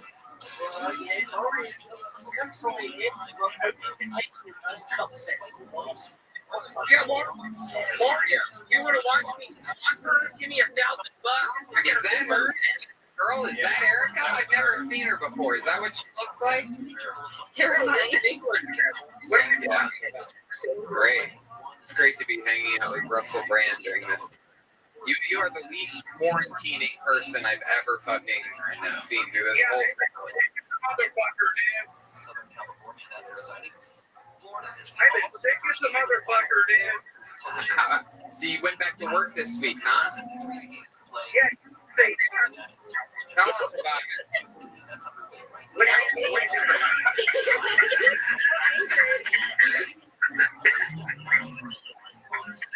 Tell us about how work was this week, William.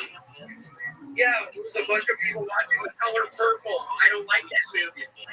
Oh my goodness. That reminds me. Here's a baseball down one. You still have Oprah? We're like Oprah, like fried Oprah. Wow. I think you're the first person to ever make an Oprah joke. Yeah. Hey, Fred told me to say that. Come on, man. Take credit for that. Well, that was 25 years ago when the movie came out. But William, I will say, you did it. You don't like black. Okay, all right. Very, very compelling.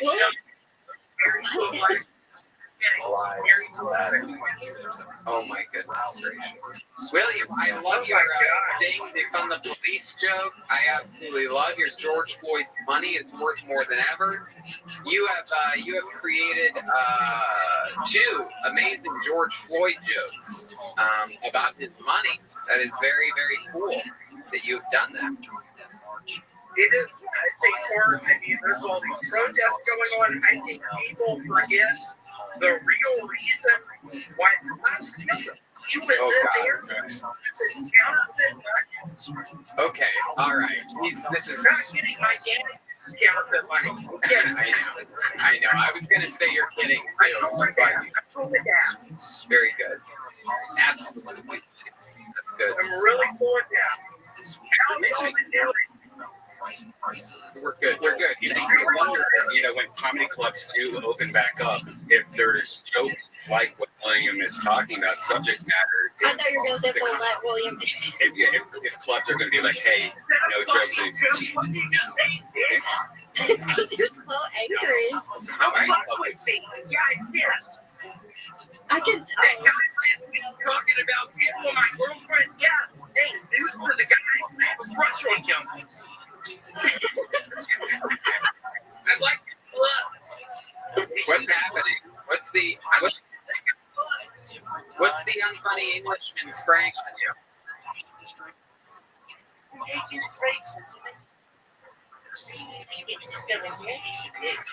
Back in school in every country. Oh my goodness! Wow. What you guys thought? That guy's worse than your girlfriend. Yeah, dude. Oh my gosh, funny one. Thank you, but except for laughing. It's incredible how dark it has gotten behind you since we started this phone call a few minutes ago. Literally. All right, William Montgomery, with another new submission. Is there anything else crazy we should know about or talk about? Yeah, what do you like about that? Leonardo, where's the old mom? Okay, there he goes. William Montgomery, everybody. Thank you, William.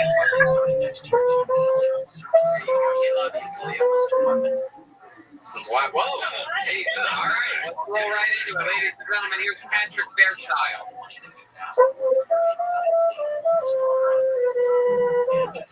Yes, Patrick Fairchild. You guys know, I'm a hardcore Christian, so started a taxi service from heaven. We called Jesus Christ Uber Store. Every time I went Indiana Jones and the Temple of Doom, I would seriously consider adopting a small Filipino boy to help me navigate the jungle safely. I will never forgive you for this! That's me, I'm 9 years old. I skipped 3 times in a row with my father in a game of Uno. Just a little update. I recently moved to Tupelo, Mississippi with my Aunt Carol. Spotting an abandoned house on Elm Street. To be honest, it's been a nightmare. That's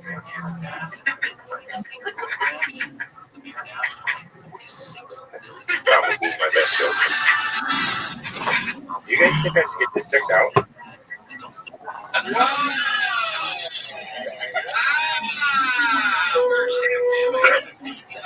Damn. Look at this. Fucking the real William Montgomery. Thank God. Yeah, I just wanted to apologize for the racist stuff I just said. I wasn't really hearing. It's incredible. And yet it's gotten even darker behind you. Since the last time we talked to you. I like that. Yeah. My party lived in Los Angeles, but I really like to switch you out. Feel like Fresh Prince, no one will notice. Yeah. Like in the box. Are you really in Mississippi? Lawrenceville, Georgia. Oh, okay. All right. That's where you're born and raised? Raised. I was actually in Canada. Canada. Another. So are you have dual citizenship? I do. My parents were doing mission work at the time, so I was only there for like 2 years, but I still get it. That's pretty dope. Great. Great. You should go up there and have one of those free doctors check out that lesion. No, that's a third nipple, right? No, it was actually something I did get checked by a doctor. A spot that I had, but just a keloid after getting pulled out. So just how I saw her, I guess. Wow. Incredible. What do you do for work? I work for a tech company that we do like monitor and control systems for broadcasting equipment. So CNN, NBC, ABC, everybody, all the equipment they use to set up to monitor and allow them to control it from one interface. Wow, give us some of that. Yeah. Yeah. Well, we just got bought by a company last year that has a global fiber network, and so a lot of the remote production that's been going on in the big broadcasting companies has been using our hardware and software. So we did the NFL draft, how they had all the fans from each team from all over the world. They all have remote access in their house, so it's pretty cool. That's cool. Incredible. What's your living situation there in Georgia?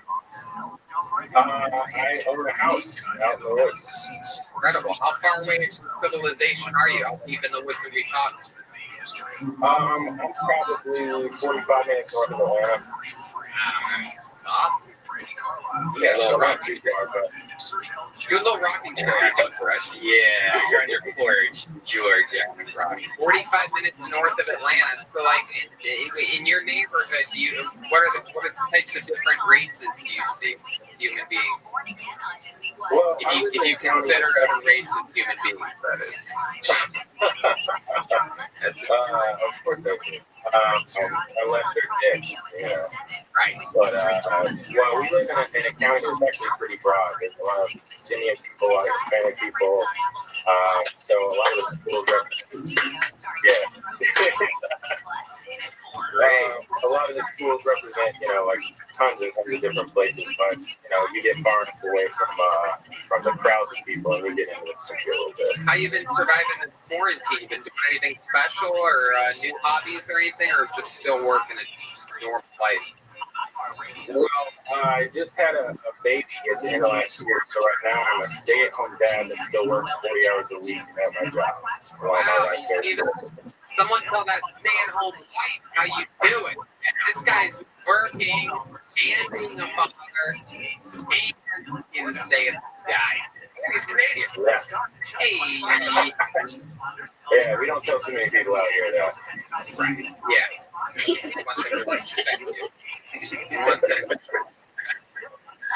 But no, I did pick up a couple hobbies that I always wanted to do. I bought an Alaskan chainsaw. And it's just, I cut down a big 80-foot loblolly tree in my backyard. And it's a kit that you bolt onto your chainsaw. You can rip your own boards. So I've been making my own lumber. Nice. You make your own wood, dude? Yeah, I make my own wood, dude. Heck yeah. Speaking of chopping down a giant fucking trunk, you can go to BlueChew.com. That's the promo code Kill Tony. How funny is it that he's my lumberjack and he is? Right. Actually, I had no intent of doing it. I grew this beard, and all of a sudden I was like, man, I need to chop down some trees and get a diesel truck and start flipping. Yeah, a lot of people don't know this, but he actually whittled the rocking chair that he's rocking right now. The whittler. If you're wondering, who whittled that? The ginger whittler. That's right.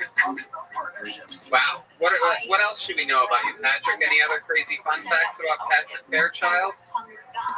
Well, I probably served more jail time than your average white fella. Ooh, tell us all about that.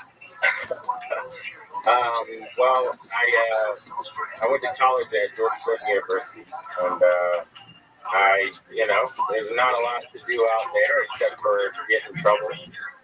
So I was an entrepreneur. So I got onto the street pharmacy market, mainly horticulture, and I got in trouble with a couple of bags of stuff that's totally legal where you're sitting. How long did you spend in jail? Well, for that first charge, I was 20 years old. I did 90 days in a prison boot camp just for my original. So which was probably like the worst 90 days of my life. But then after that, I got put on 5 years of felony probation, and subsequently violated my probation multiple times after that. I got a DUI. That I actually beat in court, but just because I got arrested while I was on probation, I had to do 6 months. Oh. Yeah. And I a year later, I failed a piss test for marijuana, and they gave me 9.5 months in a prison work camp.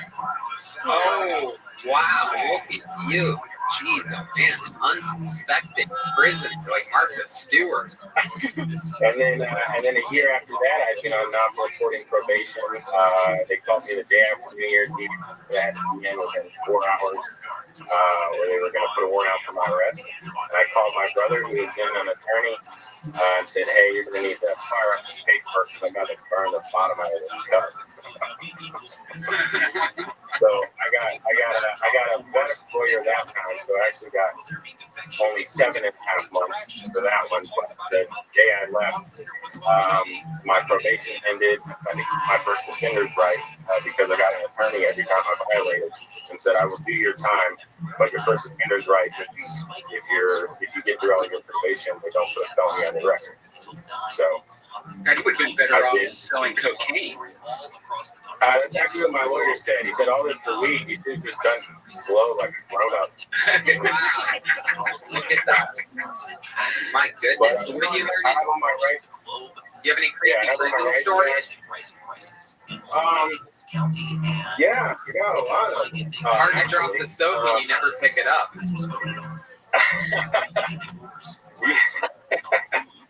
Yeah. Funny thing is they had Irish Spring soap in jail, so I always did that. I thought maybe it helped just a little bit for some reason. I don't know, give me some good luck. But I mean, a lot of fights, man. I was at a work camp, so we were in dorms where there was 60 people in each dorm. I was on the bottom of a triple bunk. So there's a lot of people crammed into one room at one time. So every Friday night, like people that had beef throughout the week, like it was Friday Night Lights. So you got young kids, different gangs, with each other, like talking shit all week. And then we cook up a bunch of food and sit on the bunks and just bet on people kicking each other's asses. Were you a good fighter? My dad was, he still is a high school wrestling coach. So I never wrestled, but I had plenty of experience getting out of horrible situations. The ridiculous advantage in his street fight is any wrestling. Yeah. I made fun of my dad a lot when I was younger, but then when I got older, I was like, let him know I appreciated it. But I mean, I did a little over 2 years for all of it, and I got in probably 3 heavy fights. I mean, there was skirmishes, but it was never really anything I was doing. It was just sometimes you feel. You don't get too connected to people in there, but you feel if there's a situation where you need to step in, you gotta. Usually it was a white guy, and I hated calling the white card, but I was 1 out of 4 in a 60-person dorm. So if somebody started getting wailed on, the scary thing is like you don't want to help that guy and turn around and there's like 8 dudes about ready to whoop your ass. So you kind of have to pick. So if people didn't deserve it, I would try. I guess.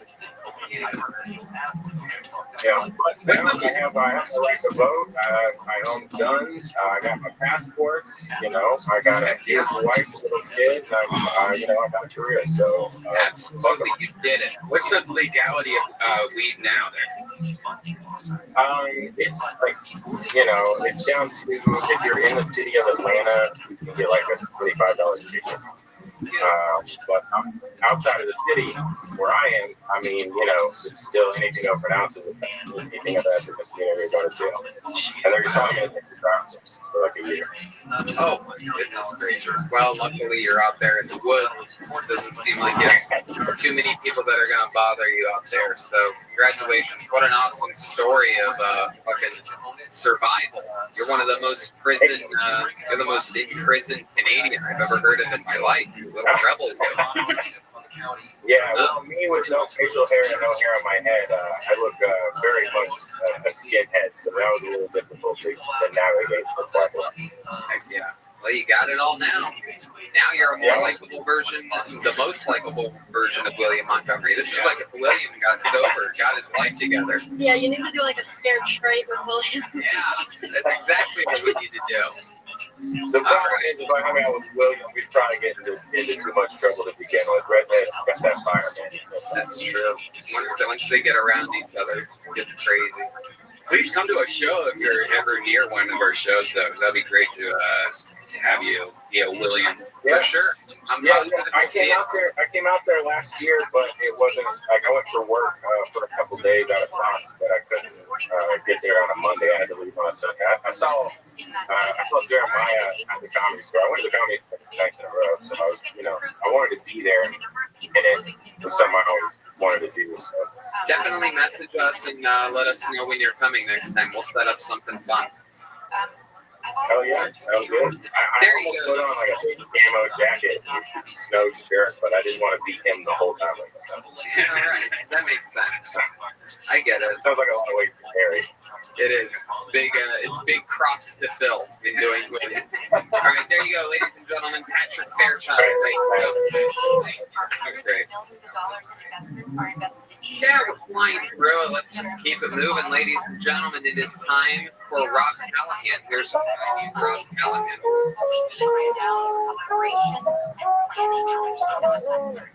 Here's Rob. Remain uncertain about why moving from one bureaucracy to another will actually. Before the pandemic started, I decided I was only going to move to work from now on. I didn't care if it was Friday night. I'll wait until Monday morning. I'm going to get paid for this shit. That's right, I like to move to work. One day I was using the luxurious handicap stall at the work bathroom, and the only blind guy from my building came in with a seeing eye dog and stood by the stall door. So I hurried up and got out of there as quickly as I could, and on my way out, I was like, sorry about that. He was like, no problem. So, all right. Could have been worse. But it happened again the very next day.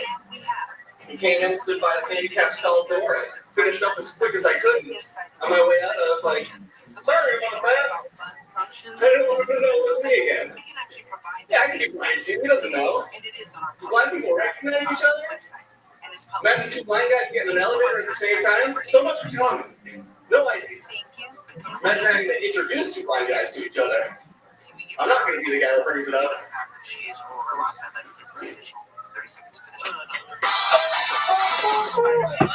Rob Callahan, keeping it interesting, juggling some balls during it with the Kiltony artwork behind him. I like that. How are you doing, Rob? Hey guys, I'm great. How are you? Good, good. You are in the New York area or DC? Boston. Boston. Yeah, I went to the New York show. I was at the Gramercy with Big J. That's what I remember. I remembered where that poster was from. Another incredible piece of Brian J. Bell artwork. Yeah, that was a fun one. Big J, Shane Gillis, Gramercy Theater. Did you get up that night? I did, yeah. Oh, cool. How'd that go? What happened? What did we find out about you? It was good. I have a daughter. She was born when I was 19. Talked about that. Talked about Tom Brady a little bit. Things have changed since then, so I have different feelings about that now. Indeed. Resident of Tampa Bay, Florida. Yep. How's your daughter doing? She's great. She's actually graduating 8th grade today. Started high school. Too. Wow. That. Yeah. She's almost in Red Band's age range. Is there even high school now? You're the high school. Your place is the high school, right? Schools are now. It's online. Yeah, it's questionable. I don't even know. They haven't even told me yet. I'm not sure what's going to happen. What do you do for work? A lot of interference going on there. I do records information management. Boring. Like what kind of records? like for like lawyers and clients, you know, get to work and file it, make sure that it's findable. Okay. This guy looks like Ryan J. That's how Little you brother. professional fail. Do you have a little brother, Ryan J? No. Oh shit! I offended Ryan. Ryan's mad at me now. Now the picture of me is gonna look like that picture of Joel from a few weeks ago. I love it. So Rob, have you always been? Go ahead. I was going to say another thing that we talked about last time was I'm a cornhole referee. Oh, now I remember. That's right. That's how you spark. That's a good way to spark my memory. Not a great many cornhole referees have I dealt with in my life. Wow. So how about the juggling? Is that something that you've always done? I learned that during the pandemic. Took a few days, but yeah, I got pretty good at it. What else have you learned? Did you started with juggling? You're like, this is something that I've always wanted to do? My wife does it pretty good. She's done it. She went to like clown school when she was much younger. Like getting out of clown college, you got to be a little more prestigious about the description of it. But I was young and I wanted to do it too. And so I quickly surpassed her as far as I'm concerned. Wow. My goodness. I know somebody else that tried to get that learning juggling during the pandemic. Like that's an interesting thing because I've always tried to juggle and then just given up. I can't even imagine trying to get good at it. Wait, you tried something and then gave up at it after trying it before getting good at it? You tried to juggle? Yes, I mean, sort of. Things. You know, you just did a couple times like. Well, it's just one of those things. For me, there's like no reason to get good at it. I don't know. I just have really. Yeah, I have no interest in being able to juggle. Like, I mean, there's just. It's like a YouTube video. It's one of the. In fact, it would be a very short list if I could think of it of things that I have less than no interest in learning. I like learning. I like, you know, I'll watch YouTube videos on things and, you know, try to learn life hacks and this and that. Juggling would be on that short list of things in which, I mean, truly, I do not give literally a flying fuck. Yeah. About juggling. It's like ice skating backwards. I don't care. I don't like it. Oh, well, you're missing out. I skate forward. I think we know how to ice skate. I actually do know. We got to see that when it happens. Yeah. The rollerblades, did you get your electric bicycle? No, I might cancel my order. Whoa! Yeah, they're having a lot of problems with the company. People are sending them back and canceling their orders. They're breaking the people that have it. Some trouble found at Super 73. Oh my goodness. What a shocking turn of events. Yeah. The bicycle. I drive a scooter. It's really fun. You do? What kind you got? Yeah. Like a 50, 60 rough house. Oh, cool. Just got a lot of muscle stuff. A rough house is a very tough sounding name for a scooter. Yeah, just rock. 30 miles an hour. Doesn't even have a. Does it make a noise? Yeah. What does it sound like? Really? A scooter sounds like that? Pretty close, yeah. This bike I have, it's like a Tesla, or I'm trying to get it. It's like a Tesla. It has like instant torque. So it's only supposed to go 20 miles an hour because that's legal, like street legal. But there's like a little way to hack it. It goes, you know, really, really fast. Rob, has anybody ever told you that you look like an angry white woman with a beard? Like a Karen? Okay, smiling angry. Yeah, it's like a hairy Karen. A heron. Have you ever called the police on somebody doing something? No, you thinking of that lady with her husband? Oh, you've only seen one video. Wow, look at that. He's a hard worker indeed, raising his kid out there working, doing it all. You do look like you could snap at any minute. Right under the surface. What makes you angry? Right now, I mean, yeah, lot. Yeah. Is there anything? Is there anything that we would be surprised that it makes you angry for some reason? A pet peeve of yours? Oh man, I wish I had thought about this more beforehand. But I mean, when I'm on the team, well, you know, the train here in Boston, people who wear their backpacks. I deal with the train a long time since I got the scooter. It's not a very fun answer, but that does piss me off. People that wear backpacks. Yeah. So If crowded. people that cross their legs, they want to go like, you fucking comfortable? Like, no. You don't want them to cross their legs. No. It's a lot more space out there. Okay. It's so packed. Welcome to another episode of White Juggler Problems. Rob Gosh darn backpacks on a train. Why can't you just carry the things in your arms? Alright. I feel like you have like a hobby, like you have something that you collect, like either comic books or you're into World of Warcraft or I love that you think that you're on to some amazing psychic power. I see him doing cosplay at Star Wars or I actually don't like Star Wars. I'm one of the few. I like me for that. Love the Mandalorian. Well, no, my recent hobby right now, I've got I was actually going to promote my YouTube live stream of my bird feeder. That's what I've been into lately. Got a camera on my bird feeder. Yeah. Damn, you told me before the show that there was going to be someone really nerdy on the show. I can't wait to see what it is. Is it live right now? Yeah, Rob Gallion on YouTube. It's nighttime though, there's no birds out there. Oh, I want to see this. So you just keep this on all the time, and you're just wasting your internet upload speed for a bird feeder? Yeah, pretty much. I mean, we got a couple of different Wi-Fi connectors, so it's fine. Wow. I want to see this nighttime video. We're looking it up. I think Gage is the... Fun fact, a bird feeder is something that all the Karens have.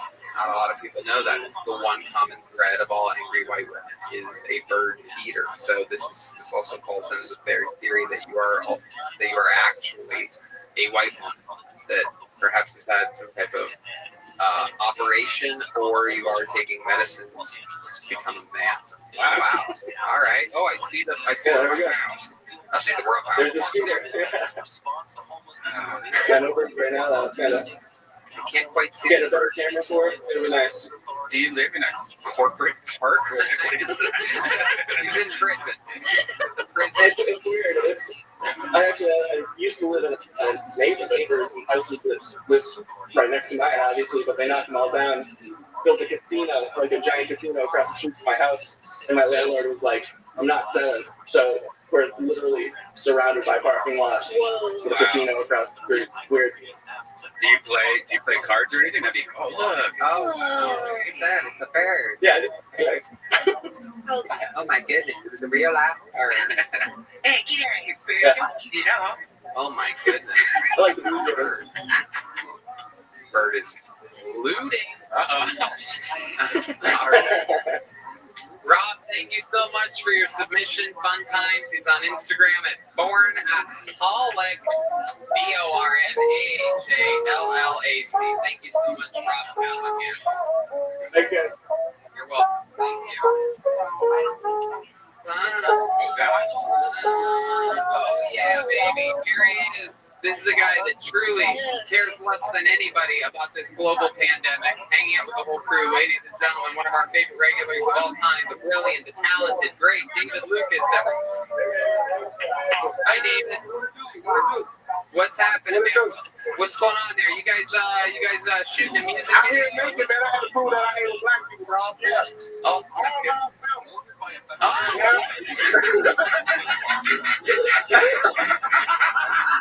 Hey, we out here, bro. We got Trey out here, bro. Hey, we grew up together. Yeah. Hey, Mom. Hey, Tony, I want you to see his boy to the out there. Hold up. Hey, turn around. Hey, let him do that. Turn around. Look at that. Look at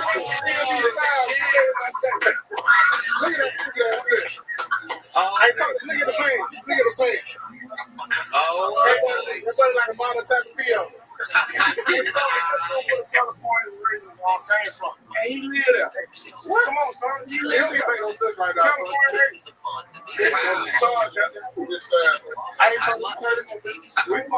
I love that. What's your favorite kind of raisin? I know it's not your children. I don't know what kind of raisin. went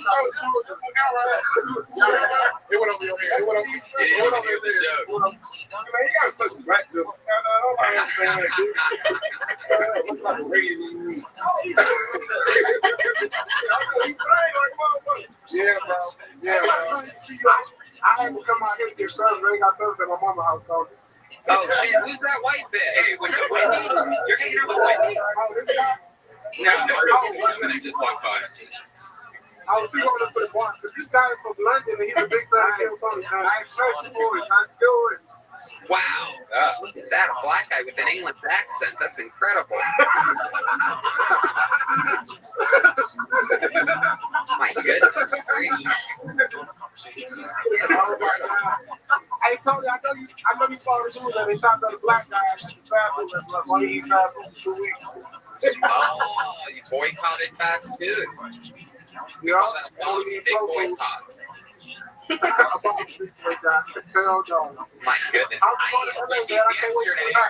I'm not even kidding. I went through the drive-thru at Wendy's yesterday. No one was there. It's the fastest time to eat at a Wendy's right now. No one wants to eat there. I sped right through. Oh shit, who's that guy?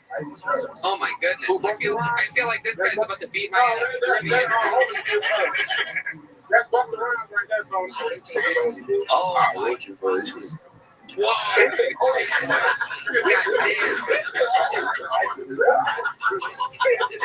God damn, this is the coolest fucking guy ever. Oh my god. Wow. I thought I'd never get to meet the shadow of Kimbo Slice. Why you think the shadow of Kimbo Slice?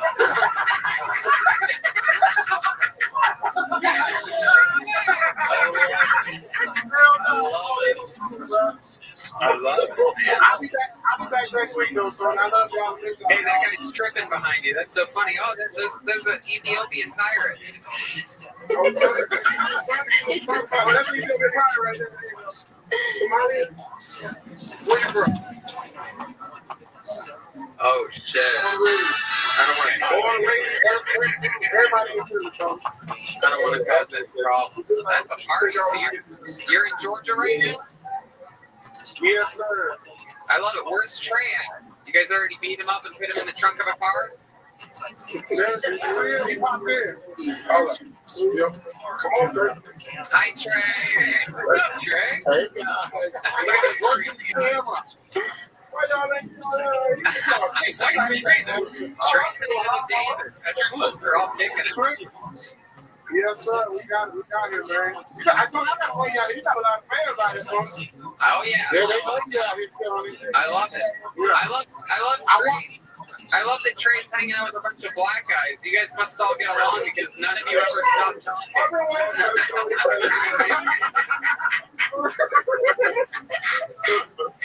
I told you.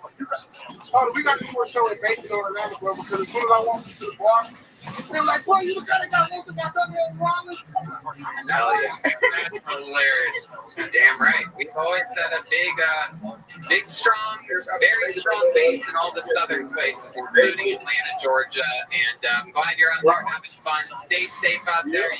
Make sure the whole crew has a good night. And absolutely. Shout out to you. Shout out to Trey. Absolutely. Shout out to the whole crew there. Thanks for participating, guys. Rock and roll. See you guys. All right, love you guys. I'm scared of that guy.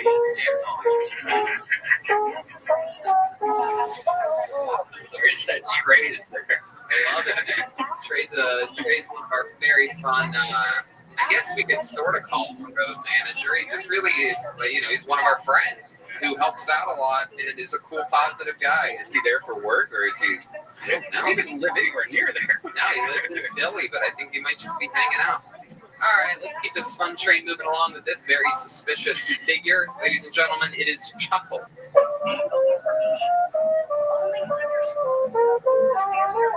Here's Chuckle.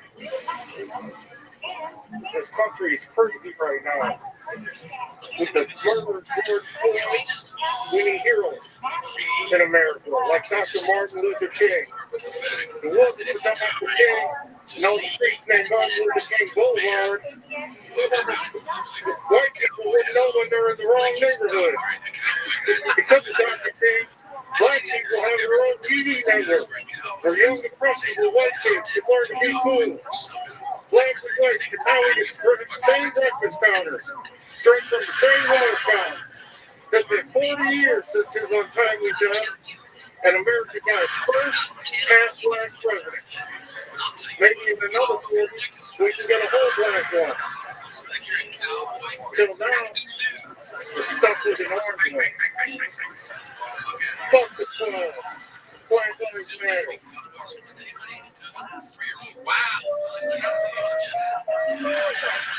I absolutely fucking love that Martin Luther King Boulevard joke. Yeah, that was great. People wouldn't know when they, or white people wouldn't know when they've been in the wrong neighborhood. That's a great joke. Hi, Chuckle. Hello. How's it going, buddy? How are you? Going good here. Quite the change of pace going from crew of black guys outside the bar in Atlanta to Chuckle, who Walking stick is right here. appears to be the leader, the final boss level. This is it's like the video game Antifa. This is the boss you have to beat at the end. Is that a snake or a walking stick? Red Band has questions about your stick there. Yeah, that's walking stick.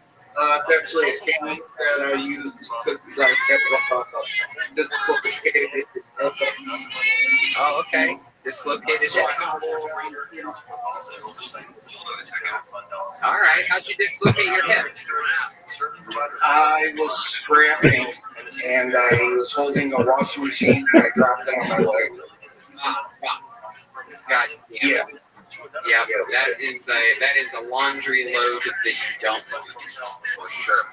Scrapping? You mean like going into abandoned places and taking all the copper? What do you mean by scrapping?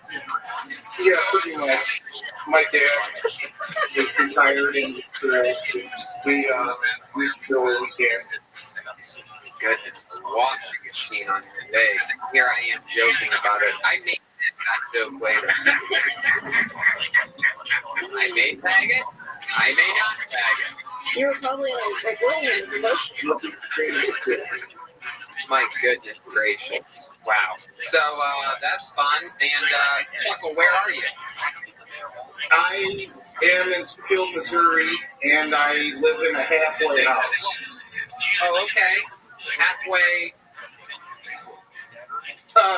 It's halfway between the jail and the real world. I like that.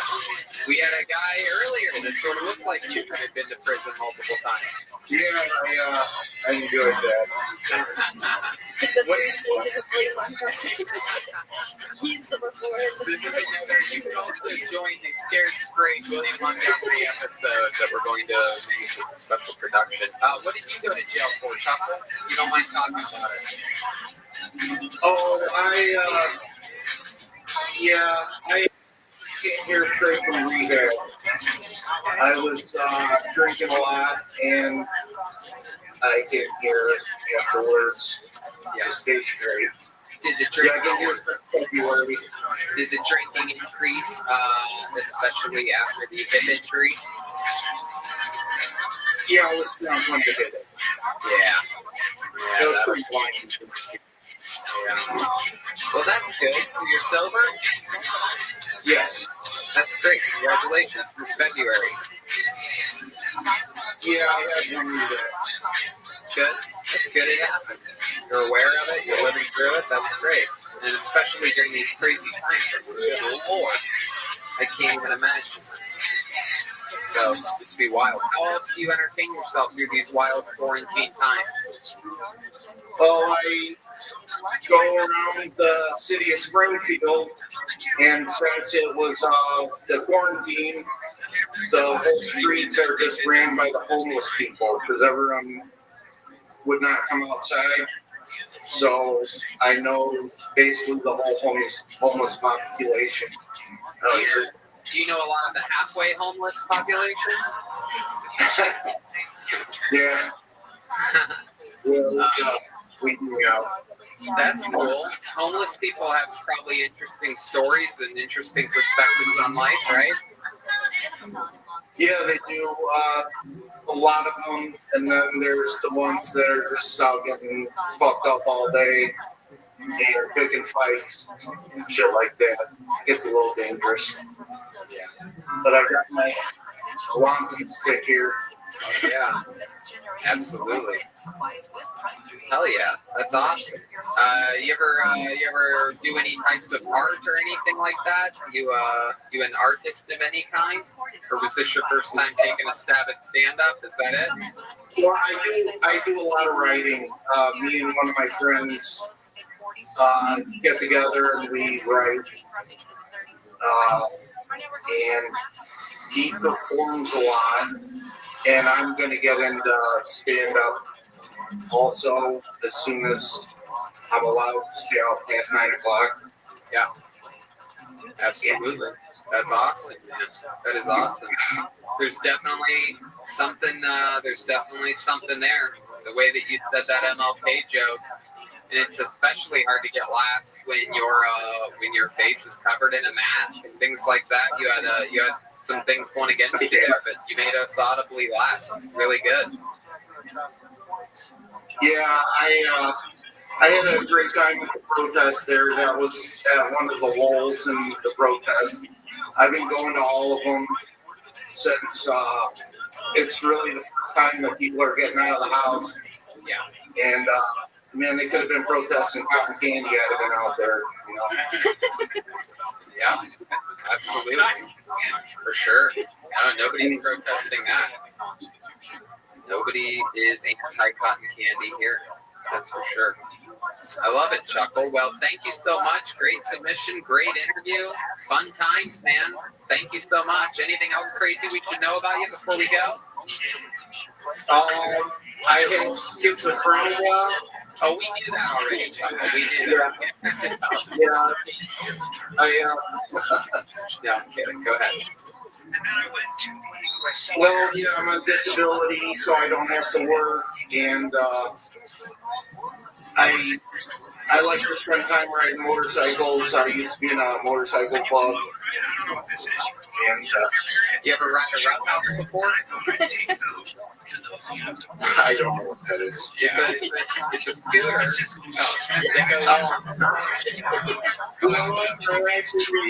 actually kind of want to get a little 49cc motor and put it on a mountain bike and ride it around town. Yeah. Throw me around. 49cc is good. I'm a 50cc guy on Mario Kart.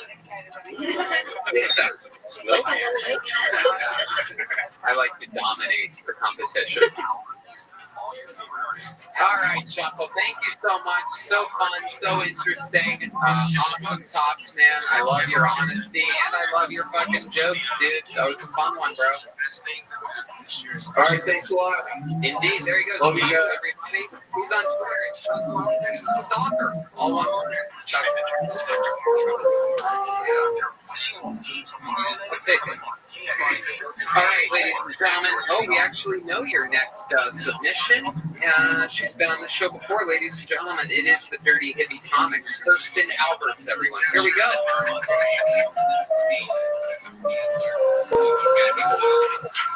Kirsten Alberts. First time I ever got compared to was with my gynecologist. I was babysitting with the time. Don't worry, he wasn't married. He was just a boyfriend. But really, all the gynecologist that I saw was from India. And people with accents get a little more weird when they say something inappropriate. She was giving me a public exam, and he was dry, you look very tight. And I was like, yeah, maybe you should start with your fist. Because one of your bus rides in India. But he said the word tight, it just felt icky.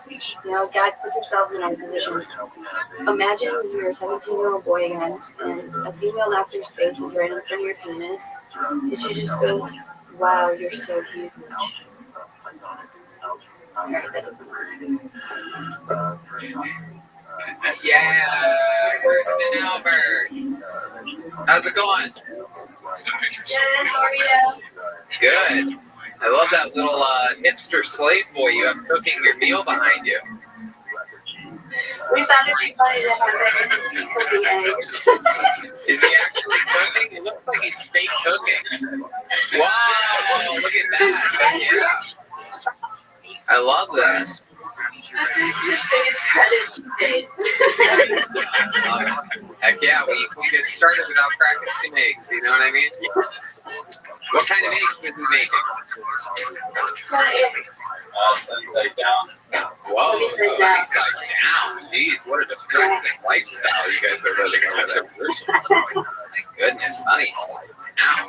Yikes, that says a lot about the person. Whoa, Jesus, enough salt already, sir. My God. Whoa, what is that, garlic powder? Whoa, whoa, we went from no jokes to no yokes. Whoa!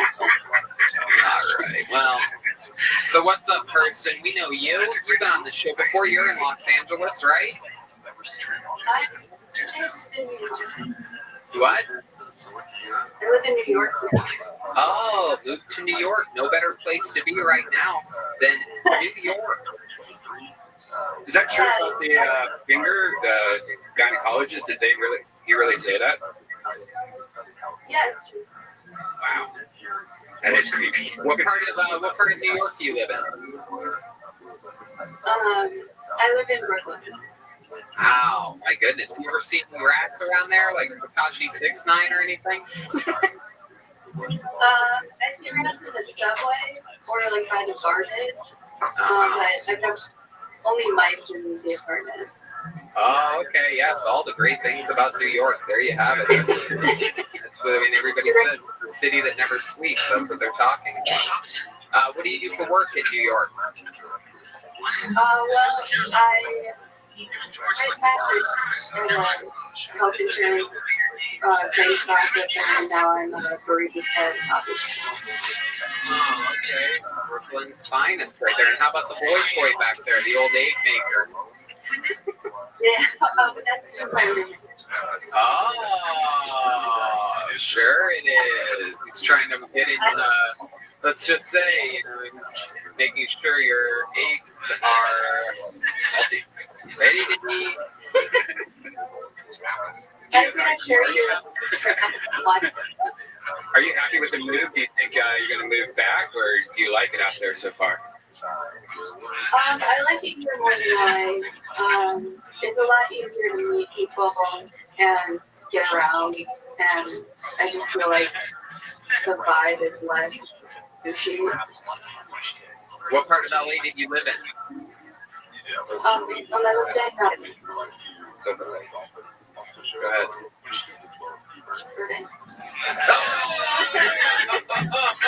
Yeah. The douchey. Come on. What part of Burbank did you live in? Douche Boulevard? Where? Douche Boulevard. It was actually Douche Circle, but close. Oh, well, no, where in Burbank did you actually live? Alameda and Victory. Yeah, it was like right by there. Wow, I'm calling out. I made up for my bad Eastern Washington guest earlier. I'm calling out fucking cross streets now. Wait, we were neighbors. Wow. You don't. Victor? Pretty close. I'm glad I never left you. Jesus. My goodness. Sunny side down. Wow. So, Kirsten, interesting stuff. Why he's bad for saying something mean? You guys say mean things all the time. We're laughing because you said there's douchebags in Burbank and you live right next to Red Band. That's why it's so funny. We're laughing at Red Band. It's rude. It's funny. So Kirsten, that is very interesting. You paid a lot of rent there too, huh? It's not too bad actually. Yeah, roommates and a dog. How many roommates do you have there? Yeah. Sorry. Okay. That Nacho? Did Nacho run to? That's why she wasn't able to summon Nacho in Calgary earlier. He ran to Brooklyn. We need to make a compilation of all these little moments where I lose my mind. Wow. Oh, hey, look at that. Dalmatian. Goodness. How old is he? He's 2. But he's been excessively lifting his paw, and that's why he yelled. Oh my goodness. It's incredible. You're the comedian. Meanwhile, he has more spots than you'll ever have. Oh! Dalmatian comedy jokes. I got 101 of them. Hello, my darling. Hello, my baby. Oh my goodness gracious. Give me a fucking audience, please. Give me out of here. Me, Jesse Johnson, I'm great friends with Kirsten. We started in Arizona together, and I know I had different characters. I can't keep it a secret anymore. Kirsten, well, you guys know, she's been on the show. She's hilarious. Yeah, absolutely. We've had Kirsten on many times, and always. This is honestly, you know, ever since she moved to New York, I think her comedy stock has dropped tremendously. No, I'm kidding. Oh, she's not laughing. I like how New York was easier for you to meet people during the quarantine than Los Angeles was. Yeah, no, it's great. You can tell by the coronavirus rates there how easy it is to meet people.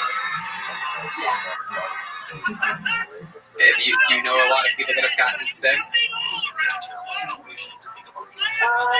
Just like friends and friends. I don't know. Yeah. Actually, it doesn't. But it wasn't me. It was theirs.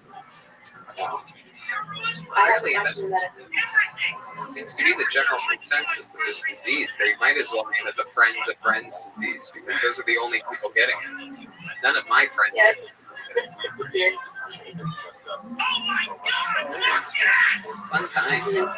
You know anybody that's ever taken a blue chew before? A what? A blue chew. It's a male enhancer that gets you ready to go. It's chewable. It's gross. I love it. All right, well, fun times, Kirsten Alberts. It's good to have you on the show again. Thank you so much for submitting. Fun times. Good jokes. And we'll see you soon. All right. Great. Kirsten Alberts, everyone.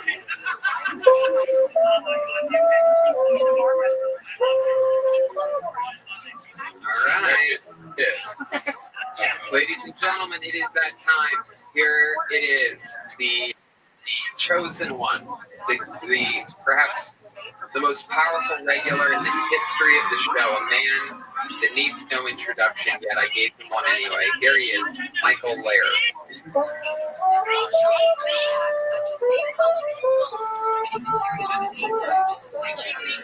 Here he is, Michael Laird.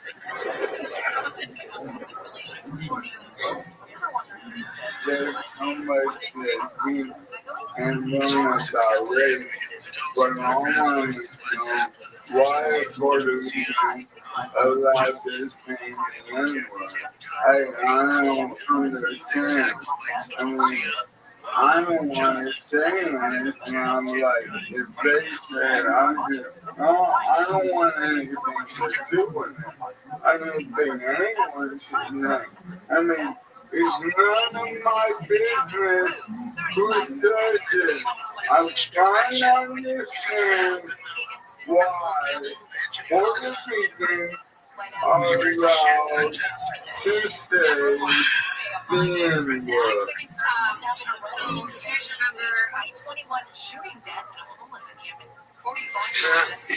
You gotta stop treating black people like shit. That's why every white lady is a woman. Every picture of every African American they know to amplify their voice. My question is, What happens when they run out of patience? Or white ladies when they get on putting pictures about being Americans and amplified like coupons? Can you buy African Americans to amplify and jumbo cards? And what happened? I thought white ladies were the reason Trump got elected. How about instead of amplifying African American voices, you go find those white ladies and you put them in a headlock?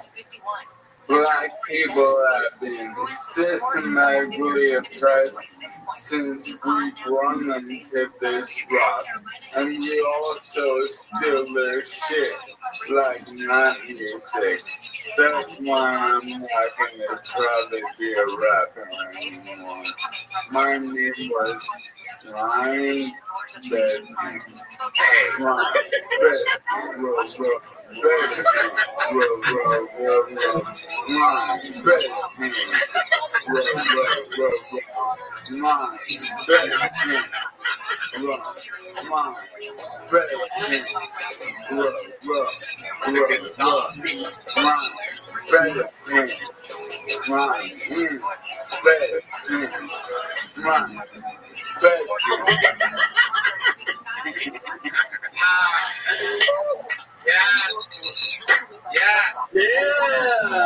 What's up, motherfucker?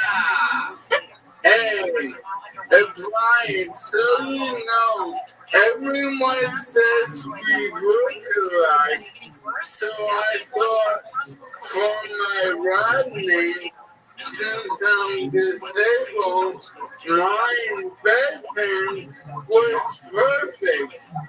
Yeah, absolutely.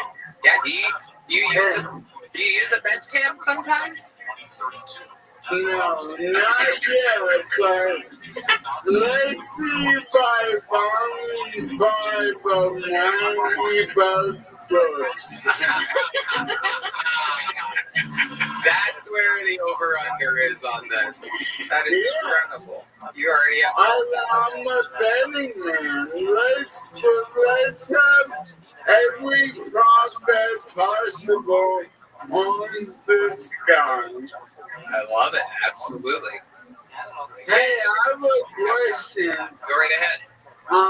Brian Bedman, how much effort do I have to put in to show for you to return a fucking text message?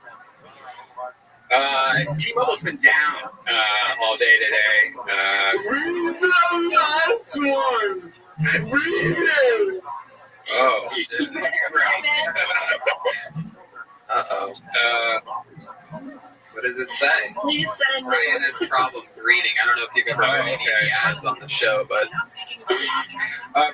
Yeah, well, he wanted to. He had a question about when we start doing. Read the last one.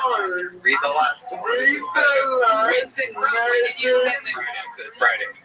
Read the last one. Why is that hard? You're asking on a date in which all self-service gave out in Los Angeles, so it is sort of weird. If this is a joke, and it ends up being like, hey, I need something. All my jokes are grounded in reality. All my jokes are grounded in reality. It's true, I'm sorry. Okay, so the last text was Friday at 9:04 p.m. Okay, anything that say disco dancers would dance to.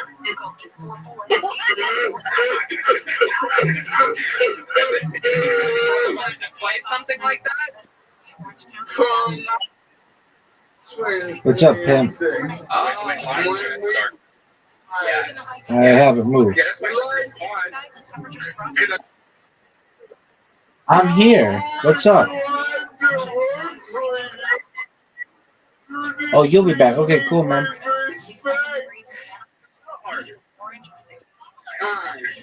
Friday at 9 p.m. is like prime hammock time. Oh, yeah. Hey, Oh, yeah. hey, by the way, Felicia, how about I green dye Cuban? We make a bunch of Miguelitos. Yeah. Yeah. Yo, Tony. Uh-huh. Alright, an hour before the show, a guy pointed a gun at me twice, and I reported him. I actually, it's funny you mention that, the great Gage Arena here at Betterbox Studios, along with the great Anthony, Strange Taste, and Gage Arena. Gage showed me the video, and my mind was completely blown. Well, let me see that. He got truly assaulted on, a gun pointed at him twice. I guess that's assault. Can we play it? It's awesome. Let's play it. This is real. Shot by Michael Larry. You could tell by the camera shake.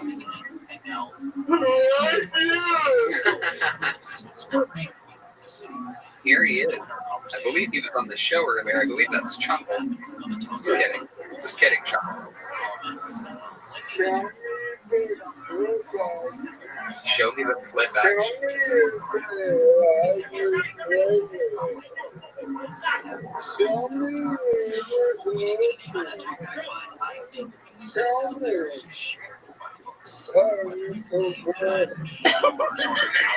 I know you did. Party Super Cinema.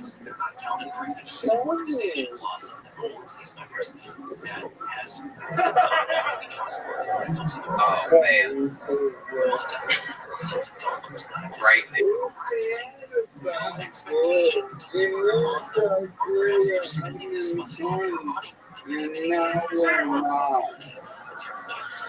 I consider the name the use of Party Cooper.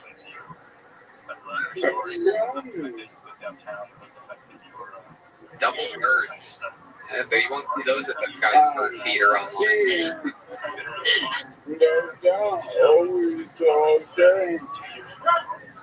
Oh, here it comes. Oh my god.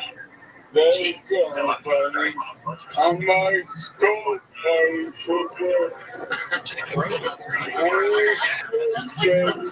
That's fucking psycho. Yeah. No, I'm just being matter of fact that I should. Dude, if you're wow. He starts looking at his dog.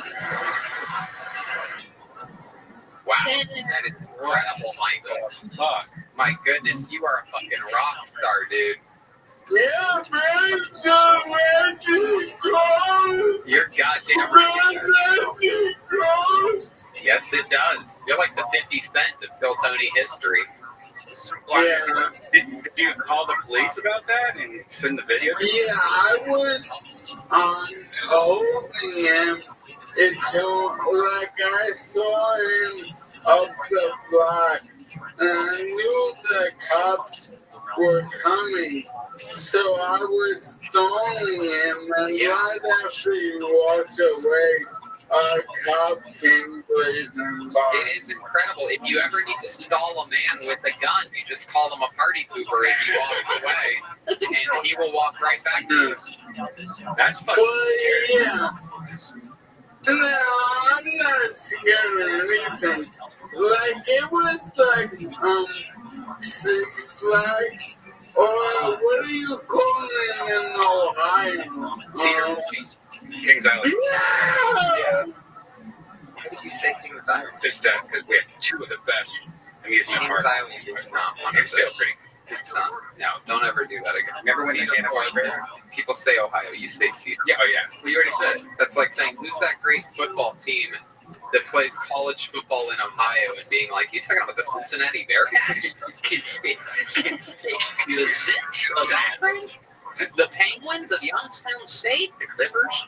It's Cedar Point. Anyway. So Hey, are you guys done, or can we get back to me? I'm a very big Cedar Point loyalist. You have to understand. I was raised. I know, I dated a girl who was like in love with Cedar Point more than me. Yeah, no, that makes sense. I mean, your chair goes pretty fast, but it is no Taco dragster. You know what I'm saying? They have rides that go 240 miles per hour. Right. I understand. I mean, even with this sports car, I can compete with that. Heck yeah. Girls also must be a certain height to ride that. That's for damn sure. No. No? Oh, any height is good. Oh, yeah. Would you have sex with a midget, girl? Dude, you know I'm gonna do porno, and it'll probably be with someone who's disabled in some way. Oh, I love this. I will be your first OnlyFans subscriber for sure. Hey, it's gonna be great. I hope you do follow through with that. I will watch you fuck anything, Michael. Oh, literally, I've never been foolish about anything. That's why you guys love me. That's true. The only thing full of shit is your future bedpan coming in volume 5. Hey, Tony. Yeah. If we're gonna hang and play with graphs, you can't bring up my shame. Okay.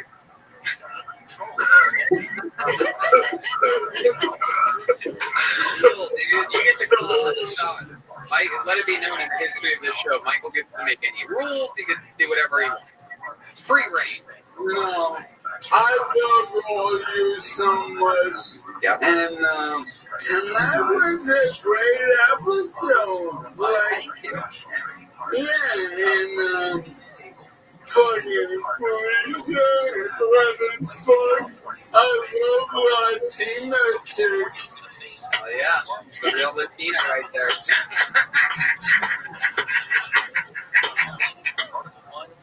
Well, Michael, we love you more than anything in the world. You're a goddamn saint. I was telling people earlier at a pre-show hang how much I adore you and love you. I say it every episode here. I talk about it with everyone that is part of my life throughout the week. And you're an inspiration and just truly one of my favorite comedians on the planet. You know, I'll share this with you. Is there was a moment where when I saw that Chappelle set, I was very lucky. I found it as it came out. Because I was actually sent it by someone in his inner circle. They're like, check this shit out. And I remember I was like it doesn't matter. I was one of the first people on YouTube to watch it that night that it was released. And I posted about it, which I don't even watch people's specials at all, no matter who it is or anything. I just can't bring myself to do it. I watch enough stand-up comedy when I'm about to go on stage at the Comedy Store or on this show. And but the set from Chappelle, I found it to be so compelling and powerful and interesting. Amazing. And I posted it on my Instagram story, and when I did, I found a little one of those GIFs that said "goat," and there was a moment where I'm like, the only person else other than Chappelle that's a goat to me is you. I thought about you. Well, I mean, obviously, different body of work, but in my life, yeah. And at this time, I mean, Tony, yeah, I'm your favorite racist. Yes, yes, I texted you back. Fuck you. There you go, Michael Laird. We love you. Hey, look at that.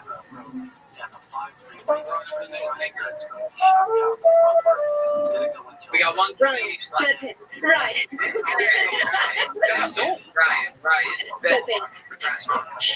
Okay, we have one comedian left. Let's blast through it. Ladies and gentlemen, your final submission of the night goes by the name of Robolo.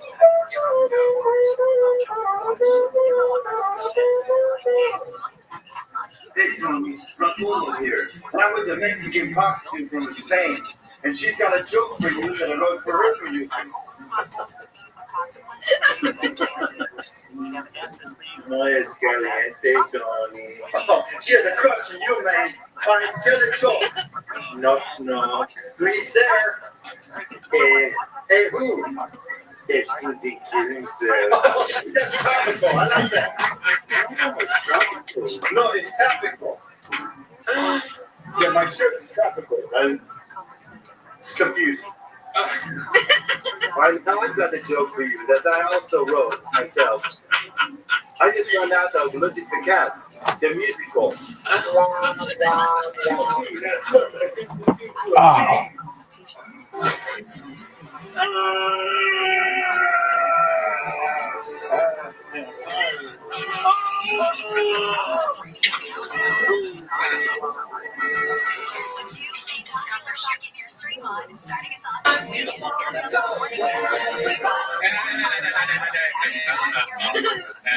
There we go. Amazing stuff. Incredible. Absolutely impressive. I didn't even think perhaps that it was possible to already be doing parodies of Manolo. A person who sent in 2 submissions with Mexican prostitutes. However, you absolutely nailed it. Great impression, delivery, production quality, incredible. Oh, thank you. Yeah, that was all from real bad diets, you know. So we that's crazy though. Manolo is definitely a fixture on this show. He like impacted me, you know. Like it's like when I don't know. It was a historic moment with these quarantine episodes. I felt compelled. I'm not compelled to do a lot of them. Like I was compelled to New College, but it is impressive that I think only 3 or 4 perhaps appearances throughout this quarantine Manolo has had, and yet you absolutely destroyed with a complete minute of comedy, making fun of or playing tribute in homage to Manolo. Yeah, it's an homage. I didn't know if I was going to do an impression right now. I didn't know. Hey man, it's Donnie. I don't know who that is, but it's good. I think the delivery was a lot like him. That's great. So where are you? Where are you? I am I'm in Southern California, Chino Hills. Yeah. It's 40 minutes away or so. Crazy, man. I actually had one more joke as Manolo, if that's all right. If I could go right ahead, absolutely. Okay, this is in the spirit of Ravolo. I like to stay here and listen to all the huge artists like Cardi LB, Ariola Grande, and no wordplay for Lizzo because she's already fat. Hey, I like that. I like the thrust you did there at the end to get the point across that you were done. Yeah, I gotta force in some physical comedy, even sitting in a dirty chair, you know. No, I love it. So you're in Chino Hills. What do you do for work? I work at a grocery store. I push shopping carts. Essential worker. It's crazy. I see people lose their minds. Like the week that the Hanks got it, and the NBA was done, I saw some guy literally cry like over toilet paper. He's just losing his shit. In the aisles, like I can't do it. I got toilet paper. I saw old ladies get pushed over. We have like a security force of sassy ladies now. Keep shit in line. We need some martial law in that bitch. Right. Yeah, that's wild. Unbelievable. Are you born and raised here in Southern California, or did you move from somewhere else? Raised here. I mean, I was born in Fresno and lived in Fresno for the first couple years of my life, and then went to another place with agriculture and meth. You know, my dad loves a pick of both, you know. Heck yeah. So what else have you been doing through this wild time? Keep yourself entertained? Any other hobbies? Well, I got a rap song. I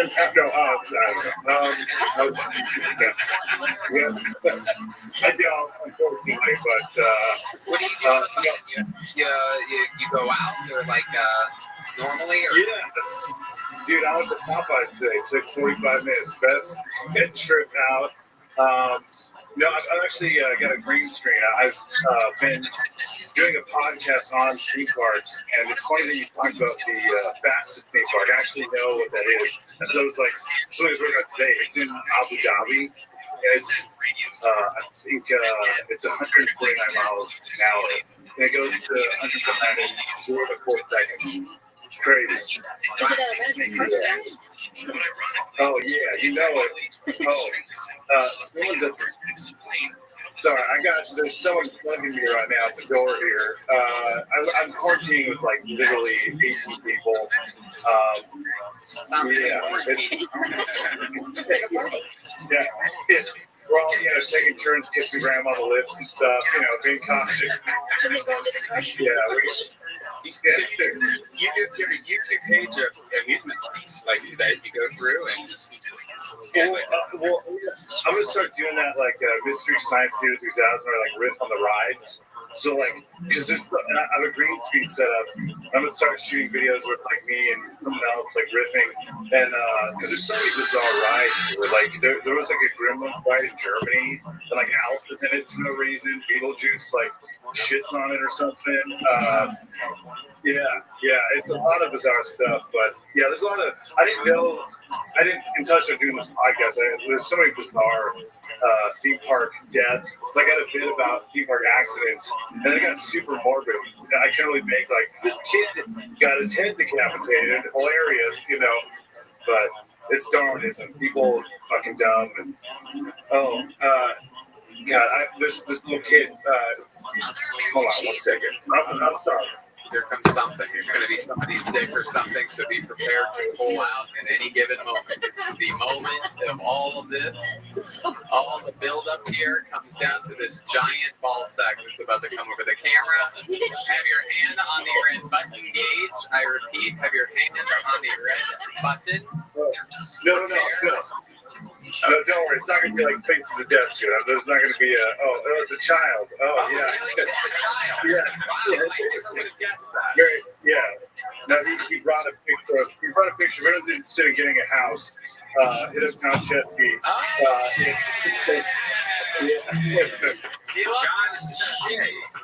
Yeah, dude, he wanted me to roast him. I'm not used to roast. It's usually the other way around because I'm a big goose. But hey, John. Way to pick a career in a pandemic, pal. That's not my style. I love that picture of him. I didn't realize that he had passed away and they're handing out his funeral. We don't have a colored ink. Oh, there's fucking, pardon my French, there's poison ivy right here. I just realized that you've been on this show numerous times. I've now made the connection. Yeah, it's been a couple of years. Last time I was on, I was all filled up in a purple suit and ate a bag of dicks and put it too short. Yeah. But Adderall, man, that is very much like Adderall. That's right. It's legal methamphetamine. I love that. Should I make a Robo joke? I got in the new field. Have you heard of Jeffrey Epstein? No, I'm just kidding. This is not. I'll leave that for the Zoom show that my aunt will be watching later when I have a gun in my mouth. No, this is. Got a little dark there. Gavin,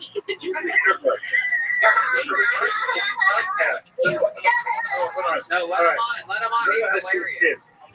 Yeah, he's Hey, what do you want to be when you grow up?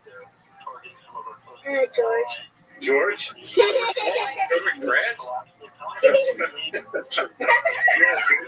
George Washington? Boy George? Actually, he wants to be a wrestler, dog. He just brought this in. Oh, yeah. He's got John Leguizamo here. Yeah, that is John Leguizamo. Dude, this poison ivy, like, I don't know. This thing, I discovered I was a boy to this thing. Oh, the Joker right there. Look at that. Yeah, heck yeah, dude. That's a cool version of the Joker. Yellow pants, orange jacket. Very cool. Heck yeah, pretty cool. Yeah. we do this for 45 minutes, please? Okay, no. This is a special show and tell episode of Kill Tony, and I absolutely love it. What a great way to end it. Thank you so much. This was awesome. Yeah. Rock and roll. Get that full set of people. Oh, yeah. Thank you guys. Look at this. Absolutely. Thank you, Judge. Thank you. There's an actual judge there. Judge Al Madrigal, ladies and gentlemen, right there live in the flesh. All right. Thank you guys so much. Have a great night. You. There you go. Heck yeah. There he goes. He's Rabolo. He's Robert Land Pod. Robert Land Pod. All one word on Instagram. Remind me, what's your actual name again? Robert Thompson. Yeah. Robert Thompson. Thank you so much, Robert. And again, thank you to the what appears to be angry judge in the back of the room. Angry, how magical. Yes. That is incredible. All right.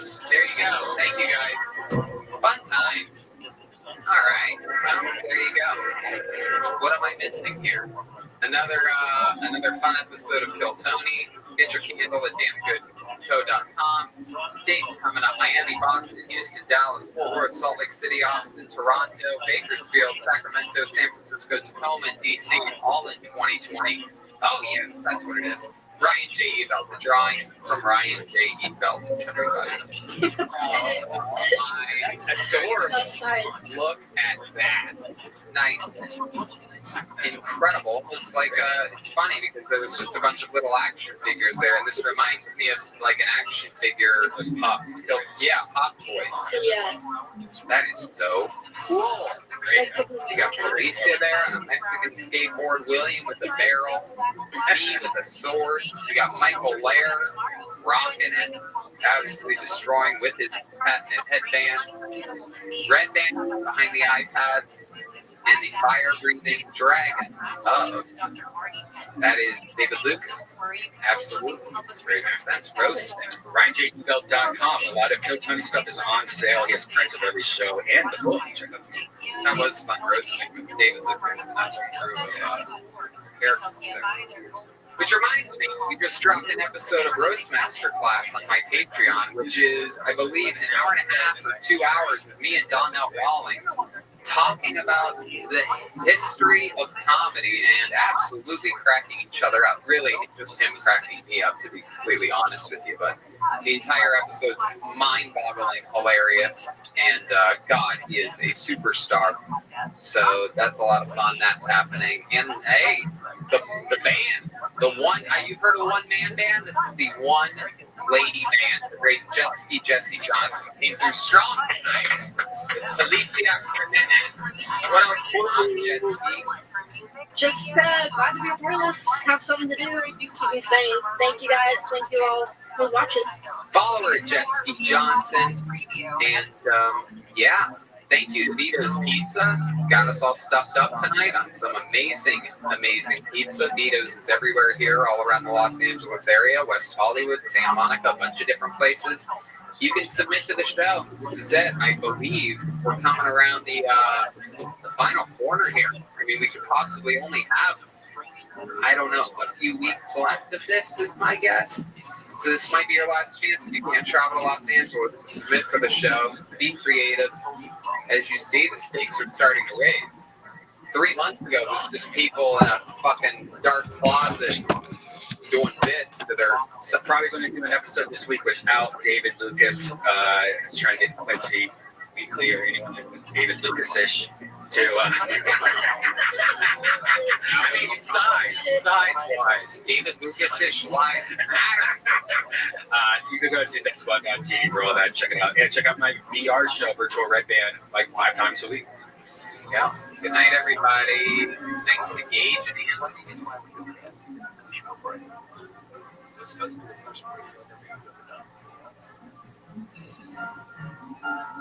Hans and I spent years down. Who is the letter defending? Is the question of Rothschild. But figuring out who wrote the Trojan Horse letter, that was only the first mystery we were up against. It started to seem like officials knew more than what they were trying to learn. And then Hans and I were poking at something that people did not want to talk about. Can you give us a bit of details about the situation? From Serial Productions and the New York Times, I'm Brian. It's the Trojan Horse Affair, a mystery in 8 parts that a lot of people don't know. Listen and follow this podcast for free on the iHeartRadio app. #1 for music, radio, and podcasts, all in one app. Remarketing text marketing messages, message catering, spam flag, play stop, top down. My name is Software Royal. I'm an attorney with the Wildfire Recovery Group, and we've been handling wildfire cases since 2015. Southern California Edison is a public utility company. We've determined that Edison is responsible for the Eaton fire in Pasadena. If you suffer damages, you can seek reimbursement for smoke damage, structural damage, loss of your personal property, as well as injuries both to your body and mentally. We've recovered more than $1.7 billion for our clients in utility costs and wildfire damages. If you're a homeowner or a renter, we may be able to help. The call and consultation are free. Text BURN to 323232 or visit fireattorneys.com. Your consultation is free and there's no obligation. If we don't recover for you, you pay nothing. That's BURN to 323232. BURN to 323232. Attorney advertising paid for by Ellis River LLP, 2625 Towns Gate Road, Suite 260, Westlake Village, California, 91361. Past results depend upon facts of those cases. Future results will differ based upon different facts. Frontline weather from KFI tonight across Metro LA, Orange County, the valleys of the Inland Empire. Mostly clear skies with overnight lows dipping into the mid-40s and low 50s. In the high desert, it's cooler and crisp with clear skies and temperatures dropping into the 30s and 40s. Right now, it's 62 degrees in Sonoma, 68 in Santa Ana. Live from the KFI Hey, this is Rabbi coming to you live from the beautiful in-crowd studio for a brand new episode of Kill Tony. Give it up for Tony Hinchman. Yeah, here we are. Beautiful. Crazy. Look at this. Absolutely stunning. We are here at the in-crowd studios on Instagram.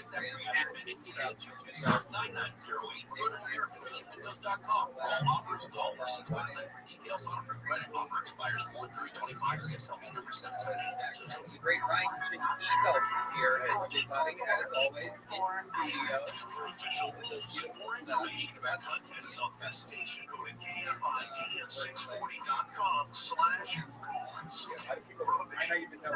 We're looking at like an oval, a circle of LCD screens in the background.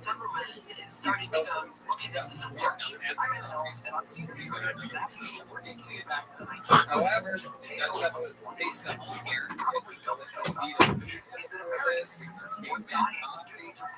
Everything feels like we're just the companies where we've been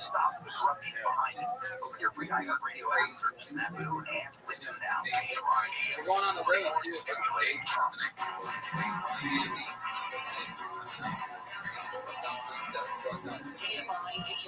you can find that on there. Yeah, right, James.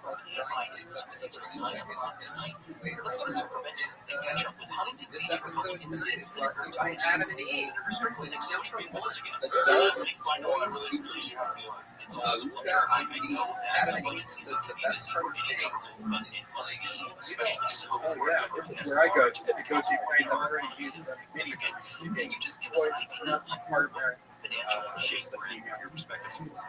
Everything. I get those and noodles. Yeah, I know. I actually recommend it on the remember. The cool thing about underneath, they have blood bowl trainers. Blood trainers where it comes with the small one, you work yourself up to the big one. You're already on the XL. I'm on the maximum. I have the caving. Yeah, it has a little tail. It looks like a little puppy. Adorable. That's right. That's actually why they call it. They have every kind of blue lotion, couple choice, lingerie. Great place for lingerie. You gotta get something else sexy up a little. Absolutely. You can take advantage of the downtime right now. Choose almost any one item and get 50% off at AdamandEve.com with the code KILLTONY. And you already did this. Yeah, and you get 10 free board and plus you get every time you get 10 free. You get 6 spicy smoothies and 3 bonus kit. Best of all, you get free shipping delivered discreet right to your door. Hey, you know what it means. Like it comes in a box. It doesn't say Adam and Eve.